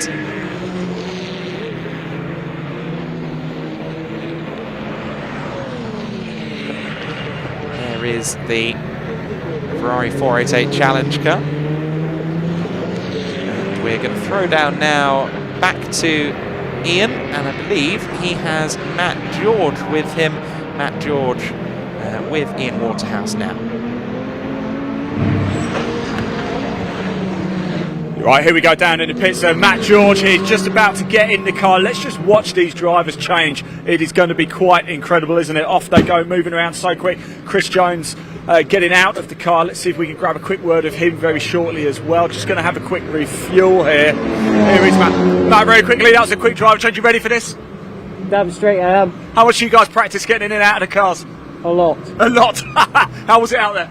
Yeah, decent. It was good. Yeah. That's a good pace. Right, I'll let you guys go because you've got to concentrate. Very, very quick. It's the quick words, wasn't it? But pit stop underway here for the number 21, the Venturi Innovations Mercedes GT4. You just heard from Chris Jones and Matt George. Just a quick reminder as well, if you are watching, don't forget Dragon Motorsport have got somebody in the crowd dressed up as a dragon / platypus. So if you do see it on the live stream, do shout out, do comment as well. There is a man somewhere around Brands Hatch dressed up, supposedly like a dragon, but he looks like a platypus. If you see it, make sure you let us know.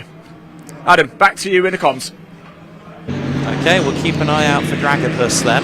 That sounds compelling. I do hope that the cameramen find that at some point. Just to confirm, I finally managed to dig up the section of the regulations regarding pit stops. And my hunch is correct. It is 2 mandatory stops for 2-hour races here in the British Endurance Championship. Of course, it was 3 stops last time in the 3-hour race at Silverstone. However, it is 2 stops today since this race is 2 hours in length. So we heard earlier on the 55 car, of course, pitted early to serve that first stop. They had to wait until 20 minutes into the race to start making mandatory stops. They will no longer be able to make any mandatory pit stops once we are 20 minutes to go. So up until those final 20 minutes, we might not have the clearest picture as to who is where strictly, because of course the pit stop strategies have divulged significantly already. Rather, they have dovetailed significantly. Everyone has gone in a slightly different direction. Interesting to see how much longer Urseg's stint continues. I keep waiting to see that car dart to the right and make its way to the pits, but we haven't seen that. We are just seeing the 108 car in for what I believe is its first pit stop. The Brakel Racing Mercedes is in. And one would suspect that Amir Naran may well have handed over to Tom Jackson. What some teams will do is put the pro driver in for the middle stint and then put the AM back in for the last 20 minutes or so, but we'll wait and see as to whether that's been a driver change or not. There's the Cunningham Porsche just following the 22 car at the moment, and I believe they're on different laps. Yes, they are. So that car, the Seat number 22, is your TCR class leader at the moment, 4th overall and leading in Class E. It's also the only TCR car that hasn't made a pit stop as of yet. So yes, it leads the class, but with the asterisk that it still needs to make 2 mandatory pit stops, and it's going for one of them now, as a matter of fact. We just saw the 22 car peeling into the pits. So into the pits for the first time goes the EDF Motorsports Seat, or rather, to be proper, Cupra Leon Competition TCR, as it's now called. Of course, the fast Seats are now strictly badged as Cupras on the road, and the race cars reflect that accordingly. Still on the road, and having not... in fact, I was going to say having not made a pit stop, but I've just noticed the MKH racing car, the Aston Martin Vantage GT4, which I believe is just ahead of the 60. Yes, it is. There is the GT4 car we're talking about, going through shot ahead of the 60 Seat. The number 50 car is now, I believe, being driven by Stuart Hall. I believe Stuart has taken the car over. It just set its personal best lap of 49.655, which would rather suggest that Stuart might be at the wheel. He doesn't hang around. The 108 car of Amir Naran and Tom Jackson has also started improving exponentially, so I suggest that Tom Jackson may be at the wheel of the 108 car as well. Urseg crossing the line to start lap 60 of this race then. Well under a minute a lap, of course. We're probably going to far exceed 120 laps when we complete this race. May even get to over 130, more like 140, depending on how the maths plays out. Enough to make you dizzy around a 1.2 mile circuit.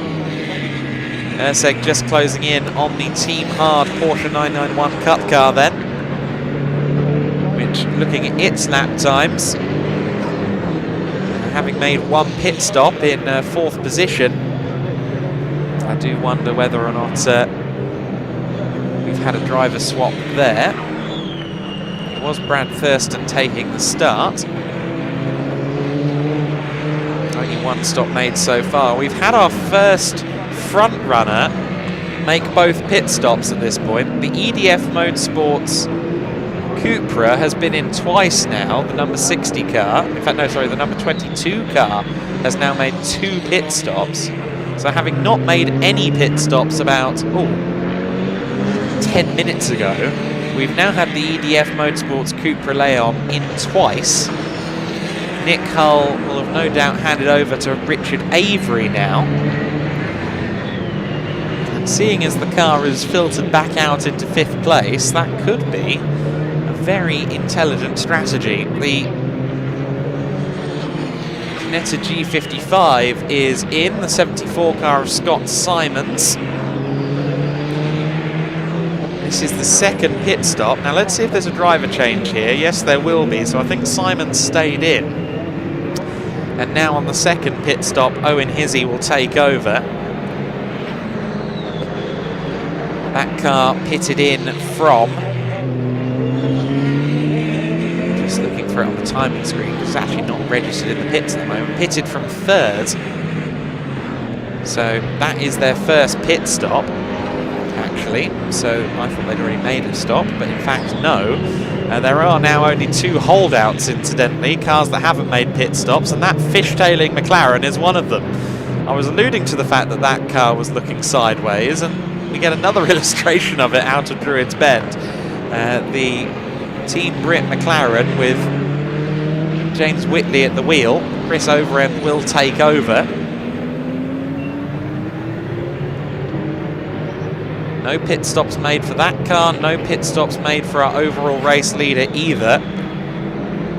Of course, that could prove to be an error later on, if certain things fall against them, but as a rule, if there's a safety car or something like that, it's the green flag pitters that struggle the most, although mandatory stops, they can be served within the window here, or rather within the safety car.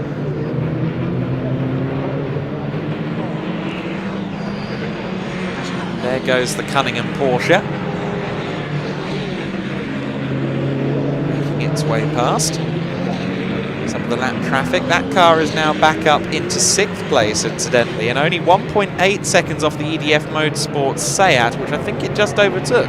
So that was a move for 5th overall, potentially. There is the Seat, or the Cupra Leon, as I keep having to remind myself. Back in again. Now that's a 3rd pit stop for this car. And I think that might be because there was a drive-through for the 22 earlier on, which I had forgotten. We will now go down to Ian, who is in the pits.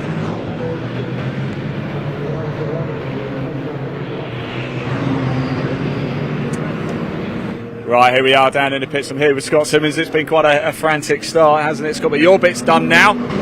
Owen's out. How was it out there? Yeah, I'm absolutely chuffed with my stint, to be fair. I think we started 10th, and I think I come in the pits about 3rd overall, so absolutely chuffed with that. Our car should be near the back, really, for the speed of horsepower it has. But yeah, absolutely chuffed, and I can't wait to see what Owen does. Yeah, it's going to be exciting in the second half of the race. And of course, we spoke earlier, didn't we, in the hospitality tent.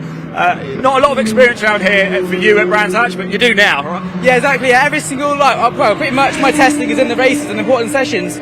So you really have got to focus on learning what you can learn in the race and really put it into action whilst driving. But I'm getting the hang of it now, and what I was doing then, I feel like I can do constantly. So it's quite comfy.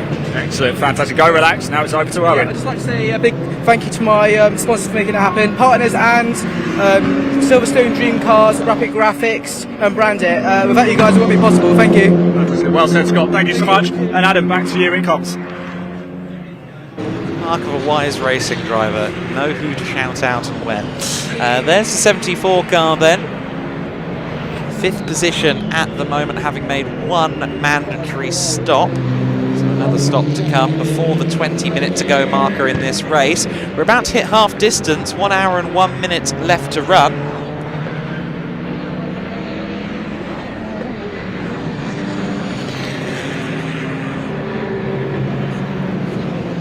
So we rapidly approach that half distance. I'm interested to see when PB Racing pull the pin, as it were, and say, you know what, I think it's time for that first pit stop. Will they do them in quick succession, perhaps? During the middle period of the race. We do see that occasionally. In-lap, out-lap, in-lap, out-lap in one fell swoop. It does happen. So Urseg in the 9 car will cross the line yet again. So 67 laps in the book and no sign of relenting, with 1 hour and 10 seconds of the race left to go. The number 9 car continues to lead the way. If you're just joining us, this is the last car standing, unfortunately, in Class A. We lost a couple of cars before we even got to Brands Hatch, unfortunately.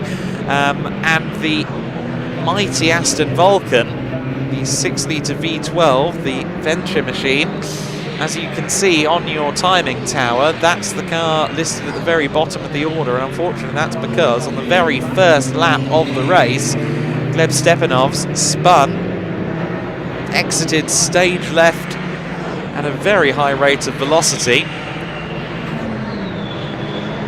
and ended up in the tyre barriers. Certainly not the most damage. It could have been worse, certainly, for the Venture Innovations team. They are still working on the car, per my understanding. We might see it back out there, but of course it's well out of contention, unfortunately.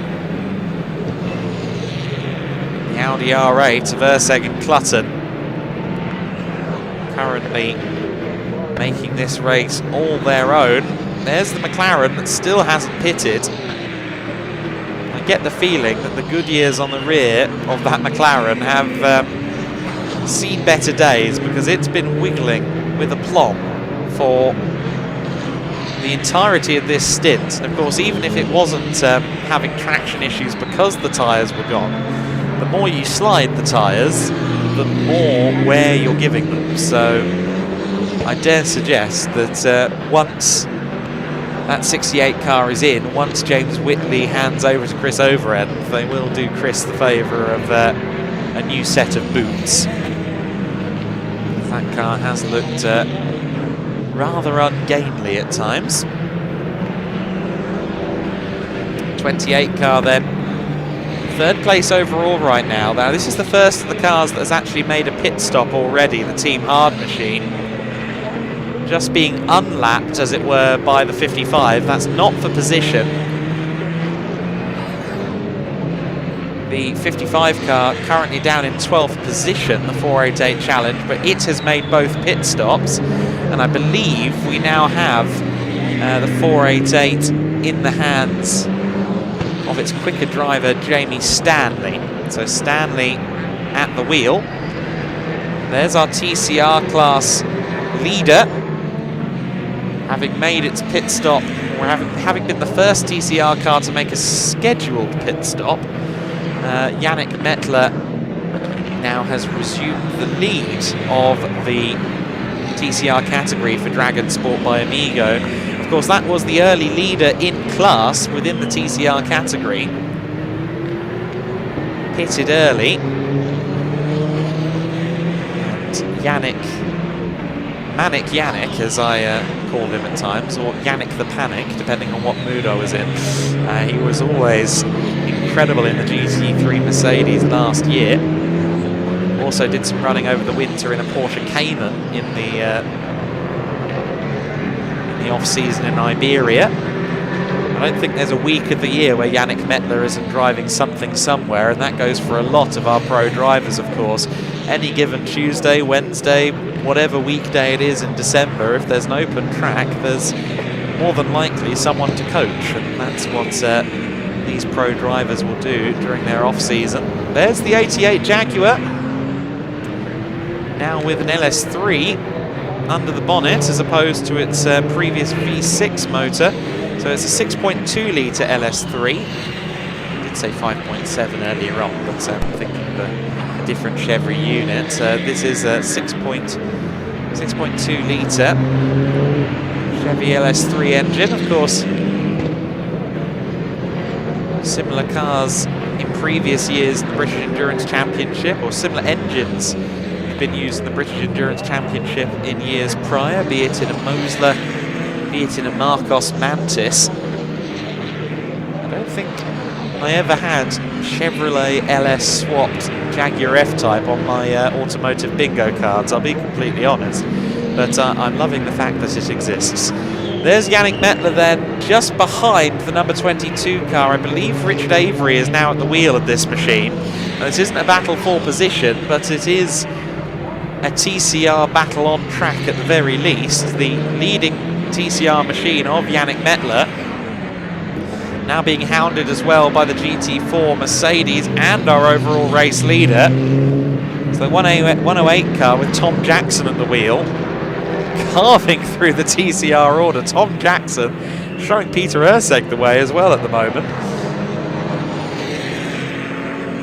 Tom Jackson very impressive then at the wheel of the 108 car. Another one of these young pros who can never be doubted for his speed. Urseg, though, with the GT3 car, was always going to put another lap on the 108 and does so. The 21 Mercedes just ahead of this TCR battle, which now resumes now that the traffic is vacated. I don't think Yannick Mettler is going to find a way past the 22 very easily. I think it is Richard Avery at the wheel now.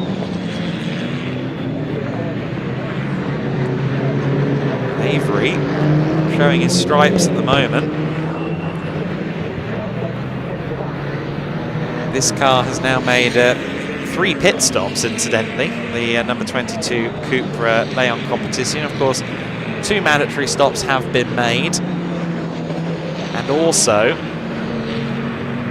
a drive-through penalty early on for Nick Hull for track limits. So that's why the car has been into the pit lane 3 times. And just behind Yannick is coming Stuart Hall now in the Aston Martin AMR Vantage GT4. Stewart will try and pick his way through that TCR battle. As once again, Seg continues on. There's Stuart Hall.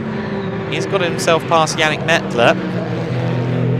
Yannick's next car in the mirrors is Jamie Stanley in the 55. Now those two have raced wheel to wheel before, albeit in machinery of similar spec, and that's not the case here. So the 670 brake horsepower, or I should say 670 horsepower, which is 661 brake horsepower, but nonetheless the massive power of that 488 Challenge allows Jamie Stanley to quickly dispatch Yannick.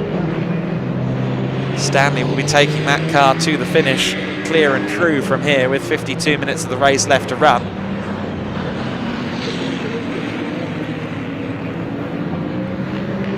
The only other car that hasn't made a pit stop so far in this race is this Team Brit machine. Is that going to change? It does look like it's headed for the pits. Yes, so the GT4 class leader has headed toward the pit lane.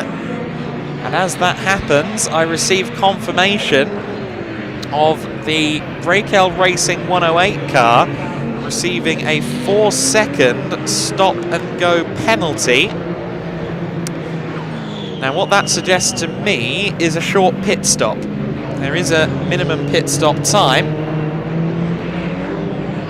There is very little, if any, wiggle room if you run your pit stop short.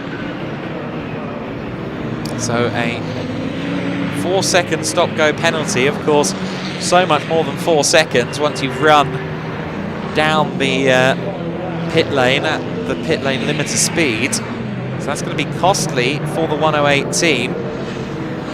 Whoever has a stopwatch at Brakel Racing is going to be blushing. That car will drop down the order somewhat in the Class D order. Bad sentence, I am aware, but second in class at the moment, with the leader of course being the Team Brit 68 car that just pitted for the first time in the race, which means this is now the only car that hasn't made one of its 2 mandatory pit stops, and they're receiving confirmation as well that that is a short pit stop that has got the 108 car its penalty. Whenever it's an oddly specific number, like 4 seconds, that does tend to imply short pit stop.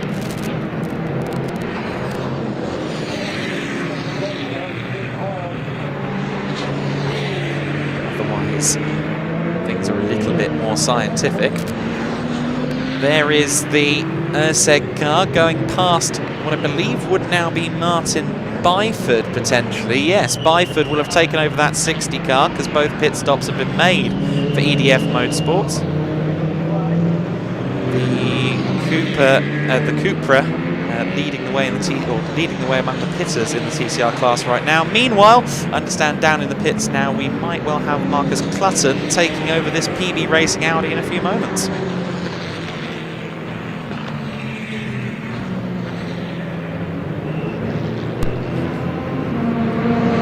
Right, everybody, welcome down to the pit lane. Bit of action going on here. As you can see, this is the leading car. That Audi is coming in very shortly. Let's go have a quick chat, very quick chat with Marcus. Marcus, we're about to see a pit from the lead. Are you ready? Yeah, as ready as can be. He's done a good job, hasn't he, Peter? He's done a mega job. Exactly, just take it home, right? That's the idea. Fantastic. We're going to stick around here a little bit. In fact, here they come now. Let's get out of the way. But the leader is coming into the pits now. Here is Peter Ursig pulling into the pits.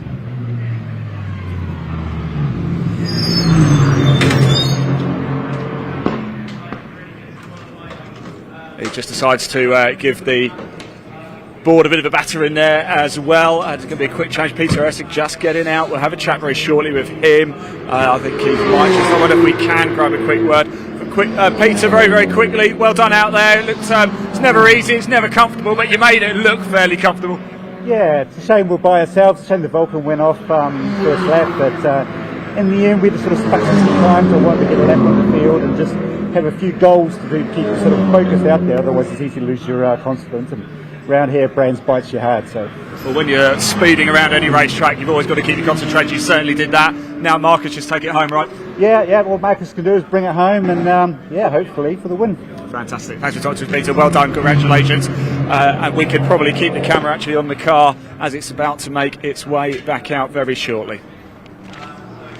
So Marcus in the car now, of course, PB Racing here, Peter Ersick, Marcus Cluten. Did they stick it on pole position as well with a time of 45.690. That was 1.5 seconds faster than that Aston Martin Vulcan, which sadly is out of the race. And here we go, doors about to close.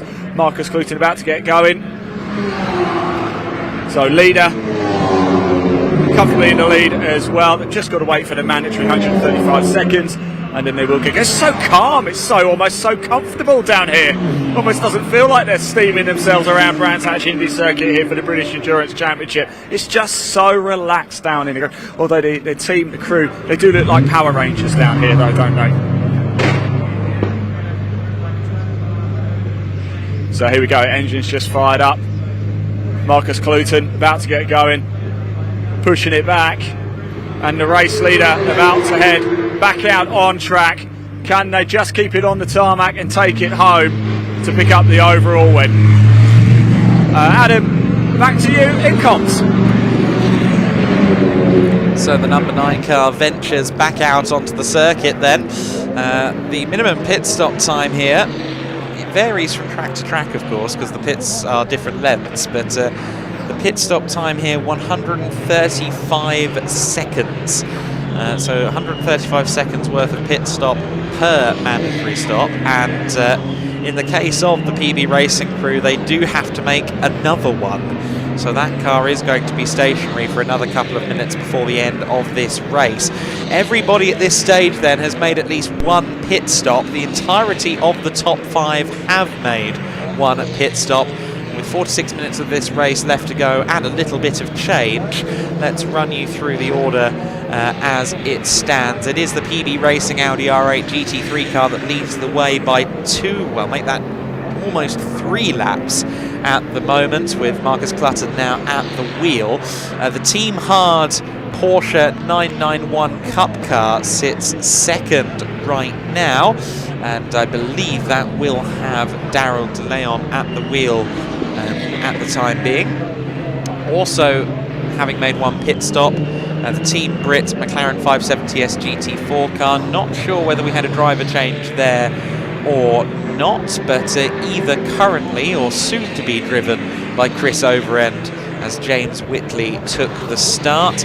4th place overall is the SG Racing Porsche, the Cunningham family car, I believe now with Peter Cunningham at the wheel, and this is getting interesting actually for overall position because Peter Cunningham is lapping faster and gaining on the aforementioned McLaren. So 3rd place in the overall standings is currently under a little bit of duress as the 997 Cup car closes in slowly but surely. Both cars still owe us one pit stop, one mandatory pit stop of just about 2 minutes and 15 seconds. So the Cunninghams looking for an overall podium here. They're leading, or rather they're second in Class C, and that will be on the mind as well, but they are a lap or so back from the Class C leading Team Hard Porsche. The overall podium though, a lot more attainable with this McLaren 570S GT4 currently holding 3rd place. Not too much between these two cars in terms of absolute pace. The Team Brit McLaren has just crossed the line at 52.6. In fact, Cunningham a 51.2 in the Porsche. So both cars lapping in the low 50s, but 1.4 seconds in favour of the Cunningham entry. And once again, the McLaren looking a bit sideways. It has had a tyre change because it's got a notably more fresh-looking set of Goodyears on the rear, but the car's still looking a bit snappy for whomever is at the wheel. We do know that James Whitley took the start, but whether Chris Overend has now hopped in or not is up for debate. Ersek's car back in, now of course at the wheel of Marcus, at the custodianship, let's say, of Marcus Cluten. The pit stop ongoing here, a fairly relaxed approach to the tyre change, given they've got 2 minutes 15 seconds to play with. And this car should end up back in the race lead. Of course, momentarily they may lose the lead because this car is making the second stop. The Team Hard Porsche has only made one thus far, and in fact I believe the Team Hard Porsche has just taken the lead briefly.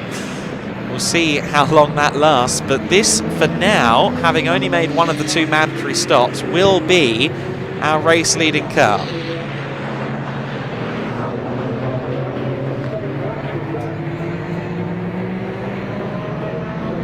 So with 42 minutes and 45 seconds left to go, it is certainly a race that looks to be falling in favour of our Class A Audi R8 LMS GT3 machine. Urseg with a good strong stint to begin the race, and there goes the Audi again with Marcus Clutton at the wheel. And the Porsche did indeed take the race lead, but only by just over 10 seconds, I think, once everything comes out in the wash. In fact, a bit less than that.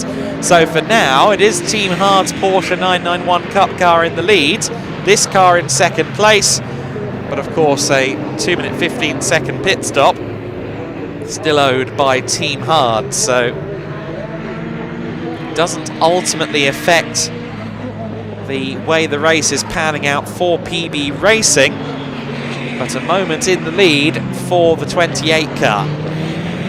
This is a Porsche 991.1 Cup car with a little bit of an aftermarket splitter on it. The Team Hard entry running in the lead of Class C at the moment. Second in Class C is the SG Racing Porsche 997, of course, running fourth overall and closing in on Team Brit. But for now, our Class C leader, also our overall leader, courtesy of the quirks of the pit cycle. However, Clutton closing in quickly to the shock of absolutely nobody. He stick markers in a GT3 car.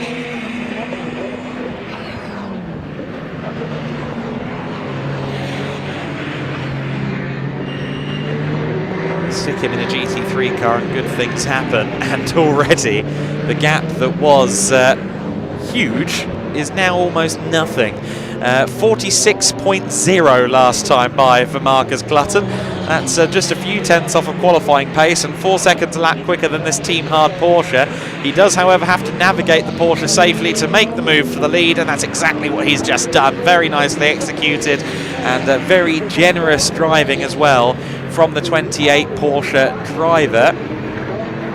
By my understanding, it would more than likely be Darren Leon at the wheel, although Thurston did take the start, and there's confirmation of the kind of pace we're getting out of Marcus Clutton right now. 46.09, not quite on the level of the pole position time he set this morning, but it would have been good enough for pole anyway. So that lap time would have netted him pole if he'd set it in qualifying this morning. Clutton's pace is more than likely only going to improve. He's got 40 minutes, a fresh set of good years on the car, and while the job is very much just take the thing home, he's got to have a little bit of fun, right?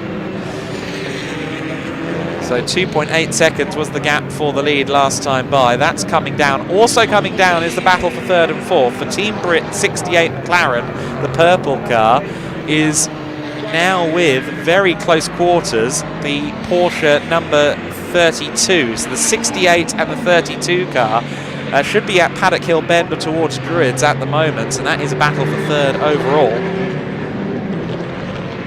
Both cars having made one of two pit stops. They've just gone past this section of the circuit. They're coming down through Graham Hill and onto the Cooper Straight now.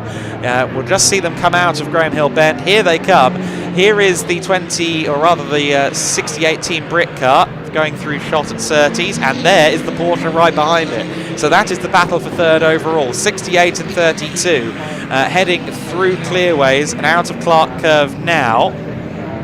Don't want either car to make a pit stop. Good, because this is a battle for third place and a battle between two cars that frankly are rather more evenly matched than the 991 Cup car and the Audi R8 LMS GT3. So as they come through Paddock Hill Bend, it is the 68 Team Brit McLaren leading the GT4 class, and leading the GT4 class fairly comfortably for the time being.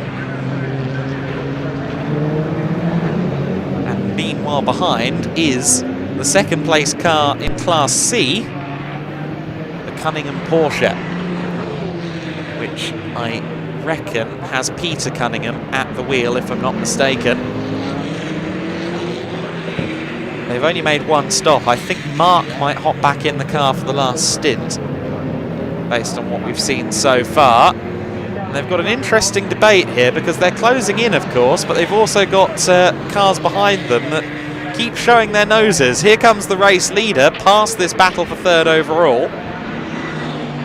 Starting lap 90 of the race is the leading car of Marcus Clutton, the number 9 PB Racing entry, but this battle for third place overall still looking very interesting. If the SG Racing car can just find the opportunity, we may see a bit of wheel-to-wheel for third place, because that car, the Porsche 997 Cup, the yellow and black 32 car, was over 5 seconds back less than 10 minutes ago, and that gap has shrunk down. But what I believe Peter Cunningham has to deal with now is trying to continue the closing in on the McLaren, with other cars trying to find a way by, including that 87 Sheared Autosport Audi, which of course isn't fighting them for position. It's down in 14th place. And one thing I hadn't picked up on, and my apologies for not picking up on this, but we've had an issue for the Opel in the TCR class. The Dragon Sport by Amigo 66 is in the pits and has been for some time.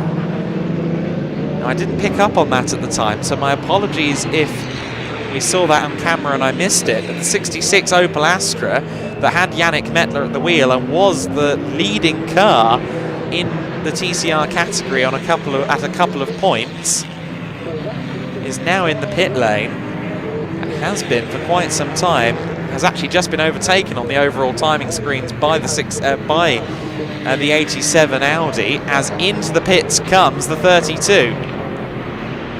So the Cunningham Porsche is in, and that rather quells the battle that we were talking about for third. And it will be interesting to see now where they cycle out, of course, because you've got the likes of this number 55 Ferrari that we were just looking at, the black and yellow Ferrari of Jamie Stanley, just going through shot there. That car has made both of its pit stops. It made both of its pit stops within the first hour, and Jamie Stanley, esteemed pro racing driver, has been setting lap after lap after lap, and he's faster than every car ahead of them, with the exception of PB Racing Audi, and you can see that he's pushing. Big sideways moment for Stanley in the 488 Challenge car. It does have a bevy of driver assists, the 488 Challenge, but of course it's, at the end of the day, it's still a twin-turbo 660 brake horsepower car, and traction sometimes at a premium no matter what computers you throw at it. Stuart Hall there trying to find his way around the 87. Of course, that's not for position, but Stuart currently trying to establish the MKH Racing number 50 Aston Martin as a contender in the GT4 class. Currently sits second in class, and Jamie Stanley actually trying to get past that car for position, as a matter of fact. So this is for 5th and 6th overall between the MKH Racing Aston Martin and the Ferrari 488 Challenge car. It matters little ultimately because their cars are very different spec, but through has gone the 55 to move into 5th overall. Stuart Hall drops a position then, but you can rest assured that Stuart more than likely didn't even know that was for position. He's focused on the McLaren, and the McLaren has just exited the pits in front of him. We saw that on screen. Chris Overend, I believe, just took the car back over for the final time. There's the Cunningham Porsche. These guys would never do that. And pit stop ongoing. And I'm just being informed that that car pitted into the wrong box, which is not popular, and the Jaguar, I believe that is, has just pulled up on Cooper Straight. The 88 Jag, you see there in shot, has pulled up, and that's such a shame for New Barn Racing. Their newly LS3 swapped Jaguar F-Type had been running solidly for the first 90 minutes. It appears to have come to a halt there. And if they can't get that car running again, I fear we will have a safety car. Wait for confirmation of that on the timing screens, but the 88 car is firmly stranded in a not ideal position. It won't be a long safety car if there is one, because there is, of course, well, it's basically parked on an exit road, but it needs to be put back behind the barriers. And if he can't engage reverse and do it himself, then well, that is going to be a safety car, potentially, unless they can do it under local yellows. Clutton then in the race lead, continuing to do exactly what Urseg wanted, namely keep lapping, keep it clean, get us the win.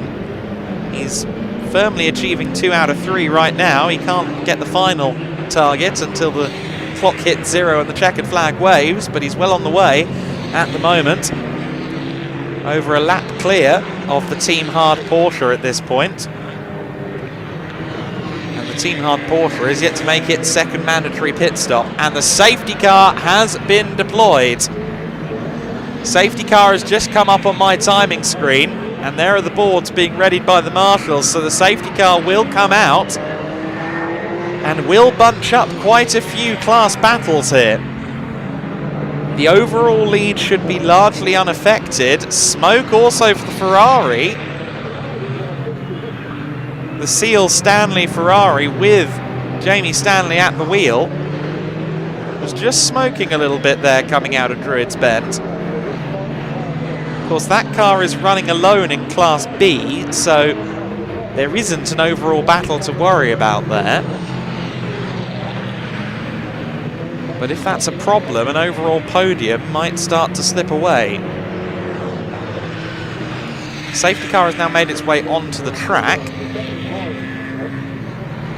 Has collected the 108 Mercedes from Breakell Racing. There's the Clutton Audi just behind it, so fairly well timed from the powers that be at BARC to get the car out on circuit there. It's half the battle in these spread out endurance races, actually finding the leader for the safety car. Just a few cars that haven't made their second stops yet. Second stop ongoing for Team Brit. Rather striking livery, the purple, blue and red. It's a very well turned out machine, that much is for sure.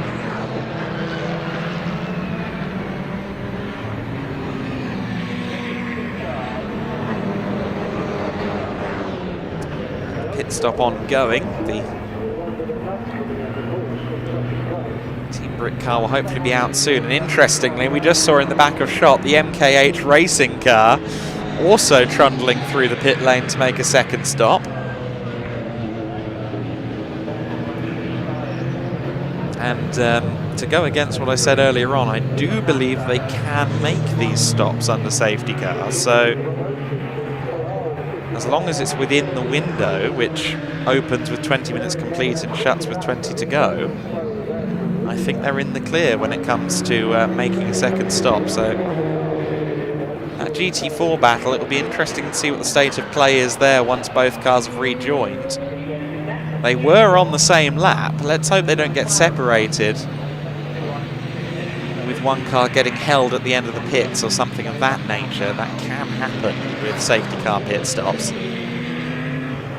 That Ford Focus Estate has it's done a few laps today, hasn't it? if it were classified in the race, it wouldn't be last, of course, because the Aston Vulcan failed to complete a lap, sadly. We've heard that that car is now out of the race, so we're sadly not going to see the Vulcan back out there. I think they were going to give it a go in terms of repairing it, but I think that attempt has been abandoned. Well, we saw the number 68 car leave the pit lane. The Team Brit car has left pit lane and is now, well, going to wait to rejoin the back of this safety car queue. Meanwhile, the number 50 MKH Racing Aston Martin is still in the pits. Now, it's going to be critical that Stuart Hall is sent back out there shortly so he can rejoin that safety car queue and not lose a lap to that McLaren just going through shot. I suspect they'll be safe, but it might be a little bit touch and go. So the MKH Racing crew will be servicing that number 50 car at the moment. And Stuart Hall has already left the pit lane. There you go. So the 50 car has already left the pits, which means our GT4 lead battle will all be on the same lap. And in fact, I've overlooked something here, and that is that the Venture Innovations Mercedes is actually now our GT4 class leader and is also on the same lap as the McLaren and the Aston Martin. So we could well have a three-way fight for the GT4 lead in the tail end of this race. We've gone back to green flag conditions, and it is, as we start lap 101, full racing speed once again for our race leading car, the Audi R8 V10 in the lead. There's our GT4 leader, the 21 orange and black Mercedes that we saw through shot. There it is, just behind the 32 Porsche. So the yellow and black Porsche running down in, I believe, 9th place now. There's our GT4 leader though, 5th overall and just 6 seconds clear of the Team Brit McLaren, which I'm pretty sure is being driven by Chris Overend.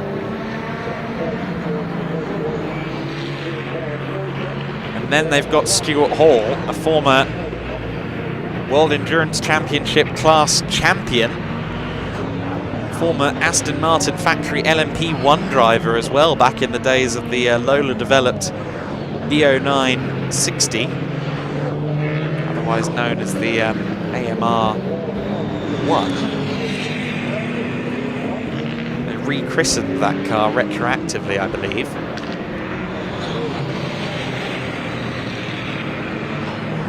There was, of course, there was the AMR 1 of 2011 that wasn't the best outing a factory race car has ever had, if you recall. But the V12 6-litre Aston LMP1 car, that was Stuart Hall's domain in 2009-2010. What an epic car it was. The 55 Ferrari, we just saw that wiggling a bit under braking. That car is now up to 3rd overall in the hands of its custodian, that being Jamie Stanley, and this is the car that is 2nd overall. So this could be critical. The Team Hard Porsche in for its final stop, and that stop may well lose them 2nd overall, because this Ferrari is on the move. This time, by my understanding, is that Jamie Stanley will put himself onto the same lap as the Porsche, so just now passing the Porsche that's still in the pit lane, back onto the lead lap, but that Ferrari looked a little bit slow, and it is still smoking, isn't it? We said that it was smoking just before the safety car came out, and now it's very, very slow indeed. It was smoking, it's now slowing, and Jamie Stanley with problems. There was smoke before the safety car. It carried on unabated. However, now the 55 is very much in limp home mode. I'm getting confirmation that the 88 Jaguar that caused the previous safety car its differential went awry. That's why that car stopped. Now let's hope that Jamie Stanley can get this car out of harm's way. He does so.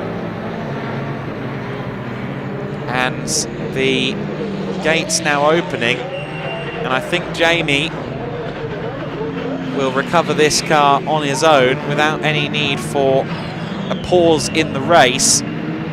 But for Jamie Stanley, for Mark Seal, oh, sorry, John Seal, I should say. I'm getting the Marks and the Johns mixed up. That's very weird. John Seal and Jamie Stanley will be ruining what they're seeing here. That Ferrari 488 Challenge car, usually more than a solid pick for an endurance race, but on this occasion it seems something has gone amiss. What was going to potentially be an interesting scrap for second overall between the Team Hard Porsche and that Ferrari has been extinguished now. Meanwhile, the GT4 battle, let's touch base on that. So the Venture Innovations 21 car that we're following at the moment, the orange and grey Mercedes that's just following the 32, that car is 4th overall at the moment. There it is, it's leading the GT4 class. And now second in GT4 is Stuart Hall. So the MKH Racing Aston has just moved up to second place in GT4 at the expense of the Team Brit McLaren. So the McLaren is falling through the order and setting low 52s at the moment, whereas both this car and Stuart Hall are significantly faster. So the Venture Innovations 21 car currently leads GT4. The gap between it and the MKH Racing Aston, I believe, in the realm of 14 seconds. That is the gap, 14 seconds. Meanwhile, Charlie Hand from the 144 crew is on hand to talk to Ian.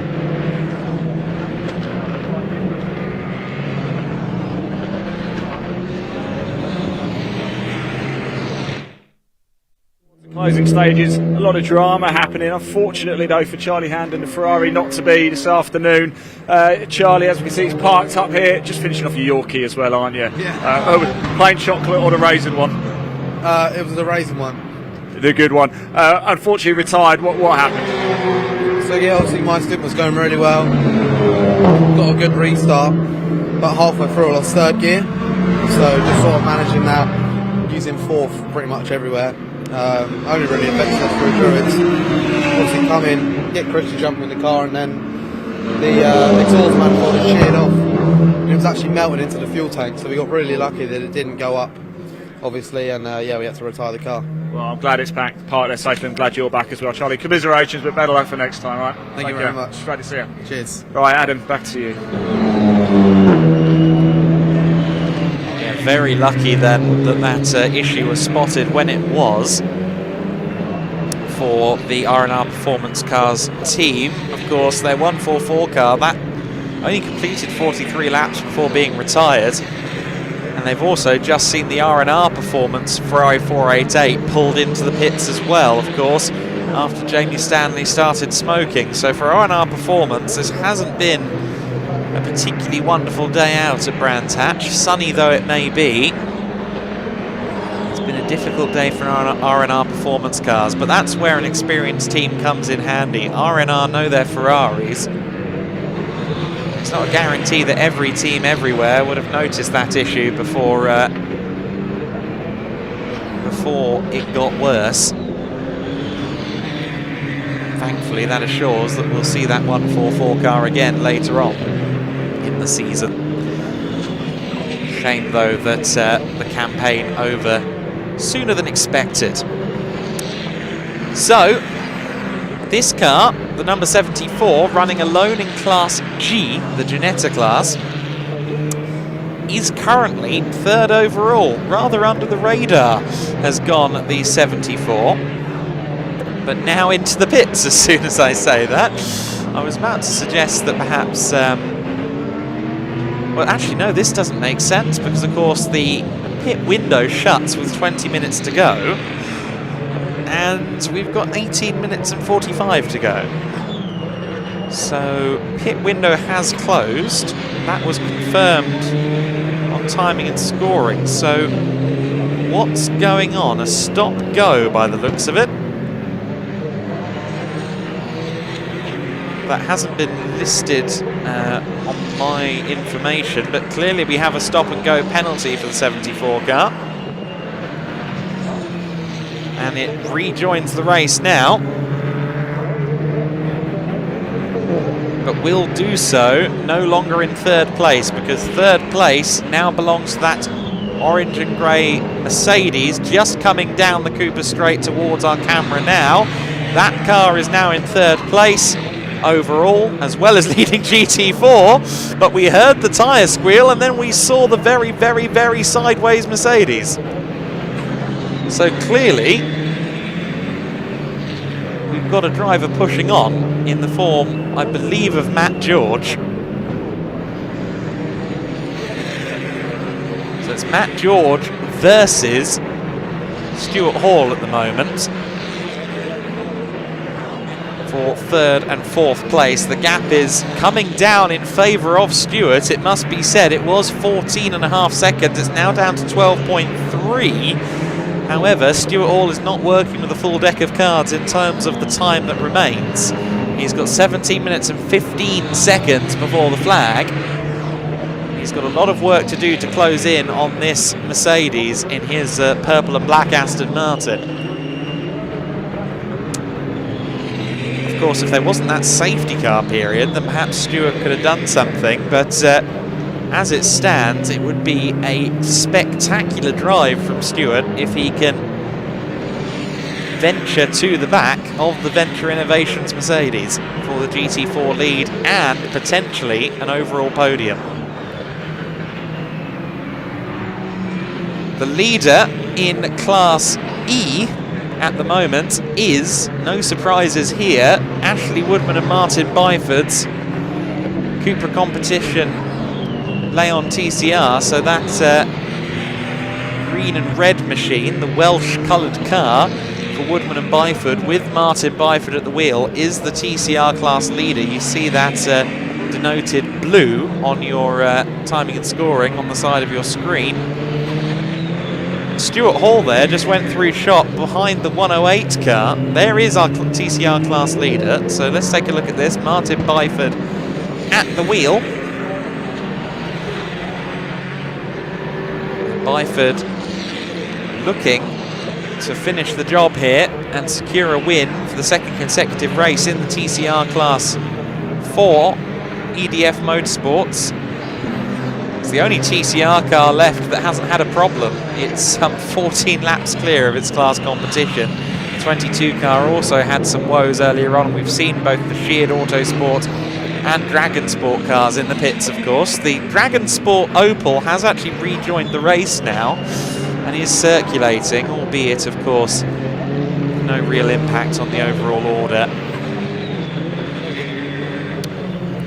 With just over 15 minutes to go then, we have completed lap 115 of the race, 116th lap ongoing.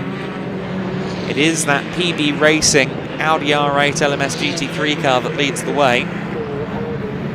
Marcus Clutton doing everything he needs to do and little more at the wheel of this GT3 car that effectively runs unopposed in Class A today after the early demise of the Aston Martin Vulcan on lap 1 of the race.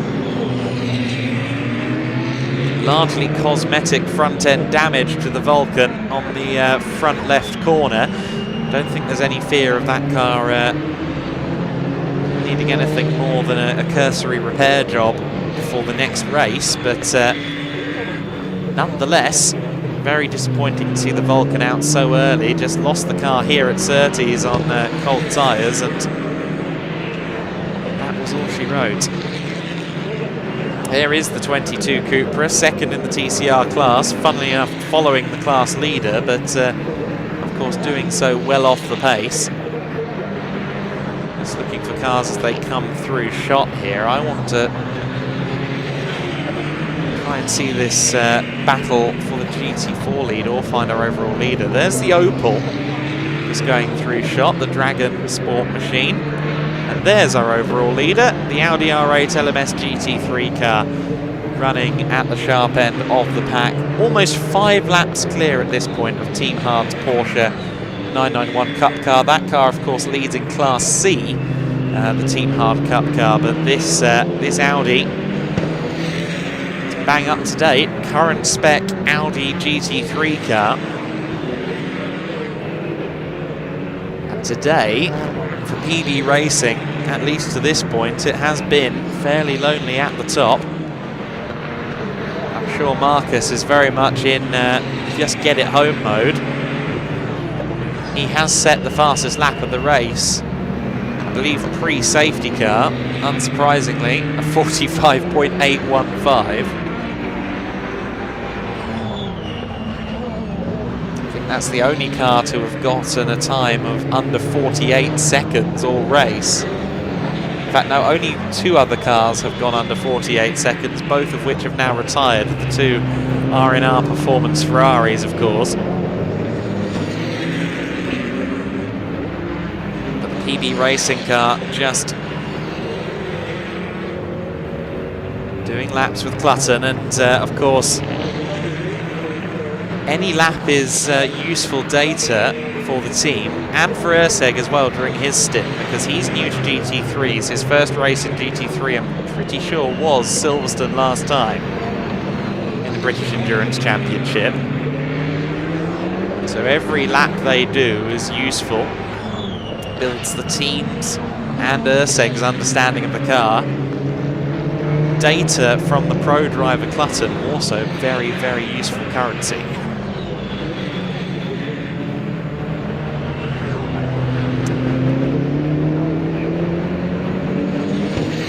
So the number 9 car continues on. The car in 3rd place, who we've talked about, the Venture Innovations Mercedes GT4. I've been talking about the fact that it's closing, or rather being closed in on, the number 21 car, Venture Innovations machine. That gap between the 21 and the number 50, the MKH racing car of Stuart Hall, that is down under 10 seconds now. So the gap that was 14 seconds is now 9. It's gone down by about 3 seconds in the last 5 minutes. So Stuart Hall in the number 50 Aston Martin is working hard, but the 21 Mercedes, the orange and grey car, similar livery to this Audi incidentally, albeit a very different camp. That is currently our 3rd place car overall. It is currently our GT4 leader, but it's well away from being caught by Stuart Hall. If MKH Racing and Stuart Hall can claim that GT4 win, I think it would be more than well earned. But we continue to watch that on the timing screen. It's 8.4 seconds now. The gap. I believe the MKH Racing car will be coming out of the last corner at the moment, homing in slowly but surely. Venture Innovations Mercedes. Incidentally, there is a chance that we could see a swap for 2nd overall as well, because the Venture Innovations Mercedes currently lapping in the 50s, a 50.1 the last time by.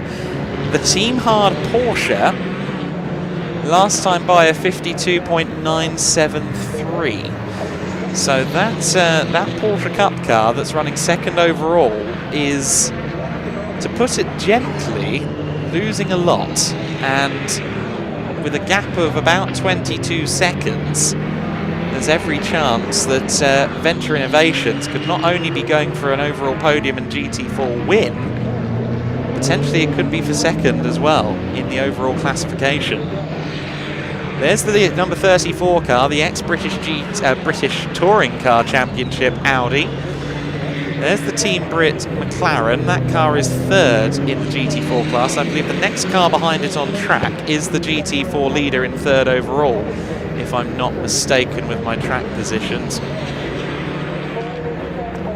That gap is coming down between Venture Innovations and MKH Racing at quite the rate of knots. There's the GT4 leader coming towards us now, I believe. Yep, there is the Mercedes AMG GT4 that leads the class. The 21 Venture Innovations car. So, as I've alluded to, closing in on Team Hard for second overall while leading GT4, but losing time to the MKH Racing Aston Martin behind it. So GT4 lead currently secure, but with 8 minutes and 20 seconds to go, Stuart Hall is putting in the shift of his life just behind this car. I think the next car on track behind this 21 is Stuart Hall in the 50. Perhaps we'll see them both on the Cooper Straight this time by, as through Graham Hill Bend goes the 21. This is Cooper Straight.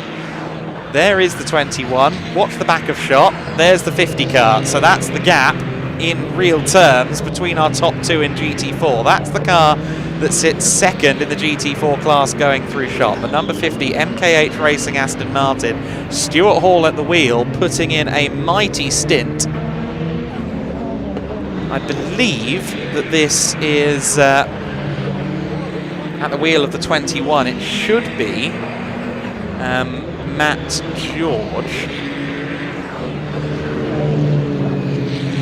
So Matt George, having taken over from the driver that started, Chris Jones, has quite the adversary here in the form of this man, Stuart Hall, who has probably done more laps in an Aston Martin than anyone in the last 15 or so years, with the possible exception of Darren Turner, perhaps has done a few more laps.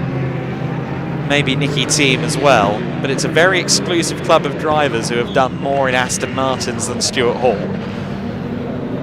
So that 50 car, 6.3 back on the last lap. They're just crossing the line now, so let's see if this gap has gone down again. With 6 minutes and 45 seconds of this race left to go, the gap is down again to 5.5. I'm of the opinion that the Venture Innovations Mercedes, just going through shot there, is just about far enough ahead that Stuart Hall is going to fall short, but Stuart Hall has not been told that. Stuart Hall has been told push, push, push, and he is responding in kind. Last lap a 49.863, which was 1.8 seconds faster than the Venture Innovations car. In fact, no, I eat my words, 8 tenths faster, not 1.8, but still, over 1.2 miles, the better part of a second is very impressive. Stuart Hall does have some lap traffic to contend with, though, including 2 of the TCR cars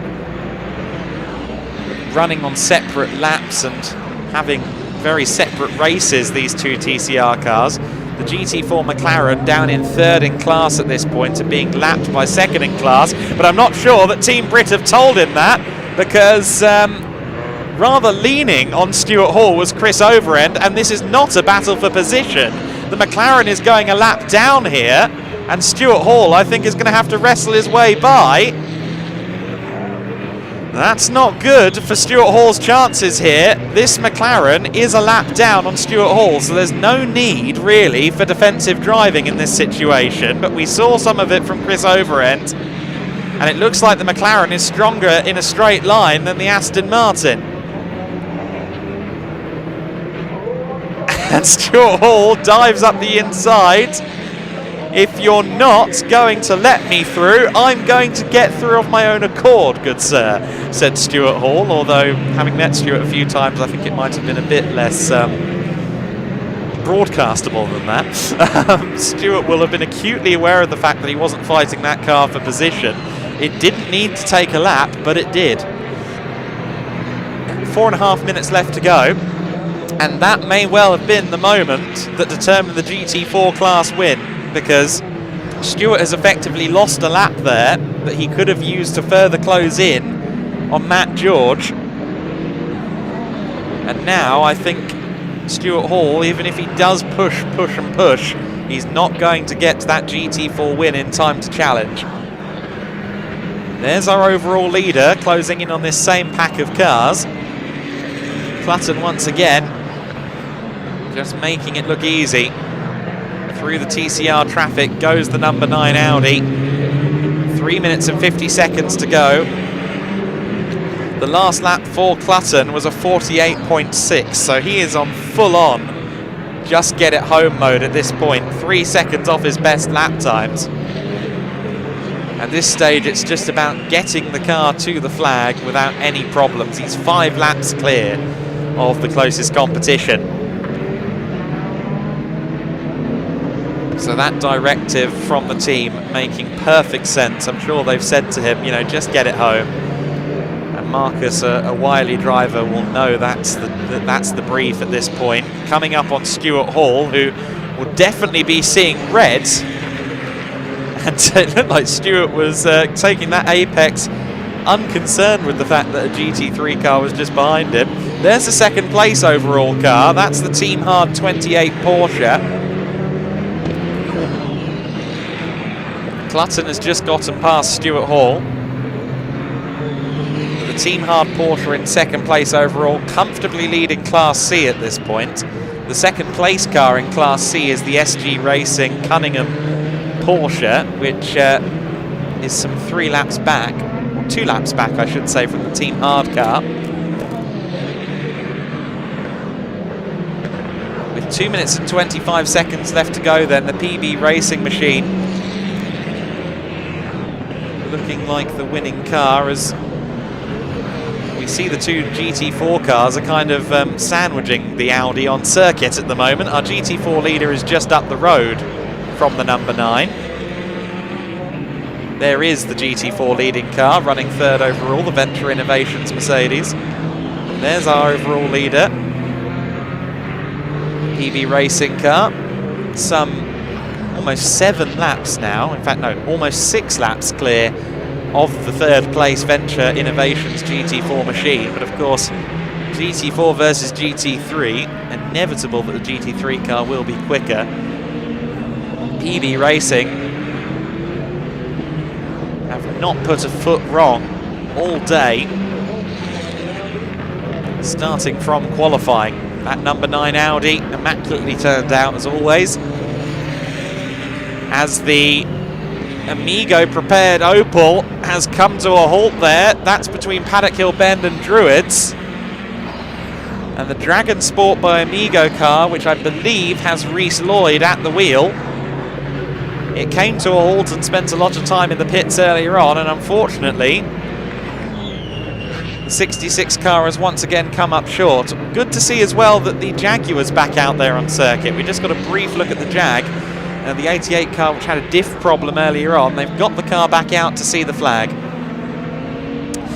We should be on the penultimate lap of this race now for Marcus Clutton.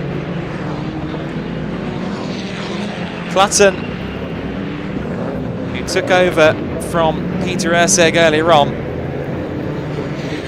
has been absolutely exemplary at the wheel of this number 9 car.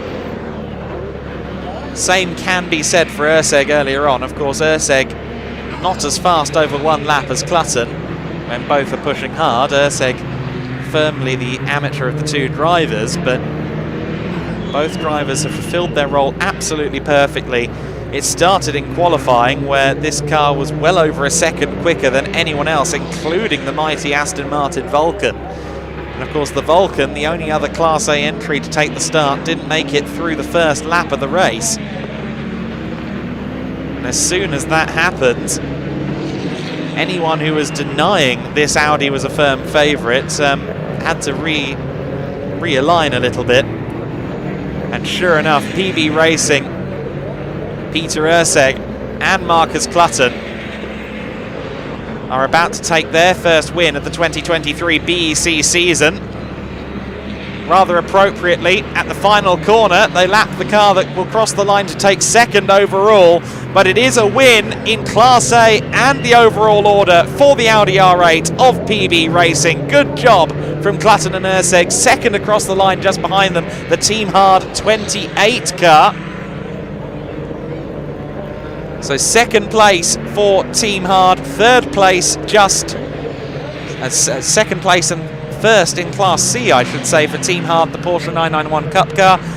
Just behind them in 3rd overall, the Venture Innovations Mercedes AMG GT4. That car crossing the line 6 seconds behind second overall. So the Class D winner, the winner in the GT4 class, takes third place.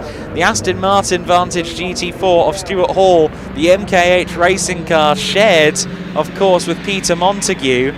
Eventually only 3.8 seconds back from the Class D victory, the GT4 class victory. While I don't think Stuart Hall would have made it to the back of the Mercedes regardless, I'm sure he'll be rueing the fact that he had to work quite so hard to get around that Team Brit car a few minutes from home. I think the McLaren driver, who I believe to have been Chris Overend, was of the opinion that it was a battle for position, and it wasn't. Rounding out the overall top 5 behind the GT4 top 2 is the SVG Motorsport Ginetta G55 Super Cup car. As we see the positions I've already confirmed on your screen. The SVG Motorsport car finishing 5th and winning Class G, its solitary class all on its own there. 3rd place in GT4 and 6th overall for Team Brits number 68 car. Good job from Whitley and Overend. 4th in class and 7th overall, Breakel Racing's 108 car, the Mercedes AMG GT4 of Tom Jackson and Amir Naran. Tom Jackson having to serve a penalty earlier on. The SG Racing Porsche 997 Cup car that was fighting for podium contention earlier in the race ultimately cycled out to 8th in the overall standings. 9th place and the TCR Class E victory for the EDF Motorsports number 60. The ever-experienced Ashley Woodman and Martin Byford, perennial driver combination, with another win, 2nd consecutive win in class for that outfit. And rounding out the overall top 10, the British Touring Car spec Audi S3 NGTC of Team Hard, Maurice Henry and Lewis Kent, as we now head down to Ian in the pits.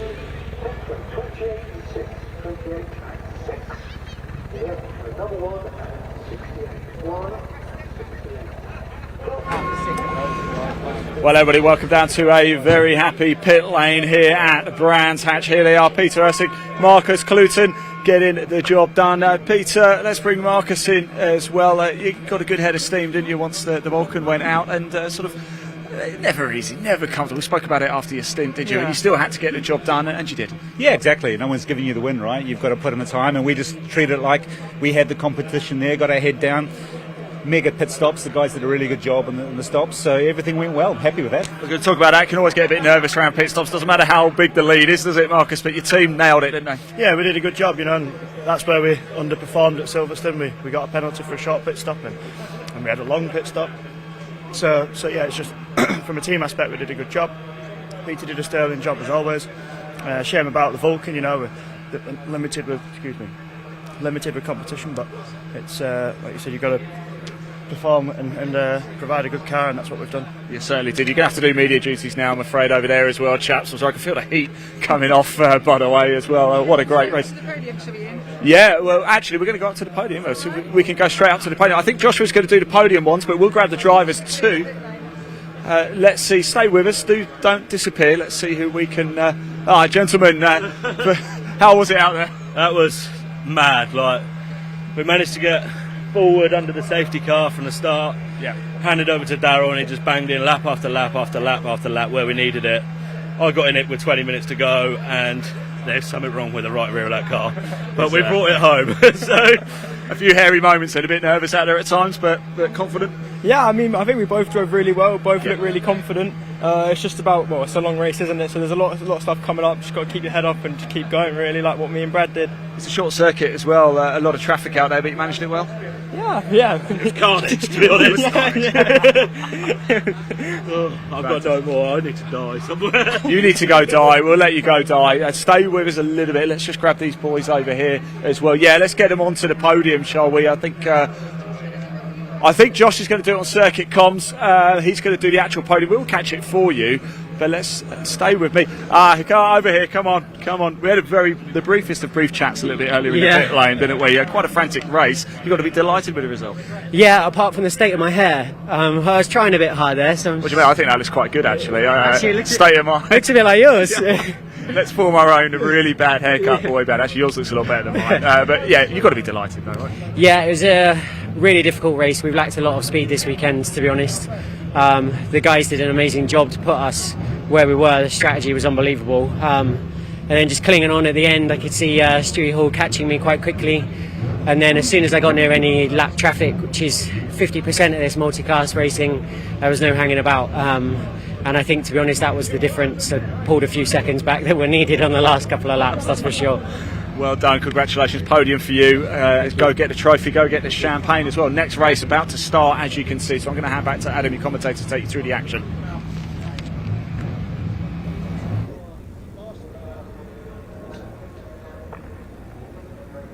So there we go, hearing from our podium there, as we now prepare post-haste to have the CTCRC Pre-66 cars take to the grid. Of course, hurriedly the marshals are getting the next grid on circuit because, of course, we lost a lot of time with the red flag earlier on today. Pole position then is Ian Thompson in the 71 car in his Ford Lotus Cortina. The blue class is all Ford Lotus Cortinas, more on that later. Piers Grange alongside him, though, in the fabulous Ford Mustang, and look how close their times were in qualifying, just 300ths apart. Second row of the grid, Pat Kennelly in the 201 car. He is alongside the Ford Anglia of Billy Kennelly. So a little bit of a family warfare there with two slightly different cars. Another Lotus Cortina, Timothy Abbott, the 63 car, alongside Mike Davis in the first of the Austin Minis. Row 4, Michael Sheraton in his Ford Anglia, that's car 56, alongside the 87 James Ibbotson in the Hillman Imp Super. Row 5, Robin Slater in his Ford Lotus Cortina, alongside Nigel Cox in the 47, and all Cortina fifth row of the grid. Lots of Cortinas in that top 10. Next up, the sixth row of the grid, David Hall. Surprise, it's another Cortina. Not complaining, they're wonderful cars. James Syme alongside him in another of the Mini Cooper S's. Row 7, Will Egby in the Hillman Imp. Of course, that's a rear-engined car, and he's joined by Ed Gibbs in the Ford Anglia. Row 8 is Kevin Swan in another of the Anglias, alongside James Burrows in his Mini Cooper S. Row 9 is Kevin Bottomley in the Morris Cooper, alongside Michael Loveland in another of the Hillman Imps. Row 10, David Ellis in another Hillman Imp, and Michael Foley in a Ford Lotus Cortina, rounding out row 10 of this 13-row grid as the cars go out onto their formation lap. So row 11 is the number 1 car, Luke Wilson in the Austin A40, the only one of those, one of two out there on the grid. Ford Lotus Cortina of Keith Wright is next. Row 12, Freddie Brown in the Anglia, Brian Bedford in the Austin A40 Farina, and row 13, Andy Messam in the Austin Mini 7, Tim Dodwell in the Austin Cooper, rounding out our 13-row grid for this race. So then the pre-66s really giving a flavour of what the British Saloon Car Championship was like in the middle 1960s. You had the likes of the Ford Falcons, the Ford Mustangs, even the massive Ford Galaxies up at the sharp end. Later on, some Chevrolet Camaros, cars of that nature taking over as well. But the Ford Lotus Cortinas, the Minis, the Anglias, all of the nimble local cars also involved as well. Jaguar Mark IIs, all manner of fabulous cars were on the grid in the mid-60s. And of course, fabulous drivers as well. Jim Clark, Jackie Stewart, among those that campaigned a Mark I Lotus Cortina in anger in the British Saloon Car Championship in the 1960s. In my house growing up, there was a VHS of the 64 season that we collectively wore out over the years. Some fabulous driving on display in that period of touring car racing, lovingly recreated here by the CTCRC, something we are all very thankful for. Always a spectacle when these cars are in town. So then the grid is being formed up as we speak. It will be a 15-minute race for these cars. The pre-66 machines getting lined up at the moment. They are all lined up at this stage, and we are about to go racing for 15 minutes. It's going to be a barn burner on the evidence of everything we've seen from these categories before. And we are underway. Piers Grange not with the best start in the big Mustang. Is it going to be an Anglia leading or a Cortina? It's going to be a Ford. I'm not sure what model though. The Cortina up the inside. Our pole sitter can't quite do it, so it is the little Anglia of Kennelly that takes the lead at the first hurdle of this race as everyone else filters through towards Druids Bend, up Halewoods Hill, of course. And the big Mustang under pressure from another of the Anglias. I believe that's a 56 car of Sheraton. Oh, pushing one of the Hillman Imps off though. That wasn't good. That was the 87 car, I apologise, of Ibbotson who had a moment there. And look at the 71 of Thompson has fallen right through the order. Our pole sitter in the red Ford Lotus Cortina, I believe, is something like 7th or 8th place already. So that's a swift fall through the pack for the 71 car. My apologies, Ian Thompson, not the 77.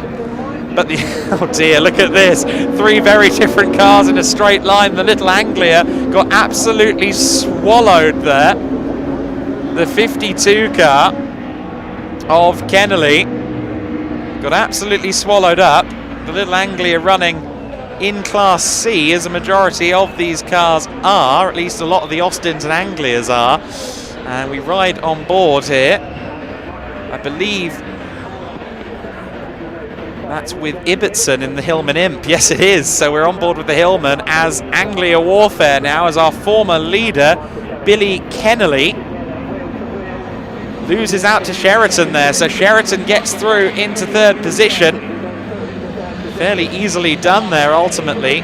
Looks like Kennelly's car might be fairly weak in a straight line. Of course, it's the other Kennelly that now leads the way as a result of all of that. Pat Kennelly, who also leads the Cortina class, is our overall leader. But here comes the Mustang. Look through the windscreen and you see that the Mustang has taken the lead. On the far extremes of the shot, the big Mustang now leads the way with the straight line speed advantage. Piers Grange has moved into the race lead. Always a possibility when you've got a Mustang behind you and you're in a Lotus Cortina. I'm sure Pat Kennelly did everything he could to assure a good run out of Clark Curve, but he's lost out now to Piers Grange. Of course, Piers Grange was 2nd on the grid. He lost out by 0.03 of a second to pole sitter Thompson, but Thompson is down in 8th place overall now, having made a shocking getaway. So the gorgeous Ford Mustang, now our leader. Huge 4.7 litre motor in that car, but we've had a failure there for the 201, the Cortina. That doesn't look healthy at all. I think that might have been an engine on the 201 car. That was a big failure, unfortunately, for Pat Kennelly, who was 2nd overall. He was leading the Cortina class, but that fortune proved to be short-lived. We've got another car slow. I think that's another, it might be an Anglia as a matter of fact. No, it's one of the Cortinas that is slow there. I think that could be the 71 car of Thompson, but I'm not too sure just yet. Let's take a look at what happened to Pat Kennelly. Oh, that was nasty. That, I thought maybe a cylinder came through the engine block or something like that, or spark plug flew out, something like that, but it detonated in no uncertain terms. I'm not the most mechanically minded person, but I know for a fact that something suddenly became very loose in the engine bay. Oh, and a big moment there between the 52 car, which is into the gravel. Billy Kennelly was leaned on a little bit by the 87 of James Ibbotson. Ibbotson continues on unabashed. And well, one Kennelly is sweeping up parts of his engine from the Cortina's bay on the main straight, and the 52 car, the other Kennelly, Billy Kennelly, not Connolly, has just lost a load of positions in the gravel. I think the Mustang has lost the lead though. Briefly into the lead was Sheraton in the Anglia. What a drive from the very experienced and talented driver of that 56, Michael Sheraton. Sheraton in the Anglia does have a nose ahead, but now watch the Mustang. See you later, he says. The big 4.7 litre V8 allows him to pull a gap. It's going to be out over a second before they cross the start-finish line, surely.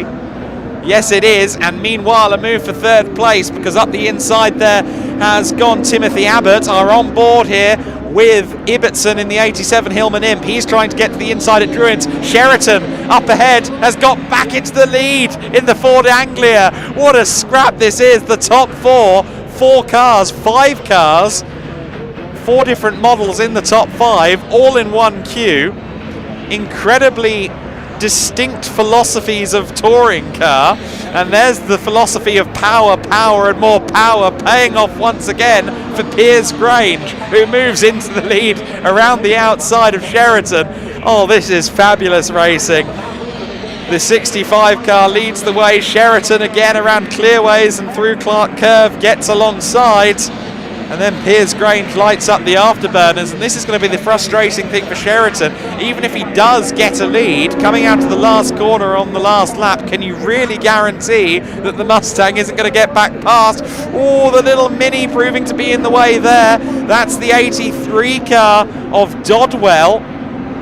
Tim Dodwell in an inopportune space there, to say the least. And I'm glad there wasn't contact there, because Dodwell typically drives that car home and drives it to the track as well. So if he'd had damage, that could have caused him a problem. Big lunge from Sheraton in the 56 car. In no uncertain terms gets the lead for all 3 seconds. And then Piers Grange puts the power down once again, takes the lead. Sheraton now side by side for third place. Look who's rejoined the fray. It's our pole sitter. The 71 car, Ian Thompson, is back involved in the classic red and gold Oliver-esque colours of the Cortina that was our pole sitter. So now the leading Cortina is in third, make that second. Thompson gets through into second place. That was the fastest car in qualifying. Sheraton, by far the bravest driver on the brakes, again gets back into second place. But as Sheraton and Thompson scrap for second place, among others, this all allows Piers Grange, of course, to get away a little bit. Of course, the Mustang is less than ideal through the corners.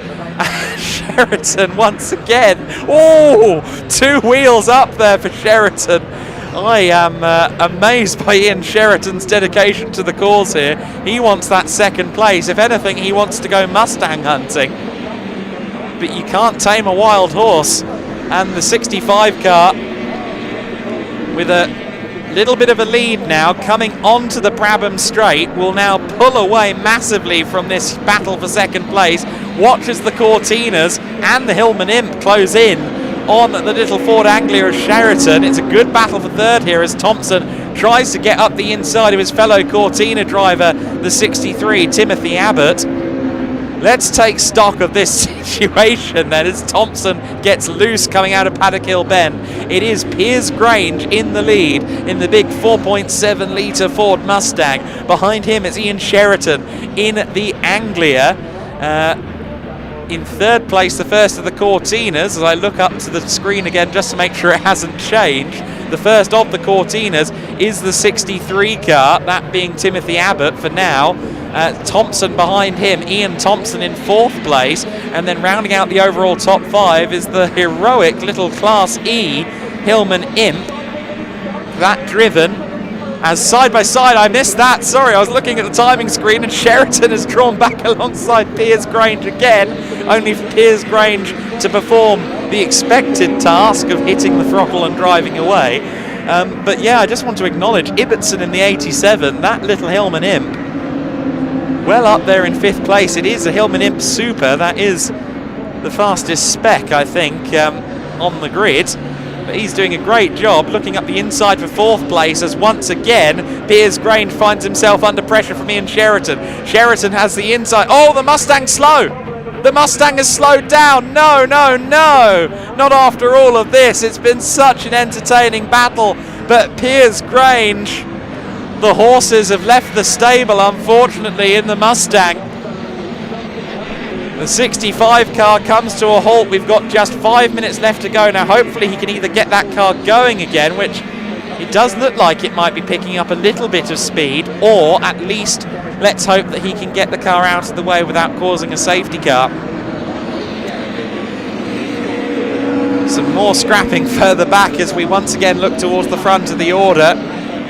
And it is Sheraton in the lead. However, look at this, they're well in the traffic now. So Ian Sheraton is forging a path through the traffic. Sorry, Michael Sheraton. I've been calling him Ian. I'm very sorry for that. I've been calling him Ian. It's Michael Sheraton. Getting my names mixed up. But Michael Sheraton in the 56 car. I know Michael well as well, so I'm sure I'll get a message. But Michael Sheraton in this lead position for now. The Cortinas, not as quick in a straight line as the Mustang, I grant you, but they still have the power advantage over the Anglia. That much is obvious. So Michael Sheraton under pressure from Timothy Abbott, and the Ian of the situation is of course Ian Thompson in third place. I got my Ians and my Michaels mixed up, but nonetheless here we see the difference between the Cortina and the Anglia. Well, if the checkered flag had waved there, that would have been a photo finish. So we're in for something special here in the final 4 minutes. So Sheraton in the 56 going defensive towards Druids. Of course, the problem with the Cortina for Sheraton is that, yes, it's quicker in a straight line, but little Lotus fettled Cortina isn't much slower in the corners either, unlike the big Mustang he was fighting before. And Sheraton keeps locking up at Graham Hill Bend and somehow keeps the car on the black stuff. However, there are double waved yellows down there because the Mustang has stopped, as we just saw on that shot. The double waved yellows means that things are a bit more orderly through Surtees than they have been on previous laps. And you know what? That might be Michael Sheraton's lifeline, because the run from Graham Hill Bend towards Surtees, the Cooper Straight, is somewhat neutralised here. They've thrown the checkered flag early. Okay, so the race with 2 minutes and 40 left to go, they've checkered flagged it early in order to recover the 65 Mustang from its rather dangerous position. That does happen sometimes when the two options are safety car to the finish or just end the race early. They choose just end the race early. That's what's happened there. And unfortunately, that means that Sheraton doesn't get the battle that I think even he wanted, but he does get the win he wanted. The 56 car then of Michael Sheraton is our race leader. The Ford Anglia trumps the Ford Cortina. Not something that happened too much in period once the Lotus Cortina was introduced, I don't think. But the Anglia takes it on this occasion in no small part thanks to the stupendous efforts of Michael Sheraton, who at one stage was having a ding-dong battle with the big Mustang. But unfortunately, the expiry of Piers Grange's Mustang is what's brought an early halt to this race. It is Sheraton that wins it then. Again, Michael, I apologise for calling you Ian earlier on. Michael Sheraton takes the win by eventually 0.4 of a second over Timothy Abbott. Ian Thompson takes third. James Ibbotson takes fourth. Billy Kennelly in fifth place and second in the Anglia class, or Class C as it is. Sixth position for Ed Gibbs in his Anglia. Kevin Swan, another Anglia, in seventh position. Eighth place for David Hall in the 58 car. Nigel Cox in the 47 in ninth place, and rounding out the top 10, the number 21, the first of the minis home, Mike Davis at the wheel of the 21 car. Edgeby in the 34 Hillman Imp in 11th place. Or rather, is that 12th place? No, it is 11th place. Bottomley in 12th in the number 15 car. Loveland in 13th in another of the Hillman Imps. And the Mini of Burrows, James Burrows, 14th place, and rounding out our graphic there. So then, the race unfortunately ending a little bit early. I got the overwhelming sense that we were building to a crescendo there. I thought that we were going to get a proper scrap between Sheraton and Timothy Abbott to close that out. So Sheraton with the win. Again, Michael Sheraton. Michael Sheraton. I'll get that right for tomorrow's race. I apologies for mixing my Ians and Michaels. But what a scrap that was. A real flavour of why multi-class saloon car racing in the 60s was so much fun. You'd often get the Cortinas mixing up with the Galaxies, the Falcons, the Mustang. We were meant to have a Falcon in the form of Alan Greenhall, but sadly he withdrew. An ex-BTCC racer himself, in fact, Alan Greenhall. So very fun to see him out, and he's often right at the sharp end. But unfortunately, Alan Greenhall not able to join us, but we had Piers Grange representing the V8s among a sea of Anglias and Cortinas and a Hillman Imp. And that was fun all round. Class winners, Class F, the Cortina class, was taken by the 63 car of Timothy Abbott. The Class E win, that's the All-Hillman class, of course, that went to James Ibbotson. The Class C win was our overall winner, Michael Sheraton. And the winner in Class... Is there another class to cover? Class A, yes, but of course Class A... the only car in Class A ended up pulled off. That was Piers Grange. The only other class we haven't mentioned, Class D, the Austin A40s, of which there are 2. The winner in that class proved to be the number 26. That is Brian Bedford at the wheel, I understand. It was originally meant to be Steve Evans for race 1, but I understand Brian Bedford was at the wheel for that car. Don't think Luke Wilson took the start, sadly, in the number 1, so that was a class of 1 in the pre-66s. Well, I certainly enjoyed that race.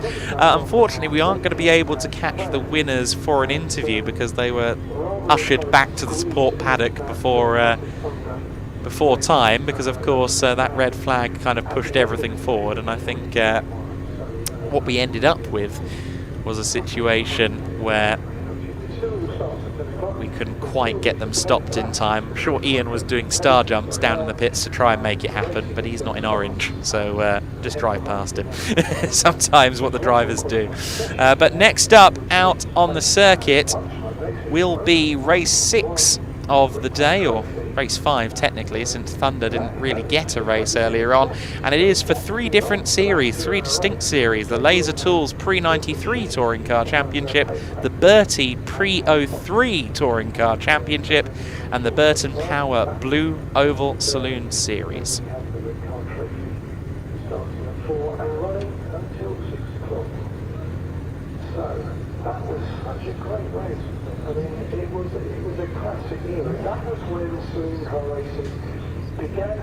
So then the 93s, the 03s and the Blue Oval Saloon Series. The pre-03s is the kind of more production spec cars of the batch.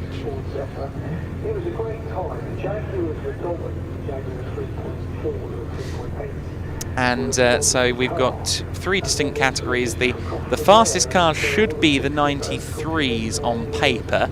That is a less restrictive class. And then the pre-03s. And of course the Blue Ovals also with some quick cars involved in that as well. We'll read you the grid in a few moments, of course. Just a little bulletin from race control as well. Something that was announced a little bit earlier on that we've picked up on is that, of course, many of you were disappointed that the Thunder Saloons didn't get their race today after the red flag. They will have 2 races tomorrow, we understand. So the Thunders will get 2 races on Sunday as opposed to a Saturday and Sunday race. They ran about 1.5 laps, of course, before the red flags came out for a fire in the race earlier on. So I'm understanding that we will get 2 races on Sunday for the Thunder Saloons. So that's really good news. Classic Thunder, the Thunder Saloons, always good fun to cover, and we're going to get a double dose on Sunday, which sounds good to me. So then next up we will see the pre-93s, the pre-03s and the Burton Power Saloons, the Blue Oval Saloons out there. Of course the Blue Oval Saloon Series, if you Can't tell based on the nomenclature, it's a Ford series. And plenty of different flavours of Ford out there. Lots of Ford Fiestas of the early mid-2000s. You've got the odd Sierra out there as well. There's an Escort Mark 1 even taking part as well. And that pre-66 race was so much fun. I feel like the pre-93s, the pre-03s and the Blue Ovals, if they're going to upstage that pre-66 race, then I dread to think how my voice will be at the end of 15 minutes. And it is indeed the pre-93s that will kind of be at the sharp end. The lead class is largely built up of E36 M3s, 3.2 litre straight 6 motors in those cars. And we await those cars out of the assembly area. We're just going to take a quick 10-second break or so here in the commentary box. And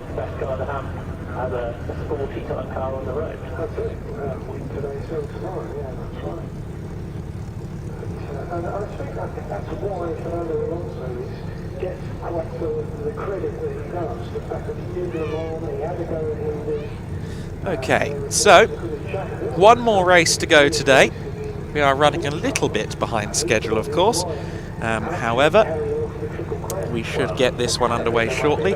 No chance of this race running short, of course, because curfew isn't until 6:25. So therefore, we have more than enough time for the full 15 minutes, and I think they might well. The reason we've got the pause at the moment is because I imagine Piers Grange let some oil out of the Mustang earlier on. So I suspect that the marshals are having to lay some cement dust down at the moment. That's more than likely why we have this little pause in the action. So the pre-93s, as I mentioned, largely BMWs, but there are some interesting outliers there. I think most interestingly, the little Renault 5 GT Turbo of David Clark, as we see one of the reasons we have a delay. That's, of course, the flatbedding of the 201 Cortina after its blow-up earlier on. An unfortunate end to the race for both of the Kennedys, actually, ultimately. But I'm sure they'll be fighting fit for tomorrow's pre-66 race. But yeah, the Renault 5 GT Turbo, David Clark, he actually starts on the second row of the grid, in amongst some of the more powerful and competitive cars on that grid. Such as the Honda Civic Type Rs and the M3 E36s. The pre-03s, pre-93s, it's almost track dependent which cars come out on top. There used to be a pre-05 category that was more production in nature that would also run in this race, but that's no longer the case. So the pre-03s, pre-93s are fairly even, but often it falls just a little bit in favour of the E36. I did say that's a 3.2 in the with the S52. It is, of course, a 3-litre engine in the BMW M3 E36, so I eat my words a little bit there. But the car's now heading out onto the circuit, and that means, as I imagine, they're not going to take too long to set this grid up before we go racing.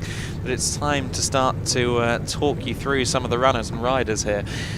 Principally, Stuart Waite in that BMW E36. That is a car to watch, as we will now get a full rundown of the grid. So Stuart Waite with a 52.8 in qualifying, good enough for pole position.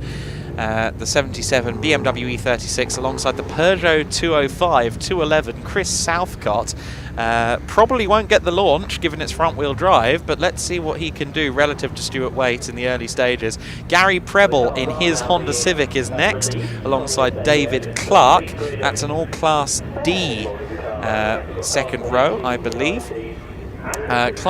row 3, Oliver Owen in the BMW E36 M3. He's alongside Kevin Willis in the fellow E36, 91 and 95. Clint LeChalmers in the BMW alongside James Dunkley in the number 1 car. That's one of the Ford Fiestas from the Blue Oval category. Row 5 of the grid, Jamie Thwaites in his Ford Sierra alongside the Ross Craig Honda Civic. Ross Craig, always good entertainment. Keep an eye on him in the 169 car from row 5.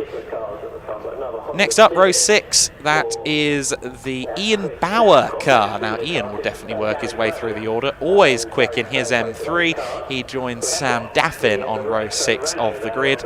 Row 7, Cavan Granger in the 137 BMW E436. That isn't a thing. I assume it's an E46. David Hutchins in the Honda Civic Type R, the 149 car alongside him. Craig Owen in the Ford Sierra Cosworth, father of AJ on that car, alongside the Honda Civic EK of James Alford, the 116.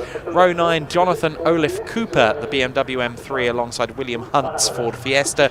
Vic Hope in the 151 car on row 10 alongside Anton Martin. He's back out for the second time today in the 330 BMW.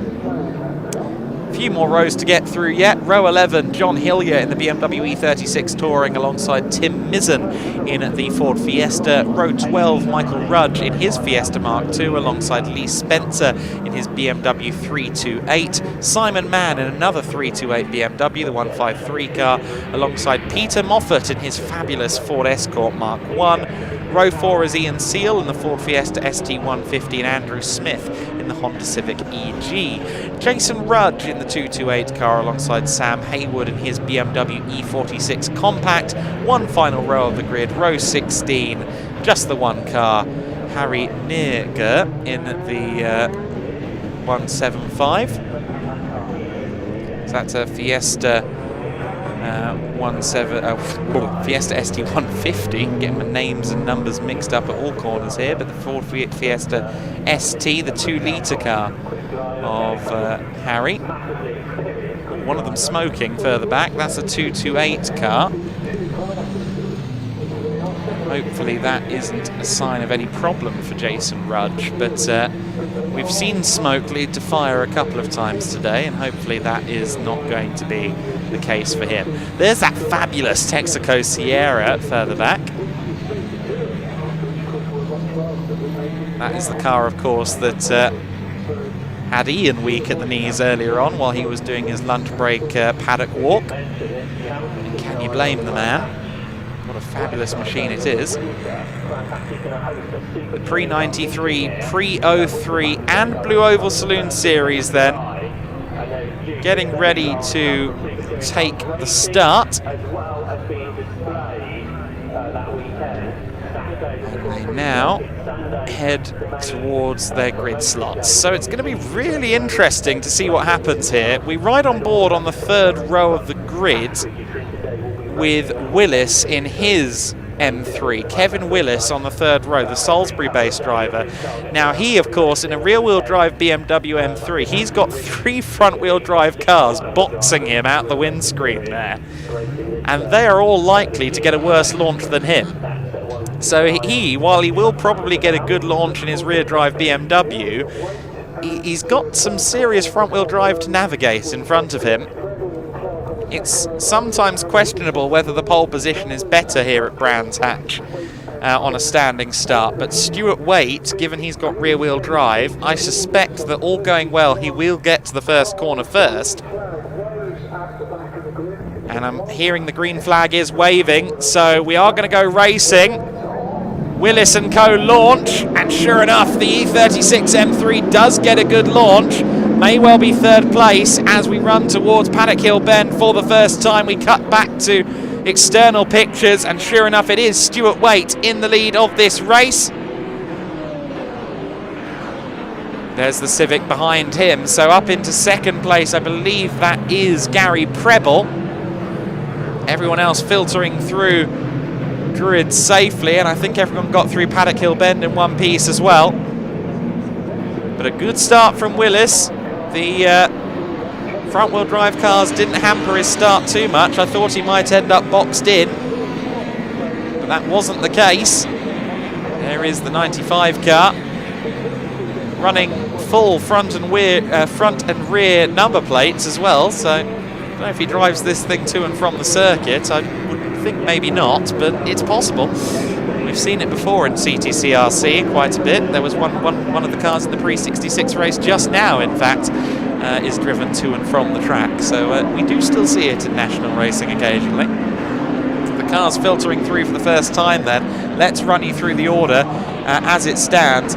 It is the 77 of weight in the lead. In second place, it's Southcott, actually in the 205. I thought that was one of the Civics, but it's not. It's Southcott. Meanwhile, the Sierra, it was running wide, and I think that car didn't have any brakes left because, very bizarre, it just didn't turn, didn't brake, didn't slow down, and unfortunately, that gorgeous Sierra has ended up in the wall.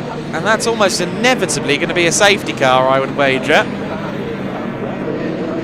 So it's Waite from Southcott in the 205, Willis in the BMW. Gary Preble is the first of the Civics, as a matter of fact. So I thought it was a Civic in second, but that's Southcott in his 205. Although on that lap, Preble has lost 7 positions, no less. So he's fallen out of the top 10 on this last lap. All the while, that Sierra, that was a front runner, potential front runner, Jamie Thwaites in the Class D car, has unfortunately ended up in the wall, and the red flags wave. So red flag for that incident. The Sierra into the wall.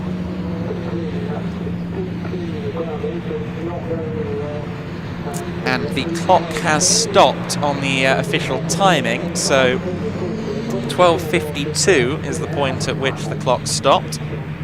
But red flags have been declared. The field makes an orderly return to the pit lane, I would suggest, unless they park them on the outside of Clearways Clark again, which is a possibility.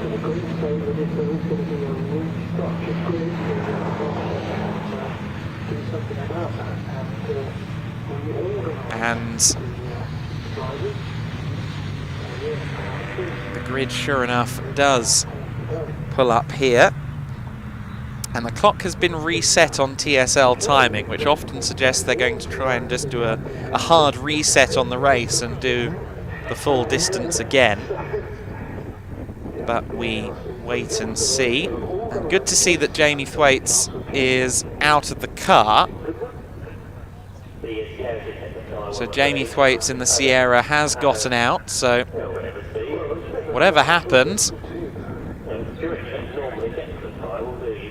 Jamie has some good experience in a race car. I don't think that would have been a mistake. The manner in which the car ended up heading off the circuit and into the barrier suggests to me that something was amiss mechanically.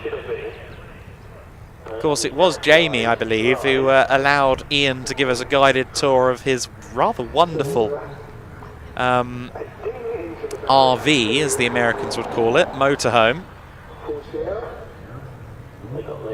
Unfortunately, after waiting around all day to go racing, his race has lasted not particularly long at all.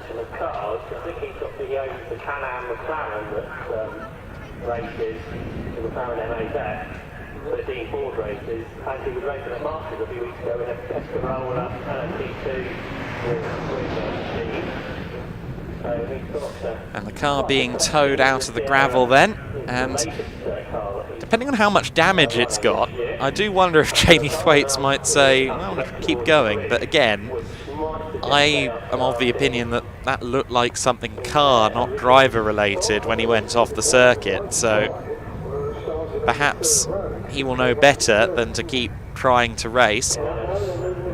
Meanwhile, we're reforming the grid with a full 15 minutes on the clock once again. Again, the curfew, checkered flag time, has to be 6:25. All cars off the circuit by 6:30. So we've got time to play with here to get the full 15 minutes out of this race.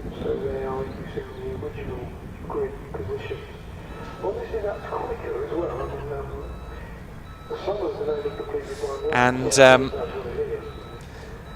I'm happy to say, as this grid reformation goes on, that Alex Gazzard on the YouTube comments section has validated me a little bit, because, of course, Southcott's car listed as a 205, and as he says, looks suspiciously like an EK Civic, which is what I identified it as initially, because that's exactly what it is, of course. He's had a car swap.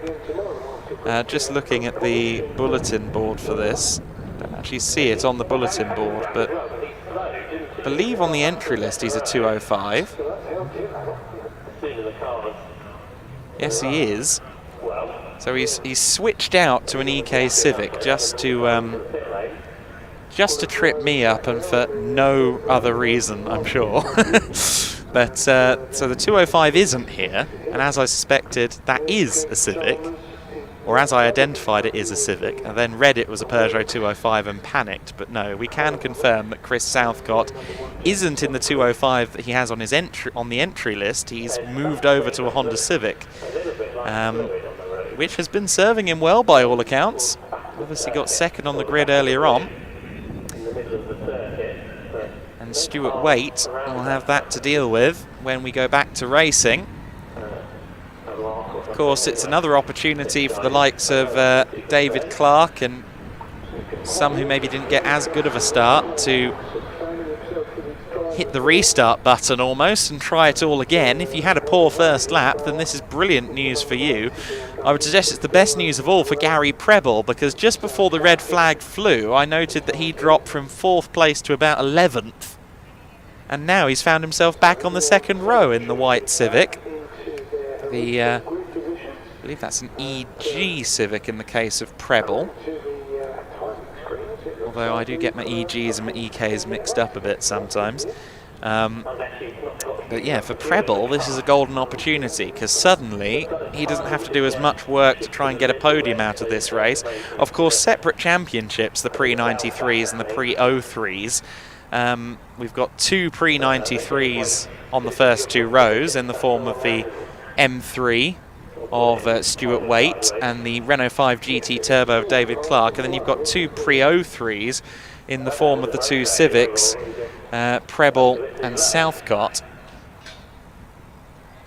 But I guarantee you they're not thinking about class order, they're thinking about first overall. In all instances, class battles, especially this early in the season, you're not thinking about that. You're thinking about getting wins, having fun, having battles out on circuit. And hopefully it won't be too long before we can focus on all of that again, because all of the cars are there where they need to be. And just reiterating our grid positions here on the bottom of screen, Stuart Waite will be our pole sitter alongside Chris Southcott, Gary Preble and David Clark on that second row of the grid. And our onboard car alongside Oliver Owen on the front row, Kevin Willis. Of course, we rode on board with him for the start first time around, and we saw that M3, as a rule, likes to surge through the order off the line. Jamie Thwaites in that number 12 car, 9th on the grid, won't be starting, of course, because he was the cause of that red flag. Ross Craig, I said to keep an eye on Ross. He's always quick in his Civic. I remember that car always being a factor, along with AJ Owen in the pre-03s in years gone by. Of course, AJ these days runs in the Thunder class, deciding to get the elbows out among the big boys, as it were. And we mentioned earlier on the Super Touring Power meeting here at the beginning of July. And AJ will be out in a Mondeo, a Rouse-built Mondeo from 94, I believe, with 95 or 96 bodywork on it. So many exciting cars being confirmed for that Super Touring Power event. And the classic touring car community at large, particularly those who grew up in an era of the TOCA touring cars, racing games, and Murray Walker on BBC Grandstand covering the BTCC. Very excited for that Super Touring Power event. Of course, so many Super Touring cars ended up scattered all over the world post Super Touring era. Of course, the Super Touring Formula also had successful championships in Germany and Italy and France as well. It was very much a global formula, but cars ended up in all sorts of places. I seem to remember the Bulgarian Championship had quite a few. Slovenia as well. The cars seem to migrate to Eastern Europe for a bit and have gradually been purchased back into Western Europe as the values have gone up, and the cars have become more and more renowned in historic racing circles. Formation that begins then for the pre-93s, the pre-03s and the Burton Power Products Blue Oval Saloon Series, our final 15-minute race of the day. Ran through the grid a little bit there on the bottom of your screen, but I'll reiterate the first few rows for you as this formation lap goes on. Stuart Waite on pole, Chris Southcott alongside him, 7.7 and 2.11. Gary Preble in the 191 car alongside David Clark on row 2, 191 and 86. Oliver Owen in the 91 car alongside Kevin Wills in the 95. Clint Chalmers in the 45 alongside James Dunkley in the number 1, that's row 4. And then row 5 on his own after Jamie Thwaites caused that red flag with an off at Druids, it is Ross Craig. So Ross Craig will be all on his own on row number 5.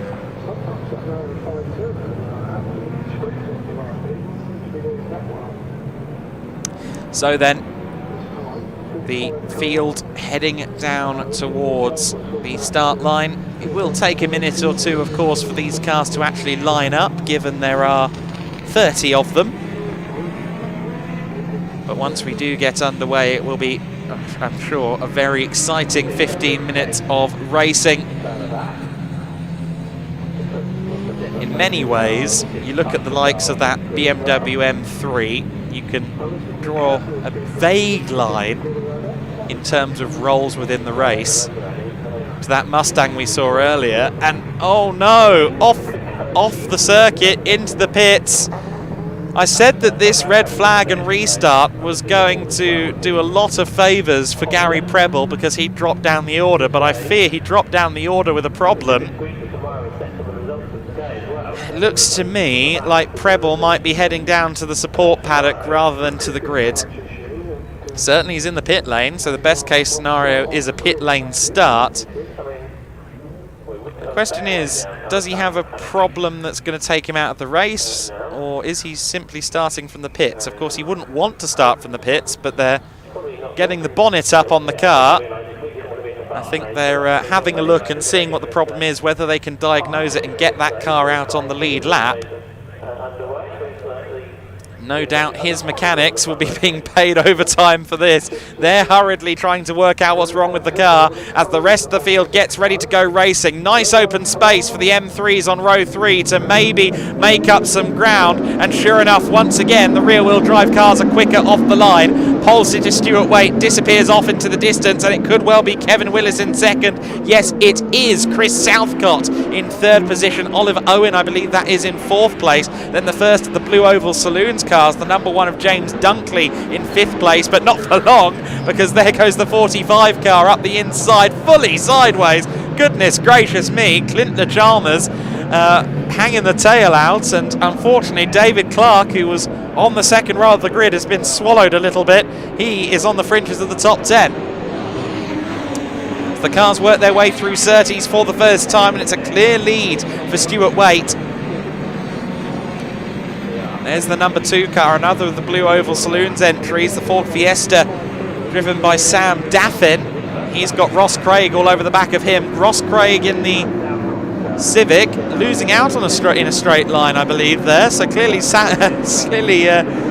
clearly Sam Daffin has a lot of power under his right foot.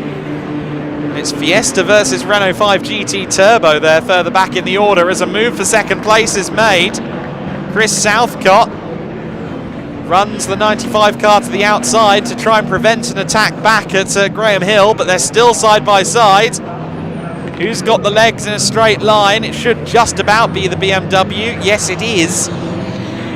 Kevin Willis retains second place, and now trying to get involved as well is Oliver Owen. So Oliver Owen keeping a watching brief there in fourth position. And a little bit slow out of Clearways and Clark Curve there was the 95. I think maybe just trying to find a gear there was Kevin Willis, but he succeeded at doing so. And while those two fight for second place, or those three fight for second place I should say, Stuart Waite is just driving away. Southcott again up the inside in the Civic, can't quite get close enough for a move on that occasion. But you get the feeling that it's something of a matter of time. Those three cycle through in second, third and fourth. The sideways 45 car of Le Chalmers is in fifth place, another of the E36 BMWs. Then it's the great battle for sixth between Clark and Dunkley.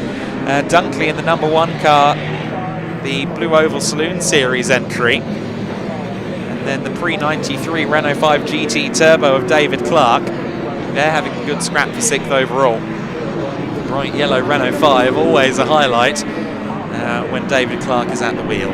But second place, another bright yellow car.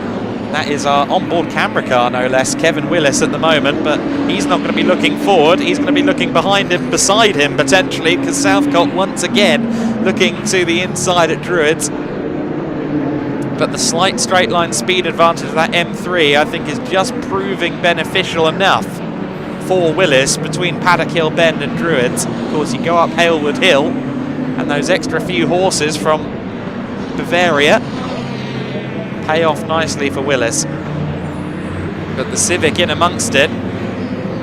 Southcott, who the entry list is a 205, but as we can see, a Honda Civic EK is the correct car on this occasion. He's in the slipstream with the BMW, but he's not going to make a move down into the first corner, I believe.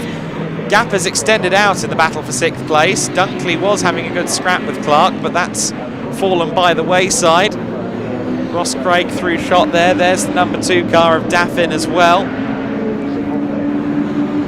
So it's spread a little bit further back in the pack. A little bit of smoke from one of the Sierras back there. I think that's Craig Owen's car. Hopefully that's nothing to be alarmed by. Our race leader turns into Surtees, well clear of the battle for second place, which comes up towards us now.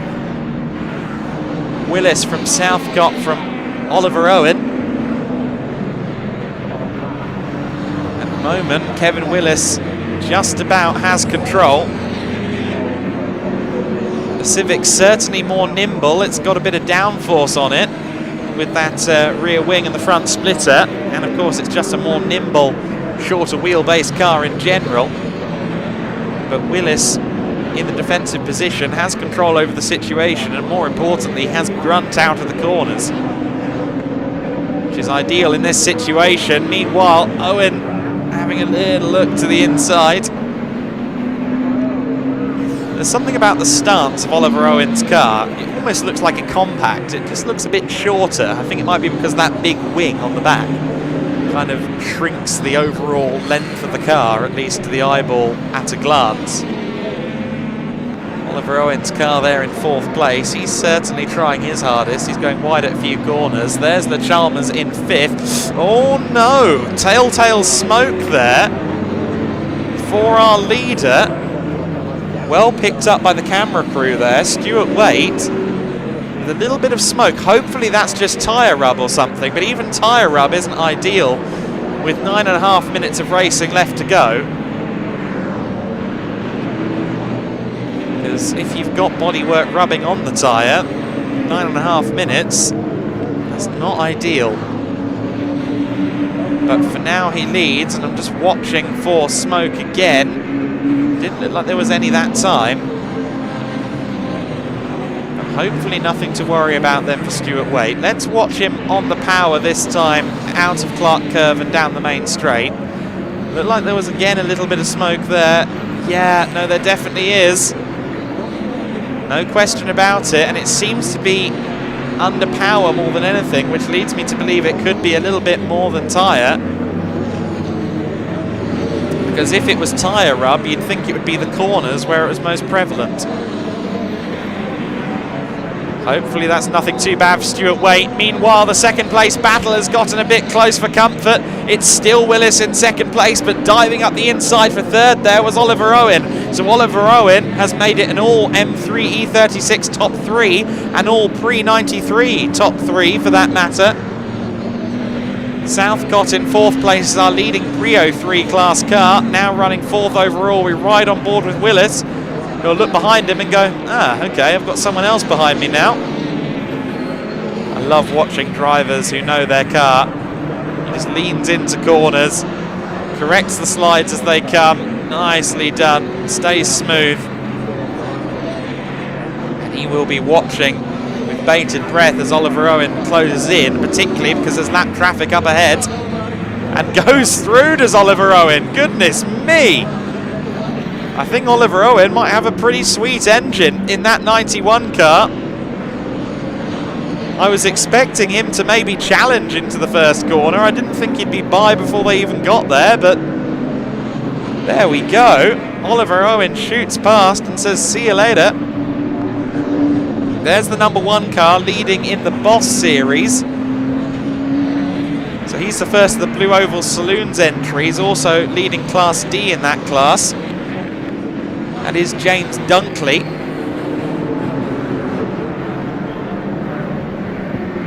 That car currently sat 7th overall.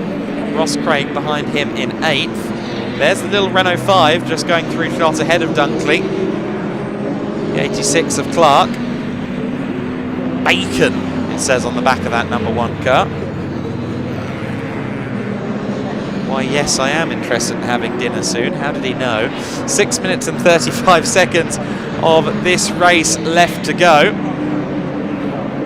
And as is always the case in CTCRC, in the multi-championship grids, any semblance of worrying about the overall order is replaced with battles for position.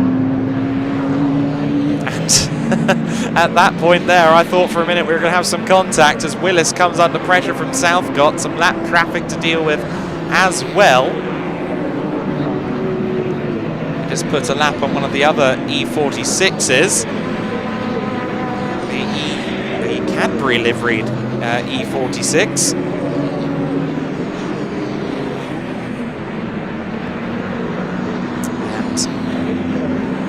Front, even though we've seen smoke out of Stuart Waite, he is not slowing down. He's 7 seconds clear. Southcott once again up the inside of Willis, and this time he's managed it. But can he get the power down and keep the inside for Graham Hill Bend? He tries to cut to the inside. Willis has to take the nose out of that situation. So Southcott has finally moved past Willis. Of course, he was fighting Willis for second place earlier. Oliver Owen from 4th to 2nd has now disappeared ahead of the 2 of them, but this battle continues on. Bit of fishtailing there from Willis, as maybe now he's getting a bit fraught. He wants that overall podium after all. Again, a little bit of smoke coming from Southcott, and I thought he was slowing for a second there, but it doesn't appear that's the case. Hopefully that is just bodywork. Southcott turns into Druids Bend in the Civic. Taking some slightly obscure lines through some of those corners, which momentarily make me think, oh no, he's got a problem, but I don't think that's the case. I think he's just getting the car straight to lay the power down, of course, being a front-wheel drive car. When you've got a front-wheel drive car with a lot of power, turning and steering, or sorry, steering and accelerating, can often be laborious at best.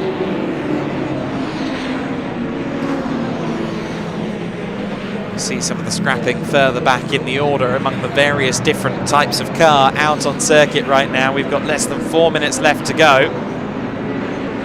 And as is always the case in CTCRC racing, yes, every grid out there is saloon cars, but that's where the similarities end, more or less. Always so much variety, so much excitement in the CTCRC categories. There is one of the Burton saloons, that is the Elder Owen, down in, I believe, 13th place at the moment in his Sierra Cosworth.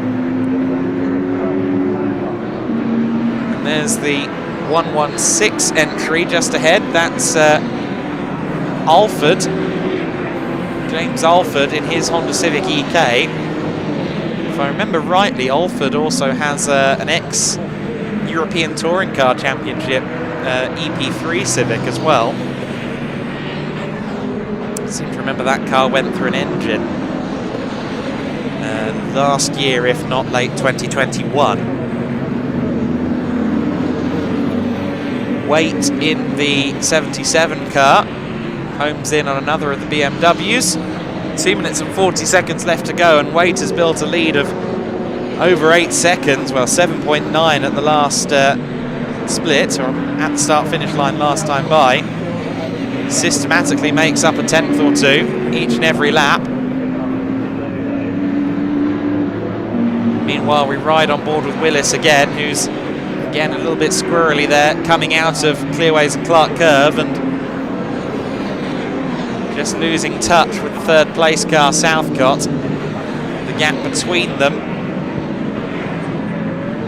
just about 3 seconds already, in fact, so Willis really has lost time. He's got an 11-second gap to Le Chalmers behind, so he doesn't have to worry about anything going on behind him.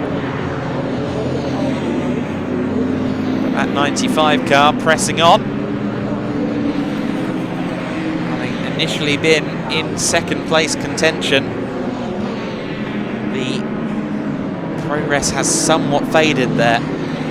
Fastest lap of the race, you'll be unsurprised to hear, goes to our race leader all on his own. 52.596, fastest lap of the race. Stuart Waite as our lead, as our onboard car across the line once again. Thankfully, we had this buffer time in the schedule, as it were, which means we've got the full 15 minutes in of this race, despite the red flag up here at Druids at the beginning of the day, or at the beginning of the race. Of course, we lost the Sierra of Jamie Thwaites. Hopefully that car's not too badly damaged. We get to see Jamie back out tomorrow. Craig Owen goes a lap down as our race leader begins the final lap of the race, the final lap of the day here. We'll just ease this one home, I'm sure. No undue risk worth taking right now.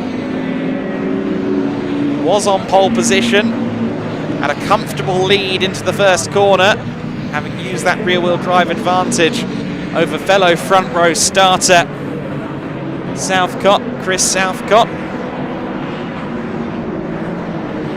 And from there, it's really been plain sailing, while the battle for second place reached a crescendo behind. He just kept setting fast laps. Has driven this one home in splendid fashion. Bartley Motorsport branded car of Stuart Waite comes around the final corner. The clock has hit 0 and the checkered flag awaits. It's a win for the 77 car, not just in the overall race but also in the Pre-93 Touring Car Championship. Second across the line, the red car just joining us now. That is the Oliver Owen 91 car. Third place for Southcott. First the Pre-03s home, and third on the overall podium for the driver of the Honda Civic. Fourth place, Kevin Willis in the 95 car. Fifth place, Le Chalmers in the Pre-93 E36. Sixth place goes to Clark as the rest of the field comes streaming across the line. Always some side-by-side action on the final lap in a grid this big. But sixth place for that 86 car, as we mentioned, that car, the leader in winner in Pre-93 Class D, the Renault 5 GT Turbo of Clark. There we go, a fabulous day of variety from the CTCRC, rounded out by this field of cars. The winner was indeed the 77 car. Stuart Waite, 10 seconds to the good eventually over Oliver Owen. Chris Southcott takes third place ahead of Kevin Willis in fourth. Fifth place overall for Clint LeChalmers in the 45. Sixth place for David Clark, and taking the Class D win within the Pre-93 category. The first of the Blue Oval Saloons home was Sam Daffin in the number 2 car, so he managed to beat James Dunkley to the line. Dunkley finishing in 8th place overall, I should say, ahead of behind Sam Daffin and ahead of Ross Craig. Rounding out the top 10 overall, Cavan Granger in the 137 car. That's a BMW E46, I believe. 11th place, the 116 of Alford. That's a Honda Civic EK. The 149 of Hutchins rounds out the top dozen, ahead of Craig Owen in the number 9 Ford Sierra. And in 14th place at the bottom of our graphic there, the number 70 car, that being William Hunt. So the on-track action is complete for today.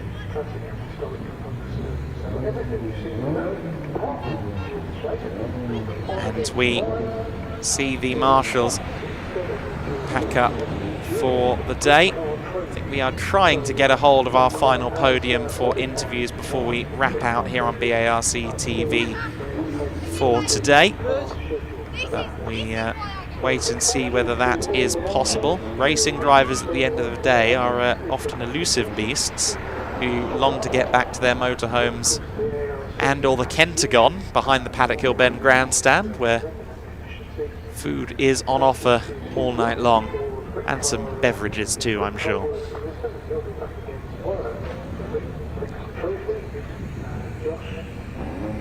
Just seeing that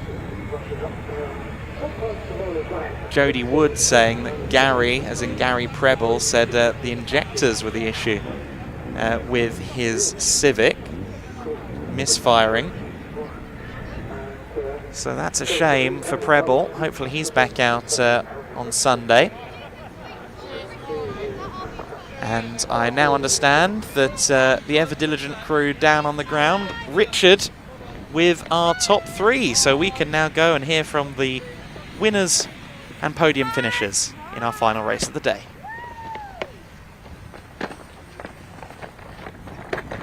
Winner of the last race, Stuart Waite. A happy-looking man. That was a good race, wasn't it? Yeah, shame I had to do it twice. Got a good initial start, and then I built a bit of a gap, and then the Reds came out and had to do it all over again. But fortunately, it panned out as well as the second time as it did in the first. Yeah, that's got to be frustrating, hasn't it? You get a good start, you think, I'm away here, and then you see the Reds and think, oh, here we go again. Yeah, I could see the guys behind were starting to scrap a little bit, so I thought I could get away, and I made a bit of a gap, and then then the Reds came out, and fortunately it worked out all right again in the second time. And you've had a bit of a wait all day, obviously being last race of the day as well, but weather's held out. It's been a good race, it's been a good event really, hasn't it? Yeah, it's been brilliant. Weather's been really kind to us. Not sure it's looking as kind tomorrow, but we'll see what tomorrow brings. Sadly, we're just lacking a bit of champagne and some leaves, aren't we? But do it all again tomorrow. Fingers crossed. Yeah, well, thank you very much. Thank you. Thank you. And we'll bring in third place. Oh yeah, Sleeping Beauty again. Yeah. Chris Southcott. Obviously that nap worked. It did, mate, didn't it? Yeah. Shame about the restart. I think we could have had quite a good battle. Got tangled up with the other Beamers, but it was it was a good race, and the little changes we made obviously worked. Yeah, it was close all the way through as well, wasn't it? There was good little, like you said, good little battles everywhere. Yeah, a couple of mistakes, and then I was obviously battling with second, and then the Beamer sneaks out the inside. But other than that, good race. Yeah, and she's survived the 15 minutes. That's it, all in one piece, and then get ready for the rain tomorrow and have a good night's sleep, I suppose. That's it, mate. Yeah. Thank you. Well, thank you very much. Thank you. That's it for today. Back to Adam in the studio. Thank you so much to our team on the ground, both Richard and Ian doing a stellar job getting some of the reactions as they happened immediately post-race and during the race, of course, in the British Endurance Championship. A wonderful Saturday will hopefully give way to a spectacular Sunday here at Brands Hatch. We will have an additional race for you that we weren't quite expecting. It will be 2 races from the Classic Thunder category in the CTCRC tomorrow, thanks to that red flag that we had earlier today. They will actually start our day scheduled at 11:10 on the Sunday morning. It's going to be a wonderful day with the Brit Car Trophy and yet more action from the Classic Touring Car Racing Club tomorrow. But for now, from myself, Adam Weller, from Ian and Richard and everyone here on the BARC TV team, it's good night for now. We'll see you again bright and early with more action on Sunday.